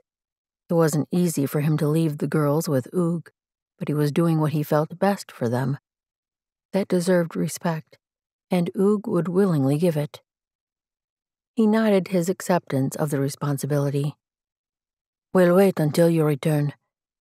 White Owl turned away, almost as though he couldn't face the thought any longer. He mounted his horse in a swift motion, the sign for the rest of them to do the same. They didn't travel much farther before the brave again reined his horse in. He motioned to a spot tucked in the crook of a boulder and trees. This is a good camp. Oog took in the ashes from previous fires. It appeared they'd reached a part of the trail more heavily traveled. This must be a regular overnight spot. He peered through the trees but could see only rocky grassland beyond. There is water here? White Owl pointed to the boulder. A spring beyond that rock. Instead of dismounting, he turned his horse so he faced them all. I'll ride on. When I find the village, I'll come back to this place. You're riding tonight? Watkuese's horse edged forward. Sleep first, then you can leave in the morning. When the brave looked at her, the hard set of his jaw eased, and the gentleness in his eyes became hard to witness. But Oog didn't let himself turn away. Even White Owl's voice softened when he spoke. I'm strong enough for now. I'll sleep when I need to. Stay here. Don't leave this place. His look turned pointed, as though he had experience with the way Watkuese's impulsiveness sometimes made her slip away quietly when she was determined to leave a place. Watkuese nodded. After a final glance around, the Shoshone warrior turned his horse and trotted away. Chapter 18. After White Owl disappeared around a bend in the trail, Oog stepped to his gelding's side. Time they get settled in camp. He couldn't quite stand the way Watkuese stared after the brave, like she was pining for him already. He tapped Paw-Pink's knee where she sat behind her mother. "Are you ready to stretch your legs?" The girl reached for him, as she'd begun to do every time he helped her down from the horse. He took her in his arms and gave her a half spin before setting her on the ground. The smile that always flashed when he did that made him want to keep going, letting her fly around in circles until she giggled uncontrollably. Maybe one of these times he would. For now, he and Louis settled the horses, unpacked supplies, and gathered wood, while Watkuese nursed a fire. White Owl's absence had hovered over them at first, but by the time Oog finished his first bowl of meat stew, the evening felt just like one of their earlier days. The difference was that he knew Watkuese better now. She and Paw-Pink had burrowed a lasting place in his heart. When this journey ended, he would move on as he'd promised himself, but he would be back to check on them, to bring Paw-Pink what treasures he could find and make sure they both had everything they needed. Would she still have the horse doll he'd been making for her? With White Owl? The thought burned as he swallowed it down. He couldn't look at Watkuese. Somehow, he had to kill this desire for her. If only it were merely desire, a physical longing. But every part of him had fallen for her, including his heart, and it would take years to stop loving her, if he ever managed at all. Perhaps this was good for him. He'd determined never to marry, never to inflict himself, and who he could become on any family. If he left his heart behind with Watkuese, there'd be no chance he'd fall for another woman who might threaten that promise. The thought brought no comfort, but he could live with it, as long as he didn't let his gaze drift to Watkuese. Even now, his eyes refused to obey, slipping over to her for quick glances as she refilled Paw-Pink's bowl, then reached for his. "You would like more?" He nodded, handing her the tin dish. Much more, and not just the stew. Oog hadn't even realized the silence that sank over them until Louis broke it by slapping his knees. "Watkuese, your food is always good. Thank you. Paw-Pink, I saw rabbit tracks by the spring. Shall we follow the water and see what other animals we find?" "Like beavers?" Paw-Pink jumped to her feet, eagerness lighting her face. Louis reached out and tickled her belly. She giggled and danced out of his reach, then took off as he leaped up and gave chase. "We might even see a bear. Roar! Who wants to eat you?" Louis gave all the sound effects of an angry grizzly as Paw-Pink's laughter rang through the dusky air. As the two disappeared through the trees, their chuckles and banter drifted back to camp. Seeing Paw-Pink so happy, just like a 6-year-old girl should be, spread pleasure through Oog like a warm blanket on a cold night. He looked back at Watkuese, whose own smile made her look like a dark-haired angel. She met his gaze, and her grin turned a little shy. "You're both so good with her. I didn't know how I would help her learn to laugh again." A burn clogged his throat, even as the sound of laughter through the trees made him smile again. "Louis has that touch." He swallowed, trying to force down the knot. "And I'm glad. She's special." Watkuese nodded, then dropped her focus to the pot still positioned near the coals. Her shyness seemed to grow, tying her tongue and building a barrier between them. She began gathering the supplies she'd used in cooking, preparing for cleanup. He reached for the bowls they'd eaten from and stacked them. What could he say to break the silence? Even if he couldn't have her love, he couldn't stand the thought of losing Watkuese's friendship. What question could be benign enough to start a conversation? Maybe the topic of food. Do you have supplies stored away for the winter? Who wants for you?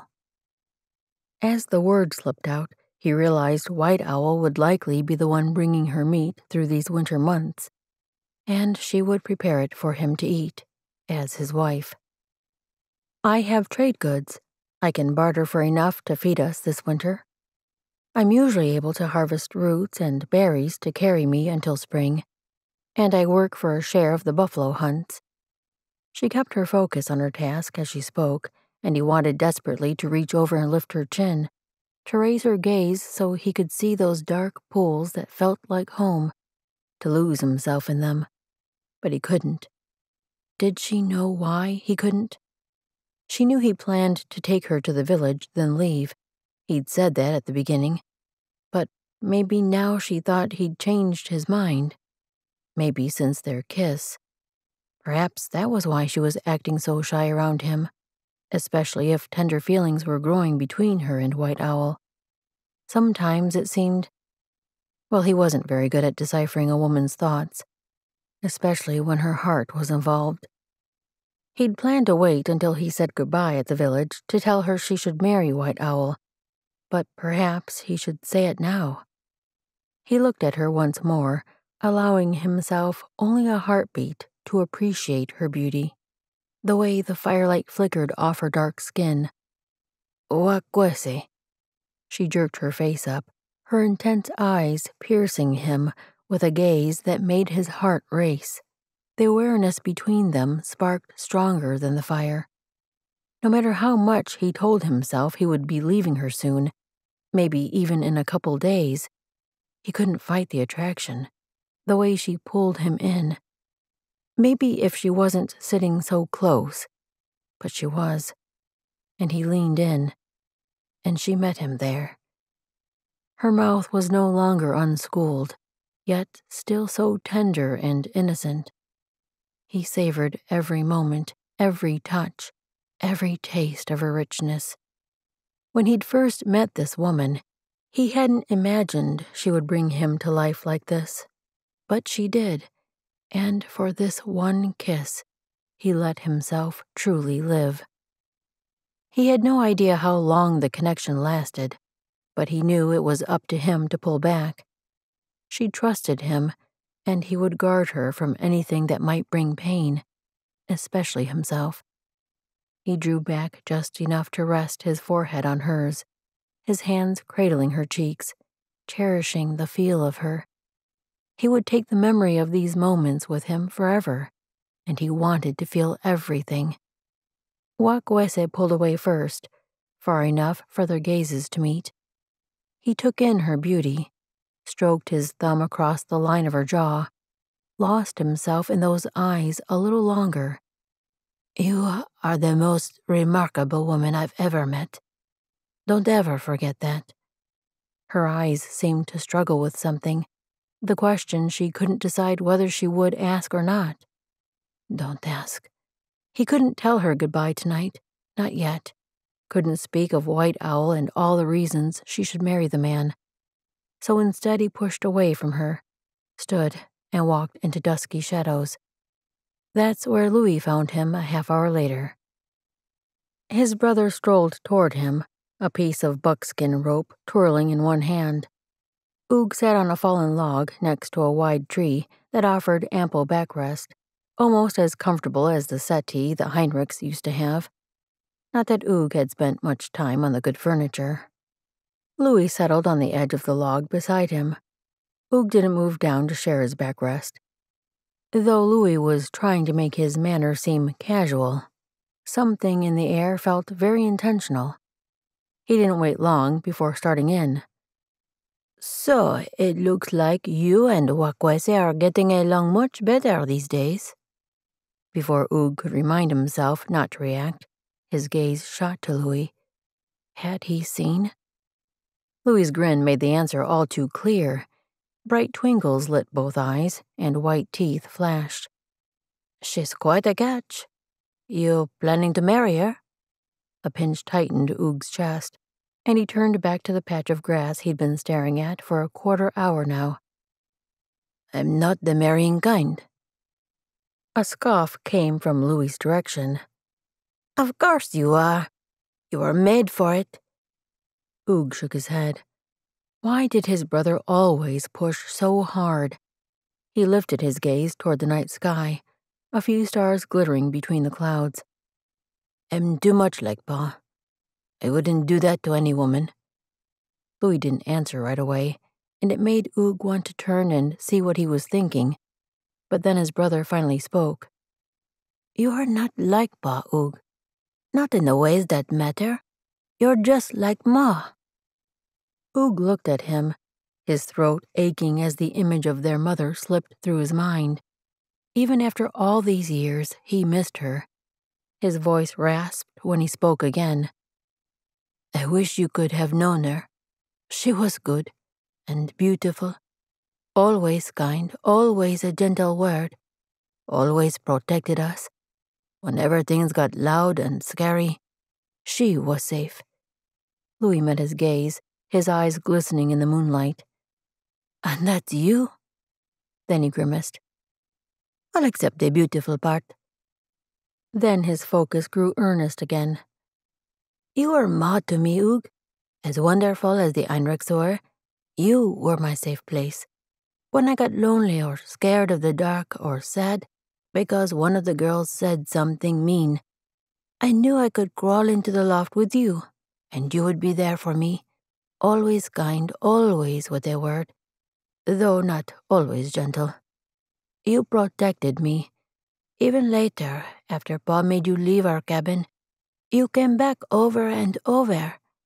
I knew that if things got too bad, I only had to hide out in the woods until you returned again. Then you would take me with you. So much emotion clogged Oog's throat that he couldn't respond. Had Louis really thought of him that way? So many times he'd worried he'd not been what his brother needed. He'd hated that they had to leave the Heinrichs, that Louis had to be subjected to their Pa. So many times he'd failed his brother. Louis didn't seem to mind his silence, just kept talking. I was actually packing to do exactly that the day you came to tell me you found me a job. Something like pain entered his brother's expression, a look so rare for him. I just couldn't do it anymore. Couldn't keep trying to smooth things over with Pa. I was done, and I planned to live out in the woods until you came again. The look curved into a sad smile. And there you were, standing on our doorstep, even bigger than I remembered you. You saved me then just like you had 100 times before, and have 100 times since. Oog managed a smile even as he blinked back tears. He loved this boy more than seemed possible. If only he could be the man Louis thought he was. Louis reached out and clapped Oog's upper arm. Come back to the camp soon.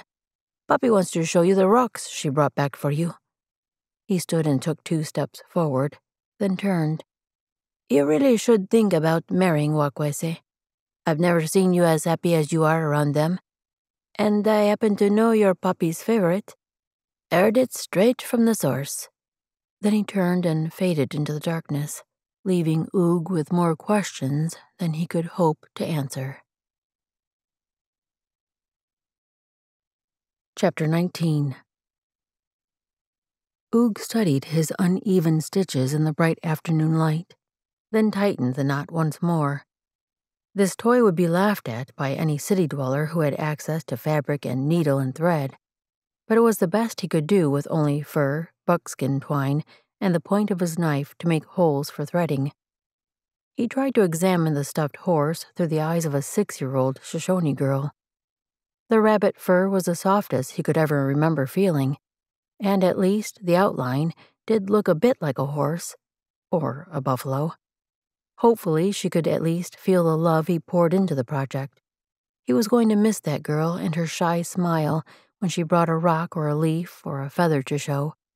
He'd kept them all, every one she gave him, reminders he'd treasure for all his days. A little girl voice sounded now from the direction of the spring, and soon she and Watkuese rounded the bend in the trail. Watkuese walked with only a small limp, and she listened with a half-smile to her daughter's chatter about the baby fish they must have seen in the water. Watkuese met his gaze as they approached, but she looked away too quickly. Was he giving her mixed signals, kissing her then leaving so abruptly? He didn't mean to confuse her. He simply wanted that one last memory. She couldn't be his, no matter what Louis said. Even if Oog wasn't as much like his father as he'd thought, even if he did have a little of his mother in him, White Owl was still the perfect match for her and Pop Hank. Oog couldn't get in the way of that. He loved her too much to want anything less than the best for her, even if that wasn't him. Pop Hank grinned up at him. Guess what we saw in the stream? He couldn't help a smile back. Come sit and tell me. He tucked the stuffed horse under his leg. He could give it to her after she finished her story. Instead of settling on the fur beside him, she plopped down on his leg.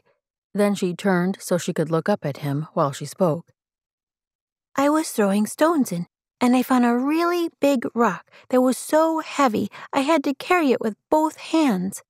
She mimicked a waddling motion with both hands, cradling something. For Oog's part, he could barely breathe past the emotion clogging his chest. This girl had stolen his heart with the way she opened herself to him. Why did she trust him so? He managed to nod, and she continued. When I dropped it in the water, baby fish darted out in every direction. Her fingers spread and swished away from her body to show the actions of the minnows. He finally managed to clear his throat enough to speak. I'll bet that was something to see. She grinned. Maybe you can go back with me and we'll see them again. Maybe. He reached for the horse under his leg.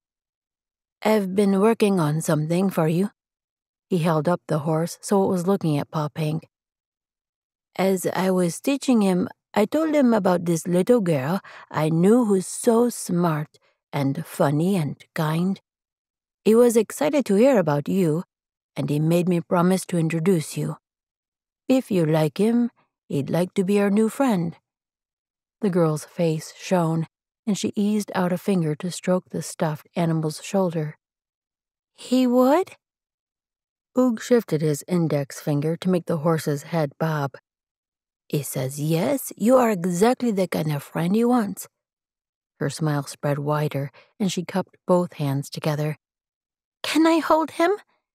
Oog placed the toy in her palms, then let himself enjoy simply watching her. Pop Hank studied the horse, then stroked its side with her fingers. It's so soft, even more than Snowy.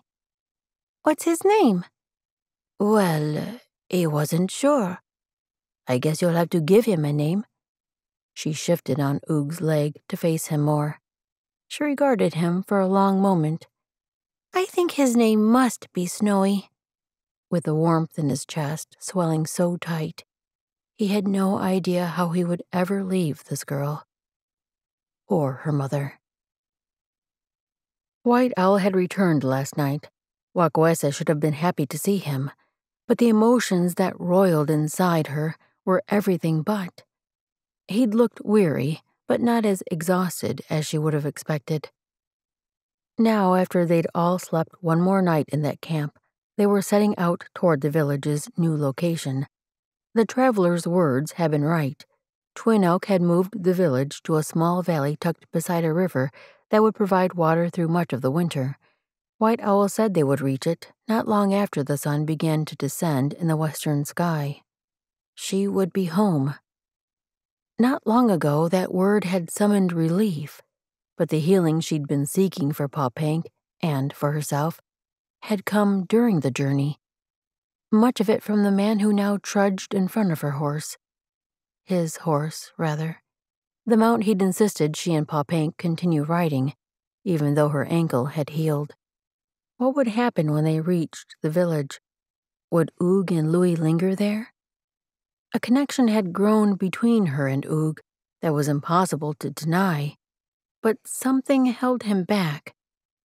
She could see it in the way he retreated after each moment of closeness they shared. Would he give in to whatever it was that kept him distant? If he wanted to leave after they reached the village, would she let him walk away? She'd always gone after what she wanted, but she couldn't bring herself to beg a man to choose her, not even Oog. So could she live with his leaving? She would have to, if that was the choice he made. Somehow, she and Pa Pink would keep going and make a good life. She would find a way. But she didn't have to think about that now.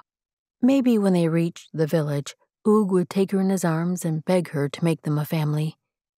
That image eased the coil in her belly and gave her a treasure to dwell on for the final stretch of their journey.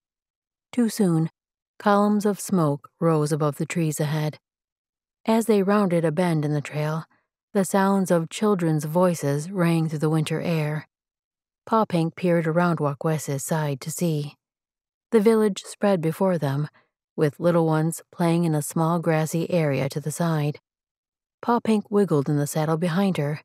Look, it runs like a rabbit, and tall deer. The children saw them and stopped their play, sidling forward as though suddenly shy. Watkuese halted the gelding. You can go to your friends and greet them. She helped Pa Pink slide to the ground, then dismounted as she watched her daughter run to the others. Pa Pink's cheery personality had finally returned, and now she asked questions of her friends and chattered about all the things she'd done across the mountains. Wakweese allowed herself a moment to watch and soak in the smiles. A few men from the village had come out to greet White Owl, and the women would seek her out soon. It would be nice to see them all, but she wasn't quite ready to face her old life. Watkuese? She stiffened at Oog's voice, especially the distance in his tone. She wasn't ready to face him yet either, but she had to, so she turned his direction. He stood back a few steps, his expression impossible to read. He was like someone she didn't know. Desperation surged in her chest. She wanted to close the space between them, tear aside the barrier he'd erected, and kiss him until he promised never to leave. But she couldn't do that. So she lifted her chin and waited for what he would say. His throat worked. We'll unpack your things, then Louis and I will head out. The world closed in around her, pressing on her chest until she could barely breathe. He was really leaving her. Nothing that had happened between them was enough to make him stay. This connection wasn't strong enough. She wasn't enough. She nodded but turned away when moisture stung her eyes. She couldn't say goodbye, not without showing her full weakness. She simply needed to get away from the man. Moving to the packs, she fumbled with one of the ties. Say goodbye to Pa Pink while I get our belongings. She managed to get the words out without her voice cracking. After a moment, he obeyed. She tried to focus on her task, but Louis didn't follow his brother. Instead, he stepped closer to her, then cleared his throat. Watkuese, it's been a pleasure to know you and Papi. Thank you for letting us come along. Ugh. He paused, maybe trying to find a way to explain his brother's actions. She wanted desperately to turn and face Louis, to beg him to tell her why Oog refused to see what might come of this thing between them. What made him run? Was it her? Perhaps she was too impulsive for him, too headstrong. She would never know for sure unless he changed his mind now. She nodded for Louis's benefit. I'm glad you came along. Pa Pink and I both are. She nodded in the direction of her daughter, the direction she refused to look. Make sure you say goodbye to her. She really loves you. Thank you for all you've done for her. I will. As Louis turned and led his horse toward Pa Pink, the girl's voice rose up to pierce Wakwese's ears. No, you can't leave. You can't leave us. Wakweese squeezed her eyes shut against the tears that burned their way out. If only she could close her ears too. This would be as hard for her daughter as for her. She should be there to help the girl through, but she couldn't. Yet she had to. Forcing her eyes open, she pulled the last of their bedding off the gelding's back and tossed it on the ground with the rest of their things. Then she turned and made herself walk to Oog and her daughter. He was kneeling on the ground in front of Papank, and the girl was shaking her head as she sobbed. Louis stood beside his brother but seemed to be letting Oog handle things. A surge of anger sluiced through her. How could Oog break such an innocent heart like this? It was one thing to walk away from Watkuese as though they'd never shared something special. But Papank? If only these two had never traveled with them. He could do nothing to make this better. Oog's insides twisted as he straightened and stepped back from Papank. Watkuese wrapped her arms around the girl, sending him a glare. It wasn't supposed to end like this. They were home. They were safe. It should have been a happy moment for Watkuese and Papank, and soon he'd be out of the way so they could form the perfect family with White Owl. Perhaps he shouldn't have chosen to leave the minute they arrived at the outskirts of camp. But watching Papank greet her friends, seeing the villagers trickle out to engulf them all back into their lives, he'd felt he had to step away. A quick breakaway would be best. White Owl came to Papank's other side and dropped to his haunches. The girl's sobs still hiccuped, but when her uncle tapped her arm, she turned to him. "I have something for you. Something I was saving until you finally came home." He pulled a bow from his shoulder. "This was your father's. He asked me to teach you how to shoot a bow and arrow. Once we greet our friends, I can show you how to draw the bow. One day, you will be a good hunter like your father." This was Oog's moment to step back. But he couldn't take his gaze from the girl he'd come to love and the man who wanted so much to be the father in her life. White Owl would do his best by them, that was clear. Oog would come back to make sure they were safe and had all they needed. He would see how happy they all were, and that would be enough. Finally he managed to back away, then slipped toward the horses. Louis waited there, a grim look on his face. He clearly didn't approve of Oog's choice, but hopefully he would hold his tongue. As Oog settled his reins over his gelding's neck, he glanced back at the scene he'd left. White Owl had scooped Papank into his arms and was carrying her toward the village. She'd stopped crying and was holding the bow. Her father's bow. One more confirmation Oog was doing the right thing. White Owl could give her so much Oog couldn't, especially the link to her deceased parents. Watkuese was striding toward Oog, and his belly nodded at the determined look on her face. She meant to have her say, and she deserved to, no matter how much he didn't want to hear it. How had he let things come so far that he brought such pain to the people he loved? This was why he always kept himself distant. There was too much pain in loving. When she reached him, she looked from him to Louis, then back to him, like a mama wolf snarling at a fox come to eat her pups. "Thank you, both of you." Those were the very last words he'd expected to come out of her, and he braced himself for the correction she would add. "The journey would have been much harder without you, and without your horses." She nodded toward their mounts, then her manner softened a little. "I hope your trapping this winter gives you everything you wish for." She finally met his gaze, her look tentative, and it was nearly his undoing. Everything he wished for was here, and no metal traps could change that. He had to leave before he did something he would regret. But first, he had to make himself say this last important thing. He swallowed, then forced the words. "White Owl is a good man. I think he will make a good husband for you and father for Papank. Listen to what he says about God, too." Her eyes flashed, her chin lifting. She was preparing to give her opinion on what he'd just said, but he couldn't stay and listen, not anymore. He turned away, shoved his foot in the stirrup, and mounted. But as they started out, he allowed himself one final glance back.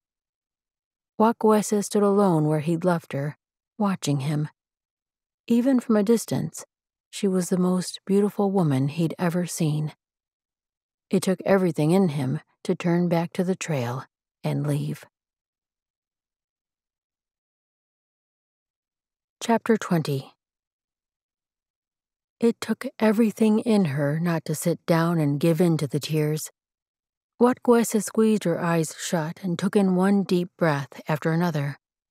Pa Pink needed her. She couldn't break down now. Later, when she was by herself, she would let the tears fall, but not now. At last, she had enough control of herself to turn and walk into the village.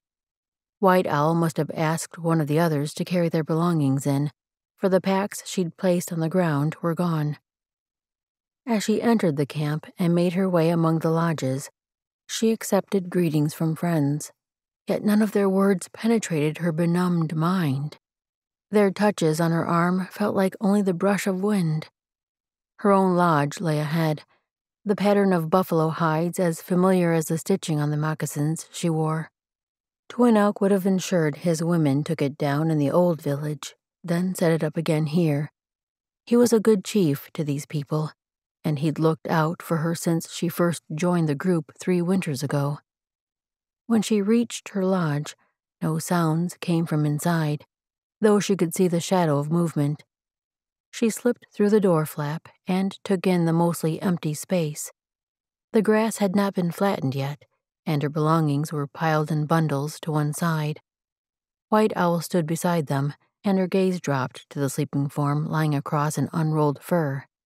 She just fell asleep. White Owl motioned to his niece.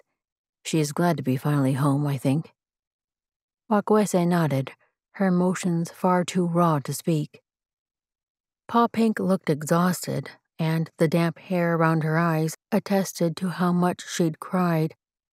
She clutched the stuffed horse Oog had made for her, and the memory of the tender way he'd given the gift brought a new rush of tears she had to hold back. Pa Pink had rarely set the horse down since then. She might be glad to have reached their home, but if given the choice, would she trade it for Oog and Louie? Watkuese would never ask her such a thing. It was an impossible decision for a child to make, and it wouldn't matter anyway. Oog had chosen to leave. Watkuese. White Owl stepped toward her, his expression earnest. He stopped an arm's length away. He was tall, this brave, but not as tall as Oog. His muscle was leaner, his shoulders not quite as broad. Now that we are home, I wish to make you my wife. His words jerked her attention up to his face. Was he really asking again? I will be a good husband to you. You must know this by now. I will be a good father to Pa Pink. His voice softened.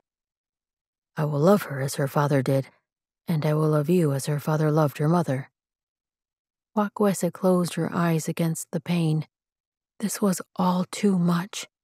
She'd wanted to be loved in the way Kimana's husband loved her. But White Owl wasn't the man to do it.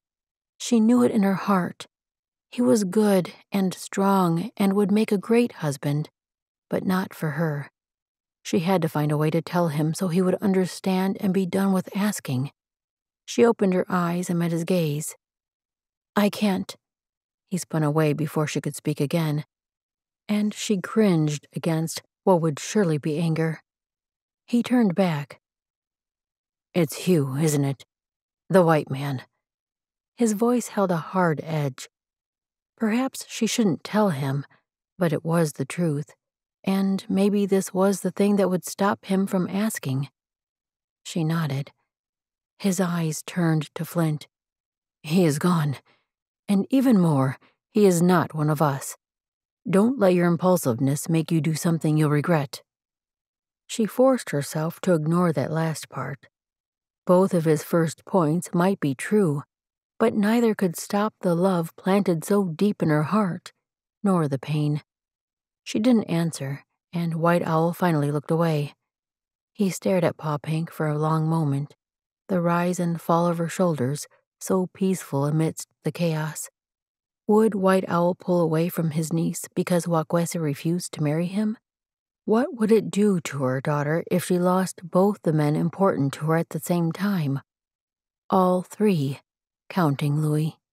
Finally, White Owl turned to the lodge opening and strode out. Without another word, he was gone. Only the sun would dare shine so brightly on a morning like this. Watkuese burrowed deeper under her furs and closed her eyes once more. Sand gritted under her eyelids and rocks graveled in her throat.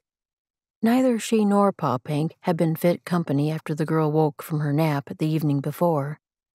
The girl had grumbled and whined, and Watkuese didn't have the energy to do more than prepare a meal and tuck them both in their bedrolls. She'd heard Pa Pink's tears long after she thought the girl slept. And even though she did her best to soothe with Kimana's song, her own spirit ached so much that she had almost no comfort to give. Finally, in the darkness, when Pa Pink's even breathing promised that she finally slept, Watkuese's tears came. The loss, the loneliness, the longing. All of it welled up with a weight so crushing that her entire body ached. She'd fallen asleep somewhere in the midst of it all, and now with morning poking at her like knife blades, she wasn't ready to face the day. Pa Pink would need food. If Oog were here, he would have already prepared something warm and hearty. But he wasn't here, and Watkuese couldn't bring herself to rise until she had to. The longer she lay there, the more guilt prodded. Pa Pink needed her to be strong now. They were all each other had, and that would have to be enough.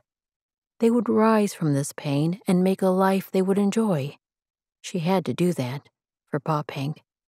Pushing the covering aside, she worked herself upright and stared around the lodge. She'd not fully unpacked their belongings last night, only pulled out what they needed to use. Now packs lay open, their contents spread about. Once she cooked food, she needed to set the place to rights, make it a real home. Her gaze moved to Pa Pink's sleeping pallet. The fur covering had been twisted in a wad, which meant her daughter had slept restlessly. But where was she now? Watkuese stood, and the familiar ache in her ankle made her balance wobbly at first. Pa Pink probably only went to relieve herself, or maybe she sought out White Owl to ask him to teach her to shoot her father's bow as he'd promised. He'd not returned yesterday after the girl awoke, and Watkuese hadn't allowed her to go find him. She had a feeling the brave needed some space from them until his emotions settled. That had been another source of Pa Pink's ill mood last night, so that was most likely where she was this morning, especially since the bow was missing from where they'd placed it beside her sleeping pallet. Watkuese left the lodge and made her way to the edge of the village to take care of her own morning matters. Perhaps she'd find Pa Pink there and wouldn't have to bother White Owl. But her daughter wasn't among the trees they used for that purpose, so she made her way to his lodge. The door flap hung down, so she called from outside. "White Owl, are you there?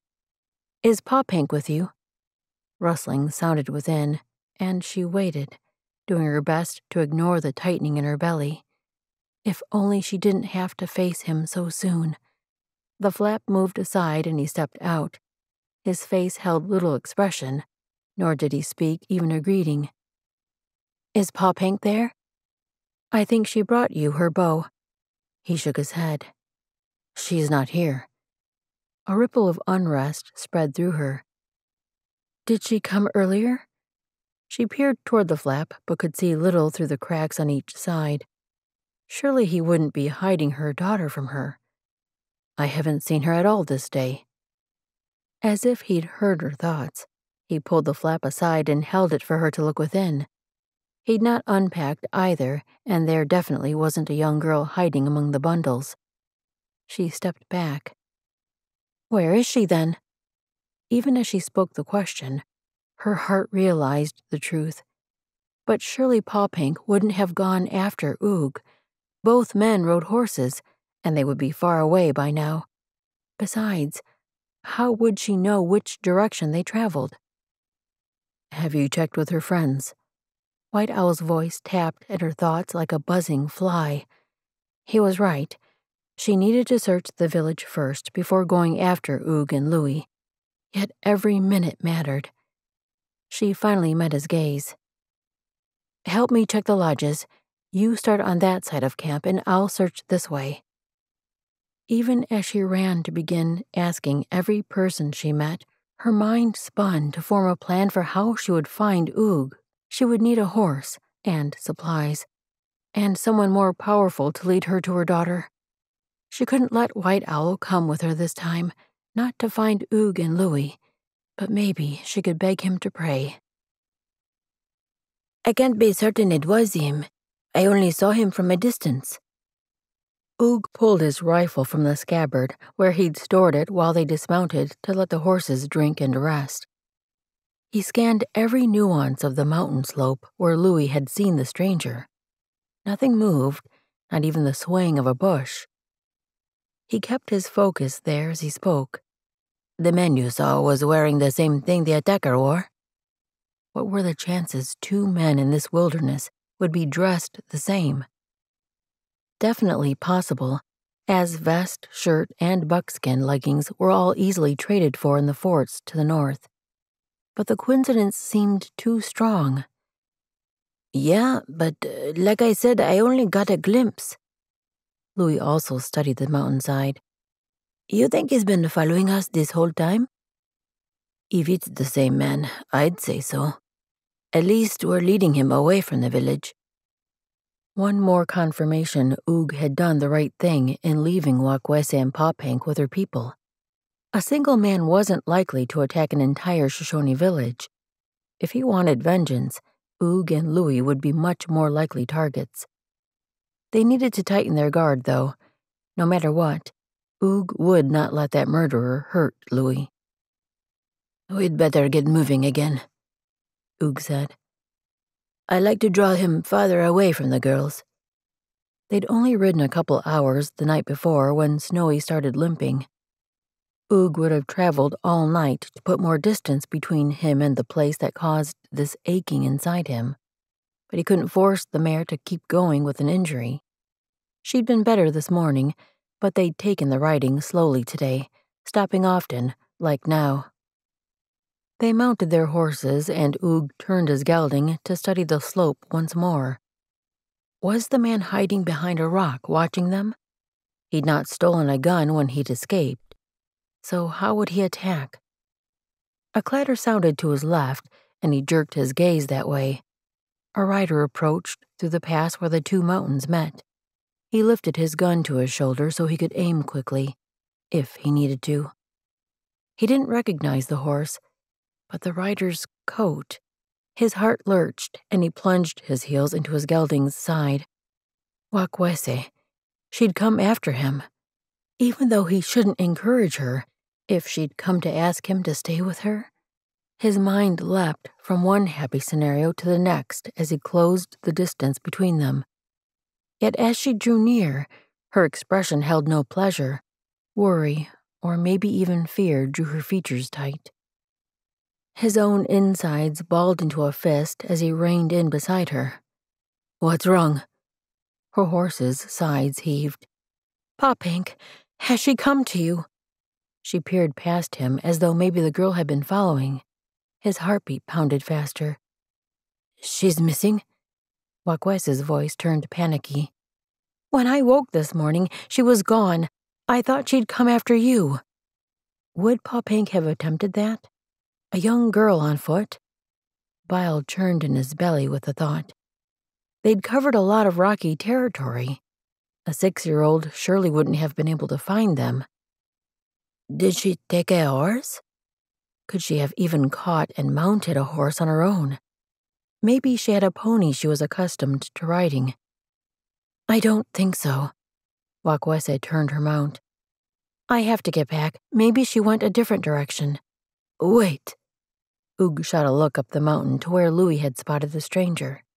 He needed to tell Watkuese about the danger, but he hated to add one more worry to her fears. She paused, waiting for him to speak. Oog glanced back at Louie, who'd ridden up behind him. Louis saw someone, halfway up that mountain. He motioned to the place, then turned his gaze back to Watkuese. It might be the man who escaped. She sucked in a breath, her eyes flashing wide. Do you think he has Pop Hank? Louis nudged his horse up beside Oog's. I only saw the man, no one with him. Oog worked to keep his voice level, reasonable. I think he's been following Louis and me. I also don't think he has a gun, or he would have used it already. I want to go with you to search for Pop Hank, but I don't want to draw him back with us. It seemed an impossible choice.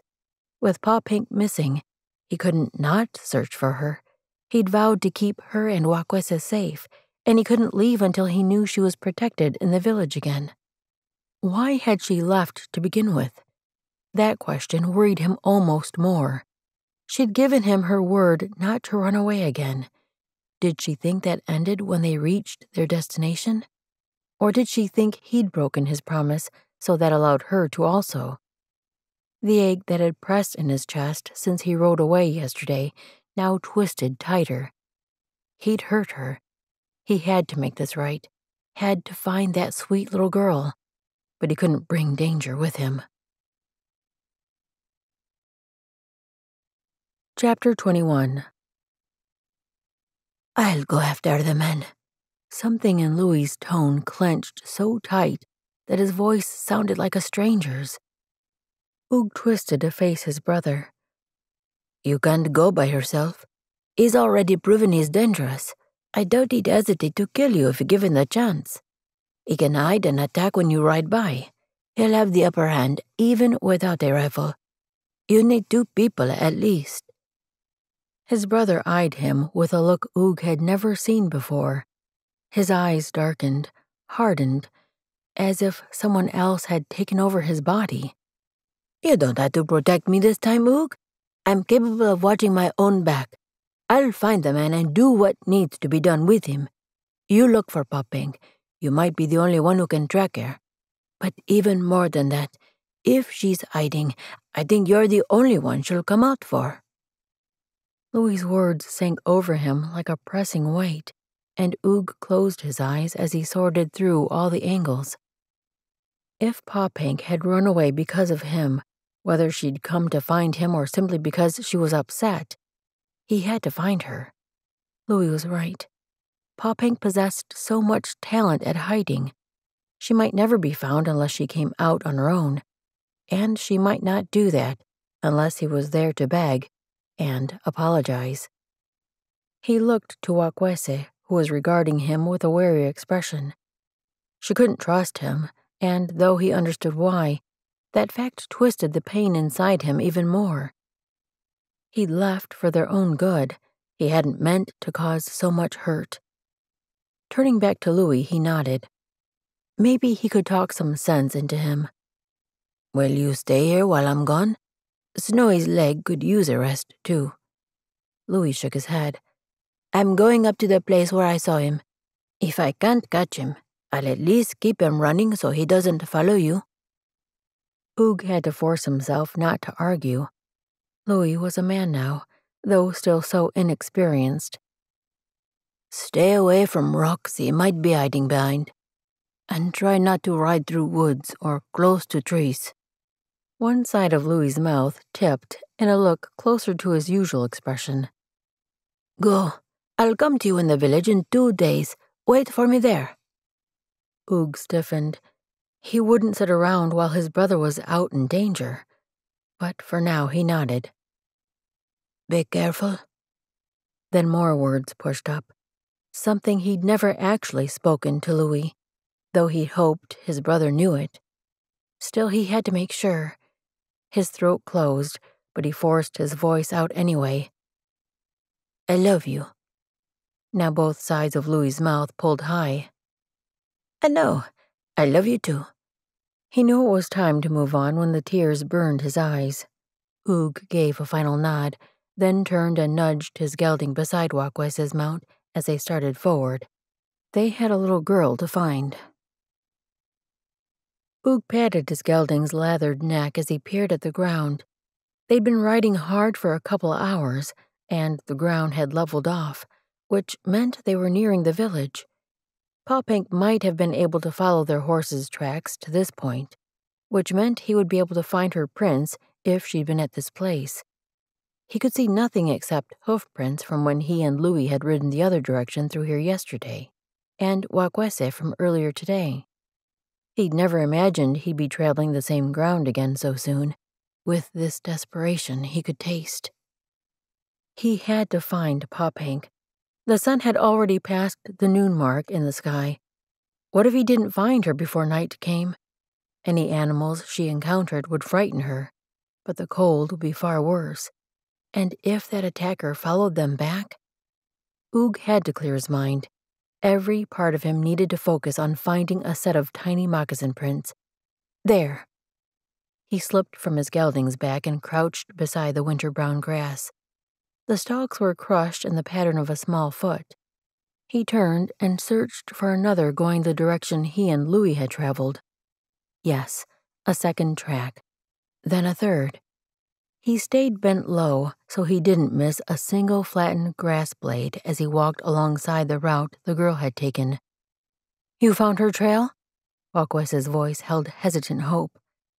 "I think so." He hated to build up her expectations in case the tracks ended, but his gut said this was the right path. He'd learned long ago that sometimes a tracker's best tool was his eyes, but other times his instincts might be the only thing worth listening to. After finding 2 more prints farther along, he paused to scan the area around them. They'd been winding along the edge of the tree line, and soon they would reach the rocky ground that began to climb upward. He studied the branches ahead. The girl had already shown herself a good climber. Was she perched in one of them now? He cupped his hands around his mouth so his voice would carry. "Pawpink, can you hear me?" No sound of a reply, not even a breeze to rustle the needles of the pine trees. He shifted his focus back to the ground and searched for another track. As they made slow progress forward, Watkuese took over calling her daughter. The girl never answered, not even a distant cry. With each quarter hour that passed, each time the tracks seemed to disappear, each call of the terrified woman behind him, his fear tightened, churning harder in his belly. What if he couldn't find her? What if he was tracking too slowly? If they didn't reach her before nightfall, or if the attacker found her first? "Are you praying to your God?"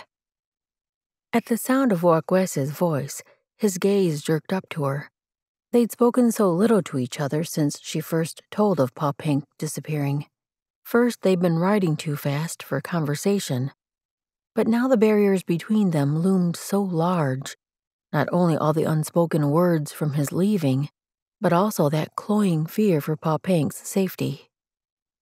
Watkuese stood a little behind him, watching, waiting for his answer to her question. He straightened as he struggled for the best response. Why did she assume the Almighty was his God? He never spoke of spiritual things, not even with Louis. The way he felt about God didn't seem to be anyone else's business. But Watkuese, he couldn't keep things from her, not when she asked, not when his answer seemed important to her. He had to be honest. "Is not my God. We haven't been close for many years." Speaking those words aloud felt like twisting a knife in his belly. He was the worst kind of rebellious sinner, the type who chose to walk away from the God who'd created the entire world. Watkuese's brows dipped as a mix of surprise and confusion crossed her face. Why not? Is he not who White Owl says? A God strong enough to do anything, yet who cares about every person he created? Every person? Most people. God was certainly real and powerful, and he did care about the people he made. Most of them, anyway. The ones who weren't tainted by Hugh Charpentier's bloodline. But he didn't want to be the one to squelch Watkuese's seedling faith. He couldn't add that to his list of sins. She deserved to become a treasured daughter of the Almighty, she and Paw Pink both. So he nodded. He is those things. Her gaze never wavered from his face. Then pray to him for my daughter. His mouth went impossibly dry, and maybe that was why he couldn't speak. He nodded, then turned back to tracking. He couldn't deny Watkuese anything she asked, not when it came to finding Paw Pink. And maybe God would answer his prayer this time, for Paw Pink's sake, and Watkuese's. God, help us find this girl. Keep her safe. And help me not hurt them anymore. Watkuese's spirit ached. They needed help. Though Oog was the best tracker she knew, that might not be enough. It wouldn't be enough. Something inside told her. They needed help from a stronger power. She'd asked him to pray to his god, the god who White Owl had been certain existed and cared. Oog had nodded to confirm he would. But why had he said he'd not been close to this Creator Father for many years? What if that stopped his prayers from reaching him? She had no idea what should be said in a prayer to this god, but she had to try. Her daughter's life might be at stake. Creator Father, if you created me as White Owl said, then you know who I am. Watkuese, daughter of Runsbear of the Nimipu tribe. You also know my daughter, and you know how fragile her heart is. Keep her safe, lead us to her, and heal her pain. Somehow they had to bandage whatever wounds of grief Oog's leaving had torn open, but maybe that was something Creator Father could do much better than she could. Oog pressed forward as though he could still see Paw Pink's tracks, though Watkuese rarely saw anything except an occasional hoofprint. The refrain of her prayer repeated over and over in her mind. Keep her safe, lead us to her, and heal her pain. The panic pressing so hard on her chest eased a little, though fear still tingled through her body. Surely they would find Paw Pink soon. If Creator Father was as powerful as White Owl and Oog said, he would lead them to her. A cry sounded in the distance, and she strained to hear better. Oog jerked his head up to stare that way too.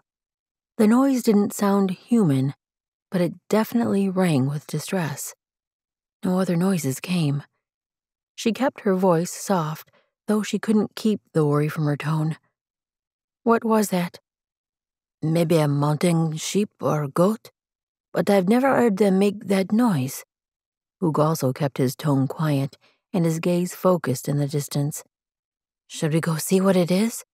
Maybe Paw Pink heard or saw something and went to find it. He glanced at the ground. I hate to lose our tracks while we have daylight. Then he lifted his gaze forward again. But whatever's out there might be in trouble, and she might be with them. Which meant Watkuese couldn't stay here strolling slowly as Oog tracked. She turned to her horse and gathered the reins. I'm going to ride up there. Oog mounted as she did, and they pushed their horses into a jog. The terrain had turned rocky, which made it too dangerous to move faster, and they needed to watch for Paw Pink. As they rode up a boulder-strewn slope, another noise echoed from ahead and around the side of the hill. This one definitely sounded like one of the mountain animals, a goat, maybe. Its squeal panicked. The terror in the cry resonated within her, and she pressed her horse faster. Her mare surged ahead of Oog's mount, and her heart pounded faster. Keep her safe, Creator Father. Don't let her be hurt. Maybe Paw Pink wasn't with the goat at all, but it seemed too unusual to be coincidence. They rounded a boulder, and Watkuese's horse shied at the unexpected sight before them.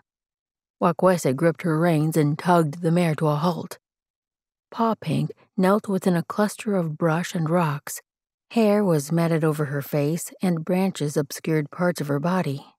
Something else moved within the bushes, but Watkuese couldn't focus on that. Her gaze caught on another figure to the right. The person Paw Pink stared at. That vest covering a dirty cotton shirt, the buckskin leggings so filthy they looked like he'd worn them for years without washing, and the gnarled face and glittering gray-blue eyes that had appeared in her dreams every night since the attack. Chapter 22. Watkuese reached for her knife, but the man already held a tomahawk raised toward Pa Pink. Though the weapon was pointed at her daughter, the man sneered at Watkuese and Oog. "One move, and I'll plant this in the girl." He spoke English, but Watkuese had learned enough to understand him clearly. Numbness sank over her entire body, save for the pulse racing through her neck. She couldn't move, couldn't risk Pa Pink's life. Her gaze darted to her daughter. The girl hadn't shifted since Watkuese first spotted her. What was Oog doing? She couldn't look his way without moving her head. Did she dare? She couldn't anger this crazed stranger. What did he want, anyway? Revenge for the way he'd been treated? Why had he and the other men attacked to begin with? He straightened, then motioned at her and Oog. "Throw your weapons down the mountain. All the way down." She only had her knife, the blade she carried everywhere. But Oog had a rifle and a knife, and maybe another weapon hidden. Keeping her movements slow and clear, she lifted the strap holding her sheath over her head, then tossed it as far down the slope as she could.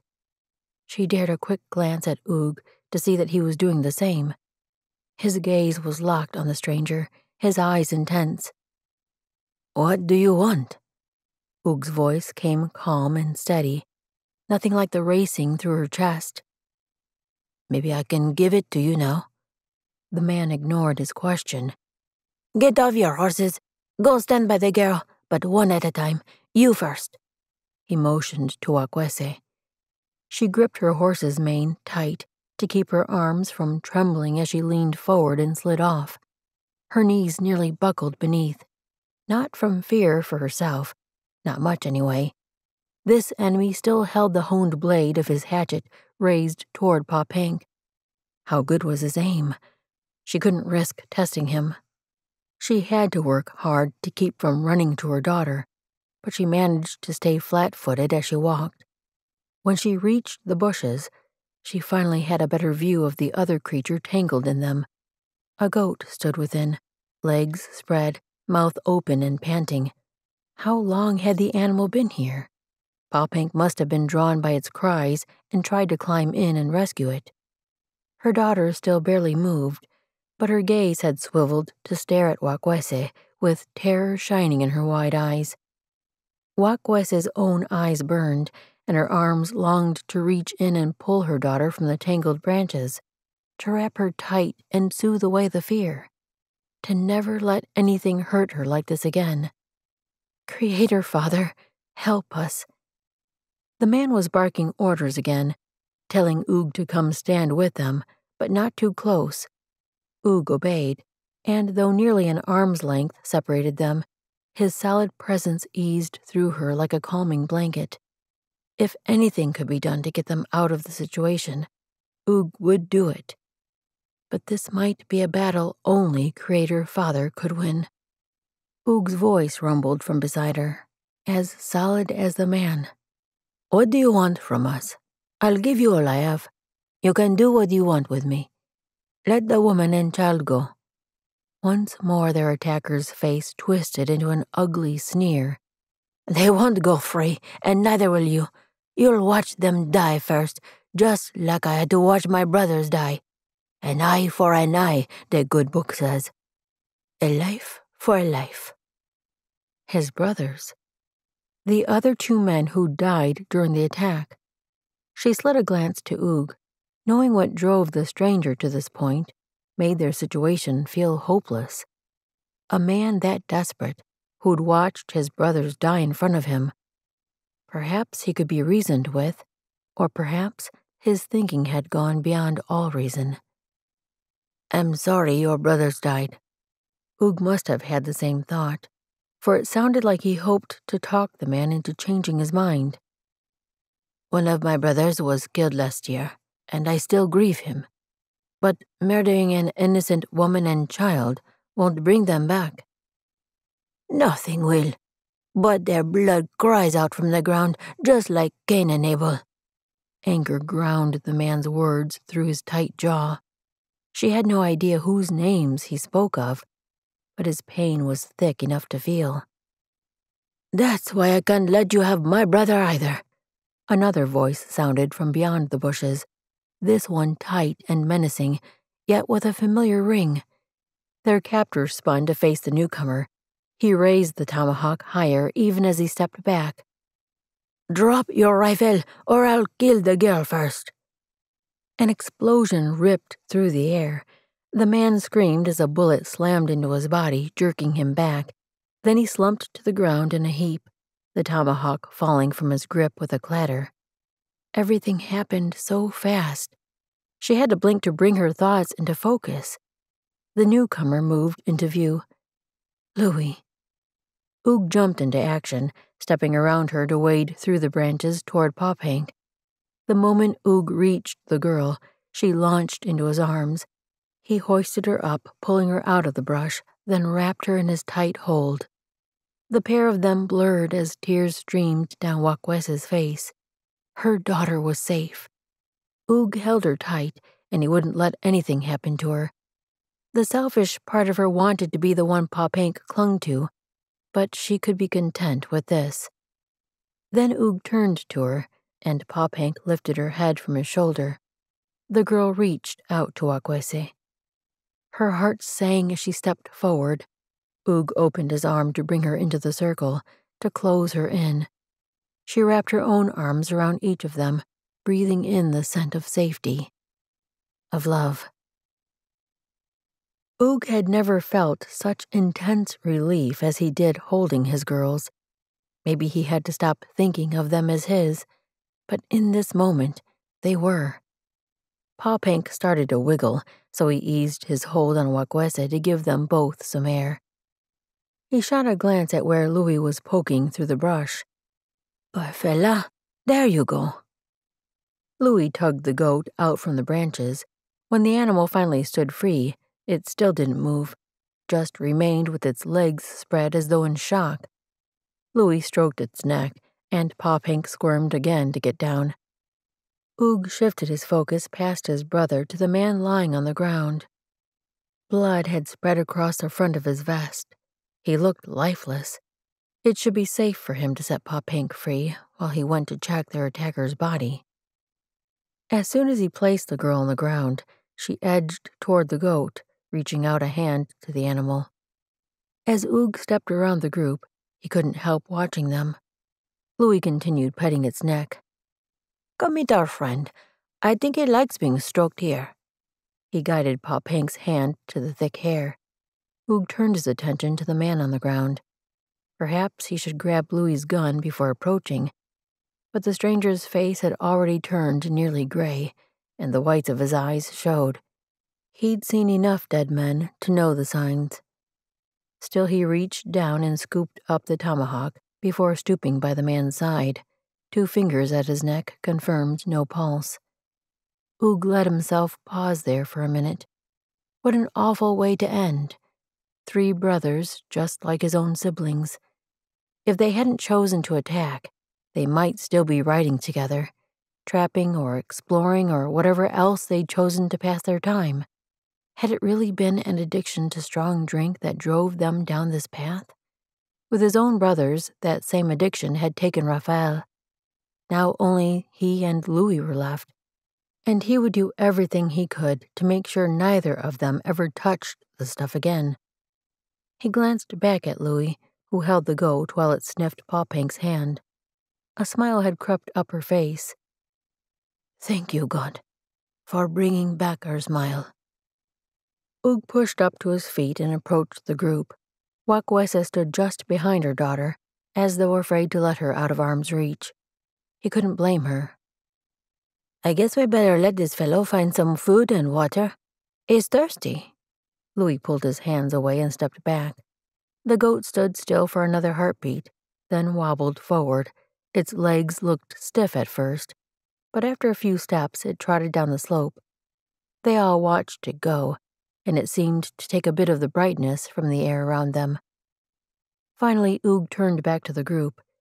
He needed to talk with Pawpank, needed to somehow make her understand how sorry he was for hurting her. He stepped in front of her and dropped to one knee so he could be on her level. We were so worried about you. Can you tell me why you're up here? She slid a glance to Watkuese, then nibbled on her lower lip as she turned back to him. I was looking for you and Louis. Then I heard the goat and thought you might be here with him. He was stuck, so I was trying to untangle him. As he'd thought. What could he say to help her see that things had to be this way? Pawpank, you're... He barely stopped himself from saying, your mother. Watkuese needs you. White Owl needs you too. I'm sure he's probably very worried about you still. He couldn't stop himself from glancing at Watkuese, but her expression gave away nothing. He refocused on Pawpank. You have to stay with them. They love you a great deal, and they'll make a good life for you.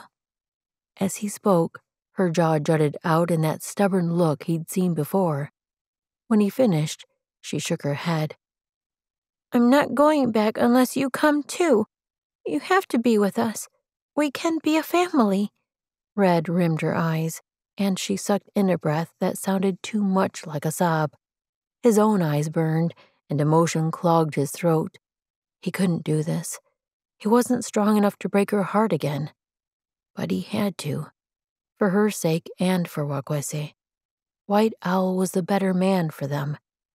He placed his hands on Pawpank's arms, willing her to believe him. This is best for you. It's best for Watkuese too. White Owl will take care of you both. I need to get out of the way so he can do that.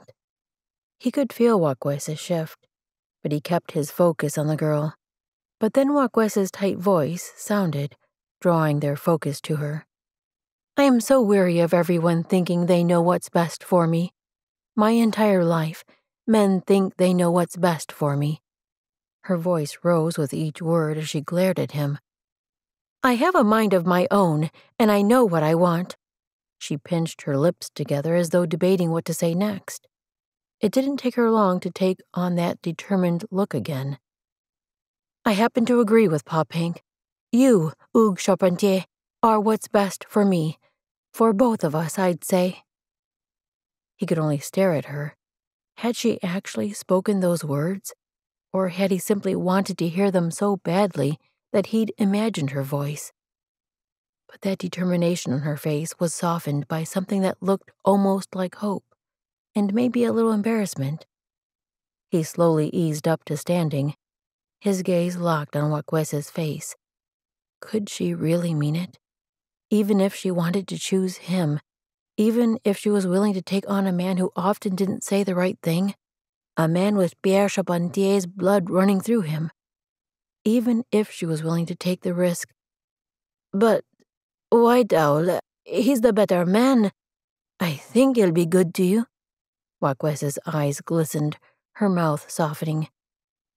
He's a good man, and I hope he'll be a good friend and a good uncle to Pawpank. But you are the man my heart has chosen. You are the man Pawpank and I both want.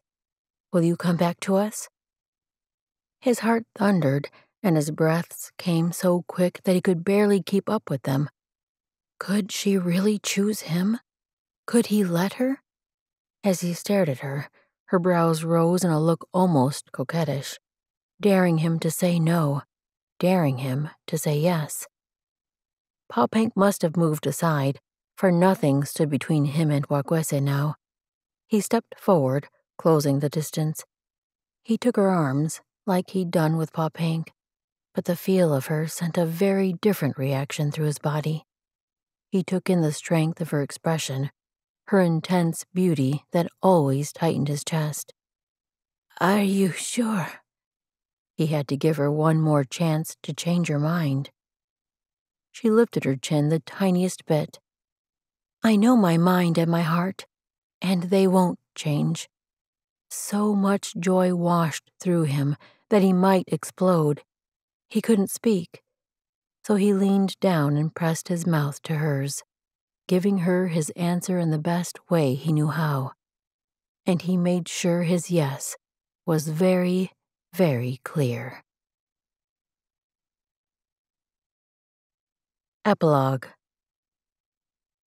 Could Oog make himself wait until spring, or would God somehow produce a miracle? I know I shouldn't ask for a miracle, Lord, but this is me asking.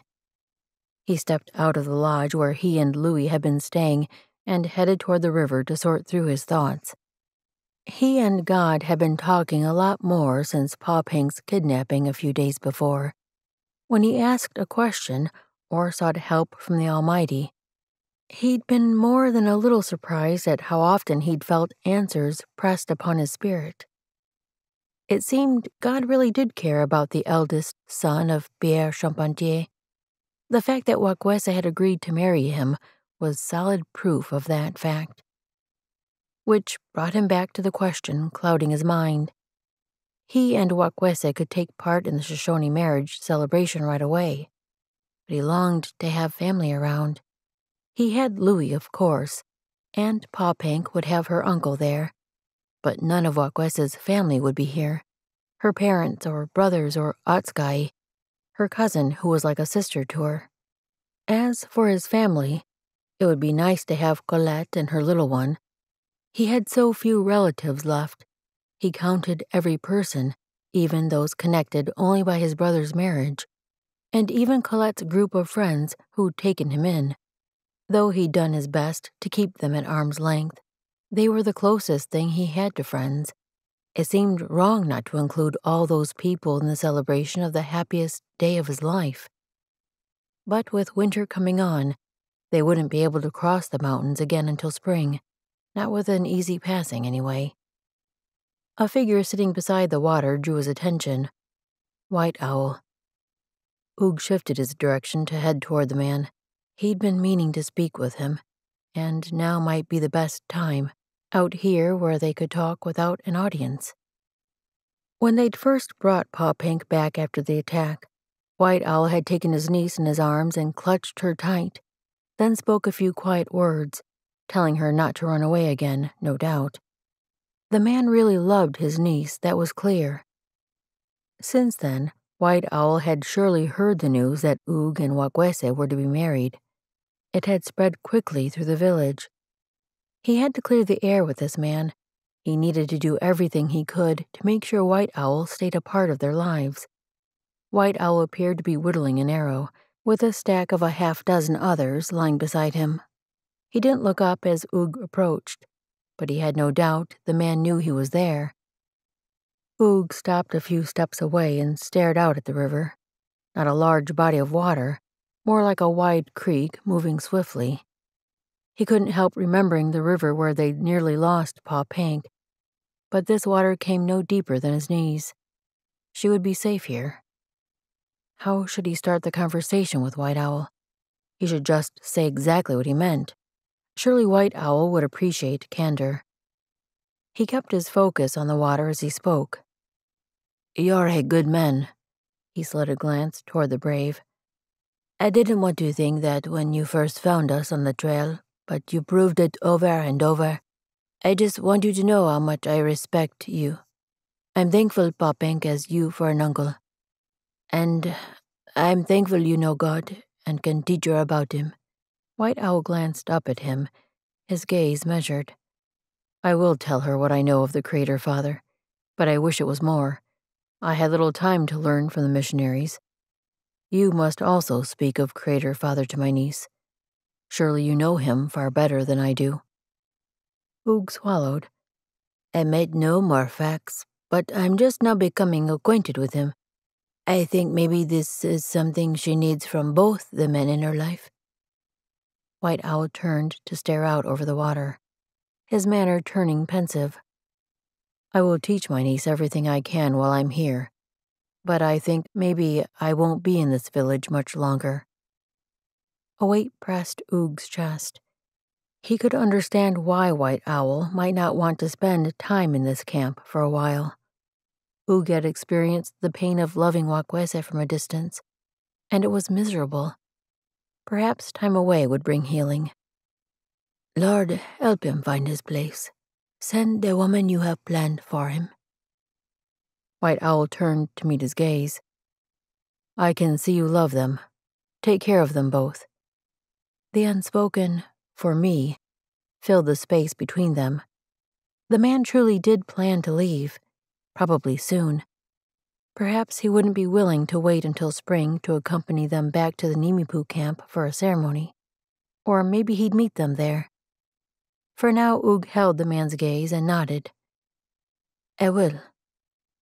White Owl gave an answering nod, then dropped his focus back to his arrow and resumed carving. That was enough for now. They could talk more later. At least their communication had begun. Hopefully, in time, he could count this man as a friend. Oog turned and started back toward the lodges. Watkuese could decide whether she wanted to marry here or wait until spring when they could celebrate with family and friends. Mayhap she'd choose to do both. When he reached the first of the lodges, a familiar girlish voice sounded ahead. He slowed as Watkuese and Pawpank rounded the teepee in front of him. Pawpank gave a hop when she saw him. Oog, I'm bringing my new bow for my uncle to teach me how to shoot it. Do you want to watch me? She bounded to his side and pulled the bow from her shoulder to show him. Her enthusiasm brought a smile every time. This girl had been through so much, yet her joy had returned. He made a show of admiring the bow. It's strong and will last a long time if you care for it well. She hugged the treasure to her chest. I'll take good care of it. I see White Owl sitting by the river, Watkuese pointed. He looks like he's working on the arrows he promised you. You can go to him. Pawpank darted that direction, skipping her first few steps before she switched to a run. Oog chuckled as he watched her go, and when Watkuese stepped up to his side, he slipped his arm around her waist. She fit so perfectly there, exactly as if she were made for him. That missing rib God had intended from the beginning of time. He looked over at her, and she met his gaze, her sweet smile stirring something in his chest. This woman completed him, made him believe that together they could be special. The family he'd always longed for, but never thought to have. The family only God could have brought together. And here's a peek at the next book in the series, White Owl's Story, Grace on the Mountain Trail. Chapter 1, Early Winter 1831, Future Montana Territory. A body lay sprawled beside a boulder. A man, an Indian man. Fear raced through Lola Cameron, and she gripped the pistol tighter, but didn't raise it to aim. Was he dead? If the man was alive, she didn't want him to think she meant harm, but she was ready if he sprang up to attack. Did Indian braves play possum? A groan slipped from him, and he shifted as if trying to escape pain. He was alive, at least, but injured or sick, or perhaps too much strong drink. And how did he get up here on the side of this mountain? They'd seen no recent signs of others in the past day, not since leaving the plains for the low peaks that stretched along the edge of the Rocky Mountains. Did he have friends nearby who would come back for him? She scanned the length of him, starting with the disheveled black hair that covered much of his face, then over the white feathers tied in his braid, down his buckskin tunic and leggings, all the way to his moccasins. Her gaze tripped there. What was that dark stain spreading across his lower leg? Blood? Lola? She jerked at the voice of the man approaching from behind her, then let out a steadying breath and settled her grip on the gun. Mr. Van Buren was supposed to be down the slope, helping his son set up camp while she searched for firewood. He must have thought she'd been gone too long and grown worried. She threw out her other hand to slow his approach, but didn't take her focus from the Indian, who'd begun to shift a bit more. Look. She kept her voice low as she pointed to the stranger. See his leg? Mr. Van Buren halted beside her, his breathing a little heavy from maneuvering the incline. Who is he? He spoke as quietly as she'd done. I'm not sure. I thought he was dead at first. Hey, fella, who are you? Mr. Van Buren called out in a gravelly bark that showed his advanced age. The Indian didn't answer, nor did he move at first. Then his leg shifted, like he was trying to draw it into himself. She still couldn't tell if his eyes were open, with tendrils of hair splayed over his face. Another groan drifted from him, not the loud, obvious kind, like when a person pretended to be hurt. This one came from deep within, a soul-deep sound, so guttural it barely reached them. If she were a betting woman, she would stake half their food he was truly injured and not quite conscious. Are you hurt? She spoke loud enough for him to hear clearly across the dozen strides that separated them. No answer, and no more movement from him. She started forward. Wait, Mr. Van Buren grabbed her arm. Let me go first. Maybe we should call Will up here too. We might need both of us if this is a trap. She eased her arm out of his hold. I don't think it's a trap. Walk with me if you like. She motioned him forward even as she stepped out of his reach. She appreciated the source of his worries, concern for her, but she'd been caring for herself most of her life. She knew how to be careful, especially around strange men. Mr. Van Buren crept along with her as they approached the Indian. When they'd closed half the distance, she could make out more of his face, including the glistening of sweat and the pale bluish pallor. And that leg. She still couldn't tell if the dark spot was blood, but it was definitely a liquid that had seeped through his leathers. A foul odor grew stronger the nearer they drew. She stopped just out of reach of the man. The way his shoulder heaved with each rasping breath made her own chest ache. She'd heard of wounds festering so much they made the person ill, but she'd never seen it herself. Keeping a sturdy grip on her pistol, she stepped beside him and leaned down to finally swipe that hair from his eyes. Don't touch him. Mr. Van Buren tried to grasp her arm again, but she moved too quickly. Just because he was afraid didn't mean she had to be. Even before her fingers brushed the Indian's skin, she could feel heat emanating from him. When she cleared hair from his face, dark lashes brushed his cheeks. A bead of sweat trickled down his temple. She glanced down his body. A knife hung in a sheath suspended from his neck, and a tomahawk perched at his waist. His hands rested on the ground, not very near his weapons. Every sign pointed to him being too ill to be a threat. Still, it would be wise to move them out of his reach. After extracting the knife and tomahawk, then tossing them out of reach, she pressed her hand to his brow, both to feel its heat and to make her presence clear if his mind were foggy. Can you hear me? Are you awake? His lashes fluttered as though trying to answer, but they didn't open. His mouth was parted only enough to draw in each hoarse breath. Her own chest ached with his struggles. This man needed help.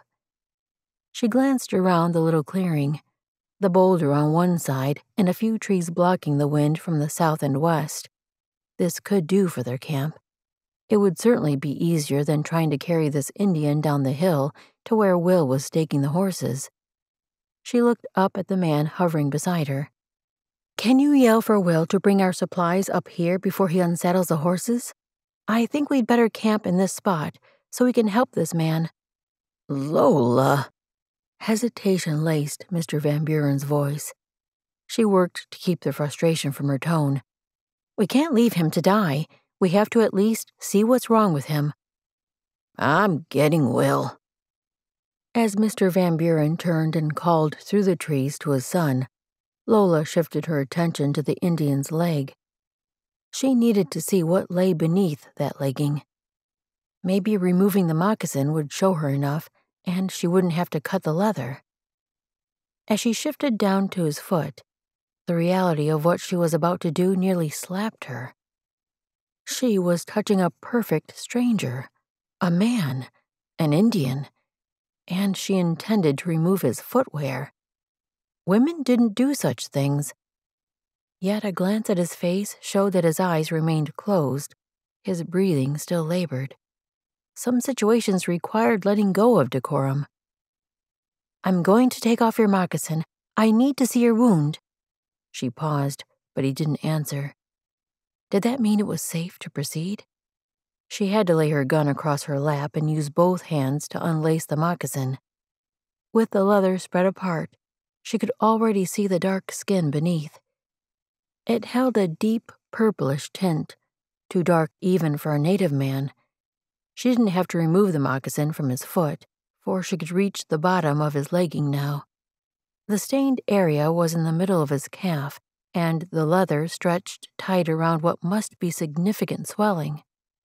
The hem was loose enough that she could ease it upward.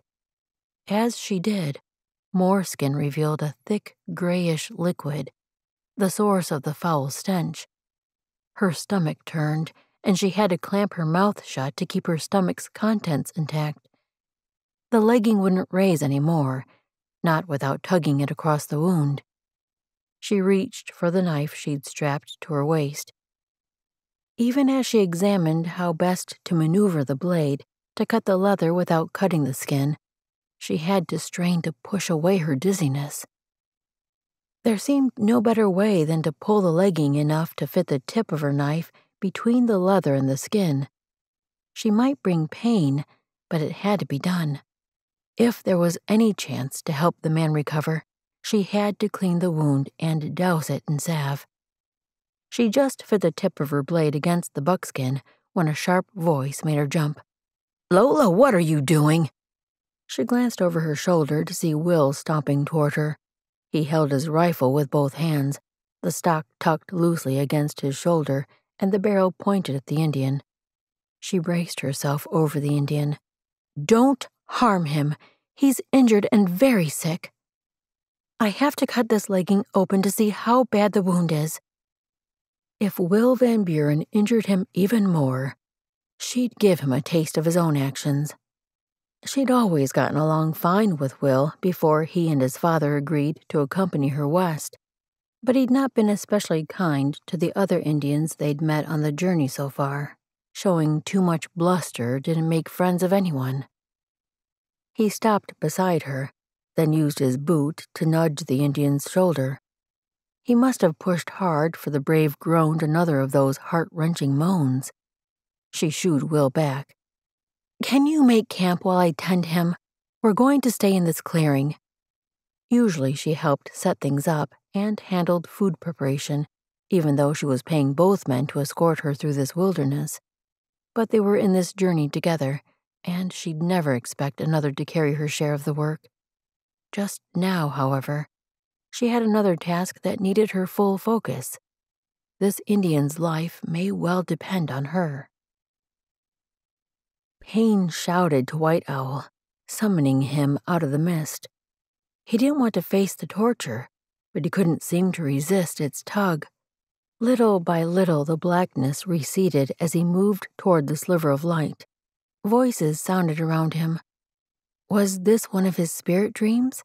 But he'd turned away from those spirits. Did the Creator Father also give visions? He'd had so little time with the missionaries, so many questions he'd not thought to ask. Flames licked at his leg, and he struggled to pull it from the fire to stop the searing heat. The poke of red-hot metal scraped up his leg, and he could no longer hold in his cry. A woman's voice sounded again, and that particular agony ceased. He tried to hone in on her words, but it took several heartbeats of straining to clear away the buzzing in his ears. He could finally make out the sounds she made, but they didn't form words, not at first. The white man's tongue. She wasn't speaking Shoshone. No wonder he'd had trouble understanding her. He knew a little English, but he didn't have enough energy to decipher her words. Still he tried, forced his mind to find the cadence. "Sorry, hurts," the voice said. The light creeping through the slits of his eyelids widened as he forced his eyes open a bit more.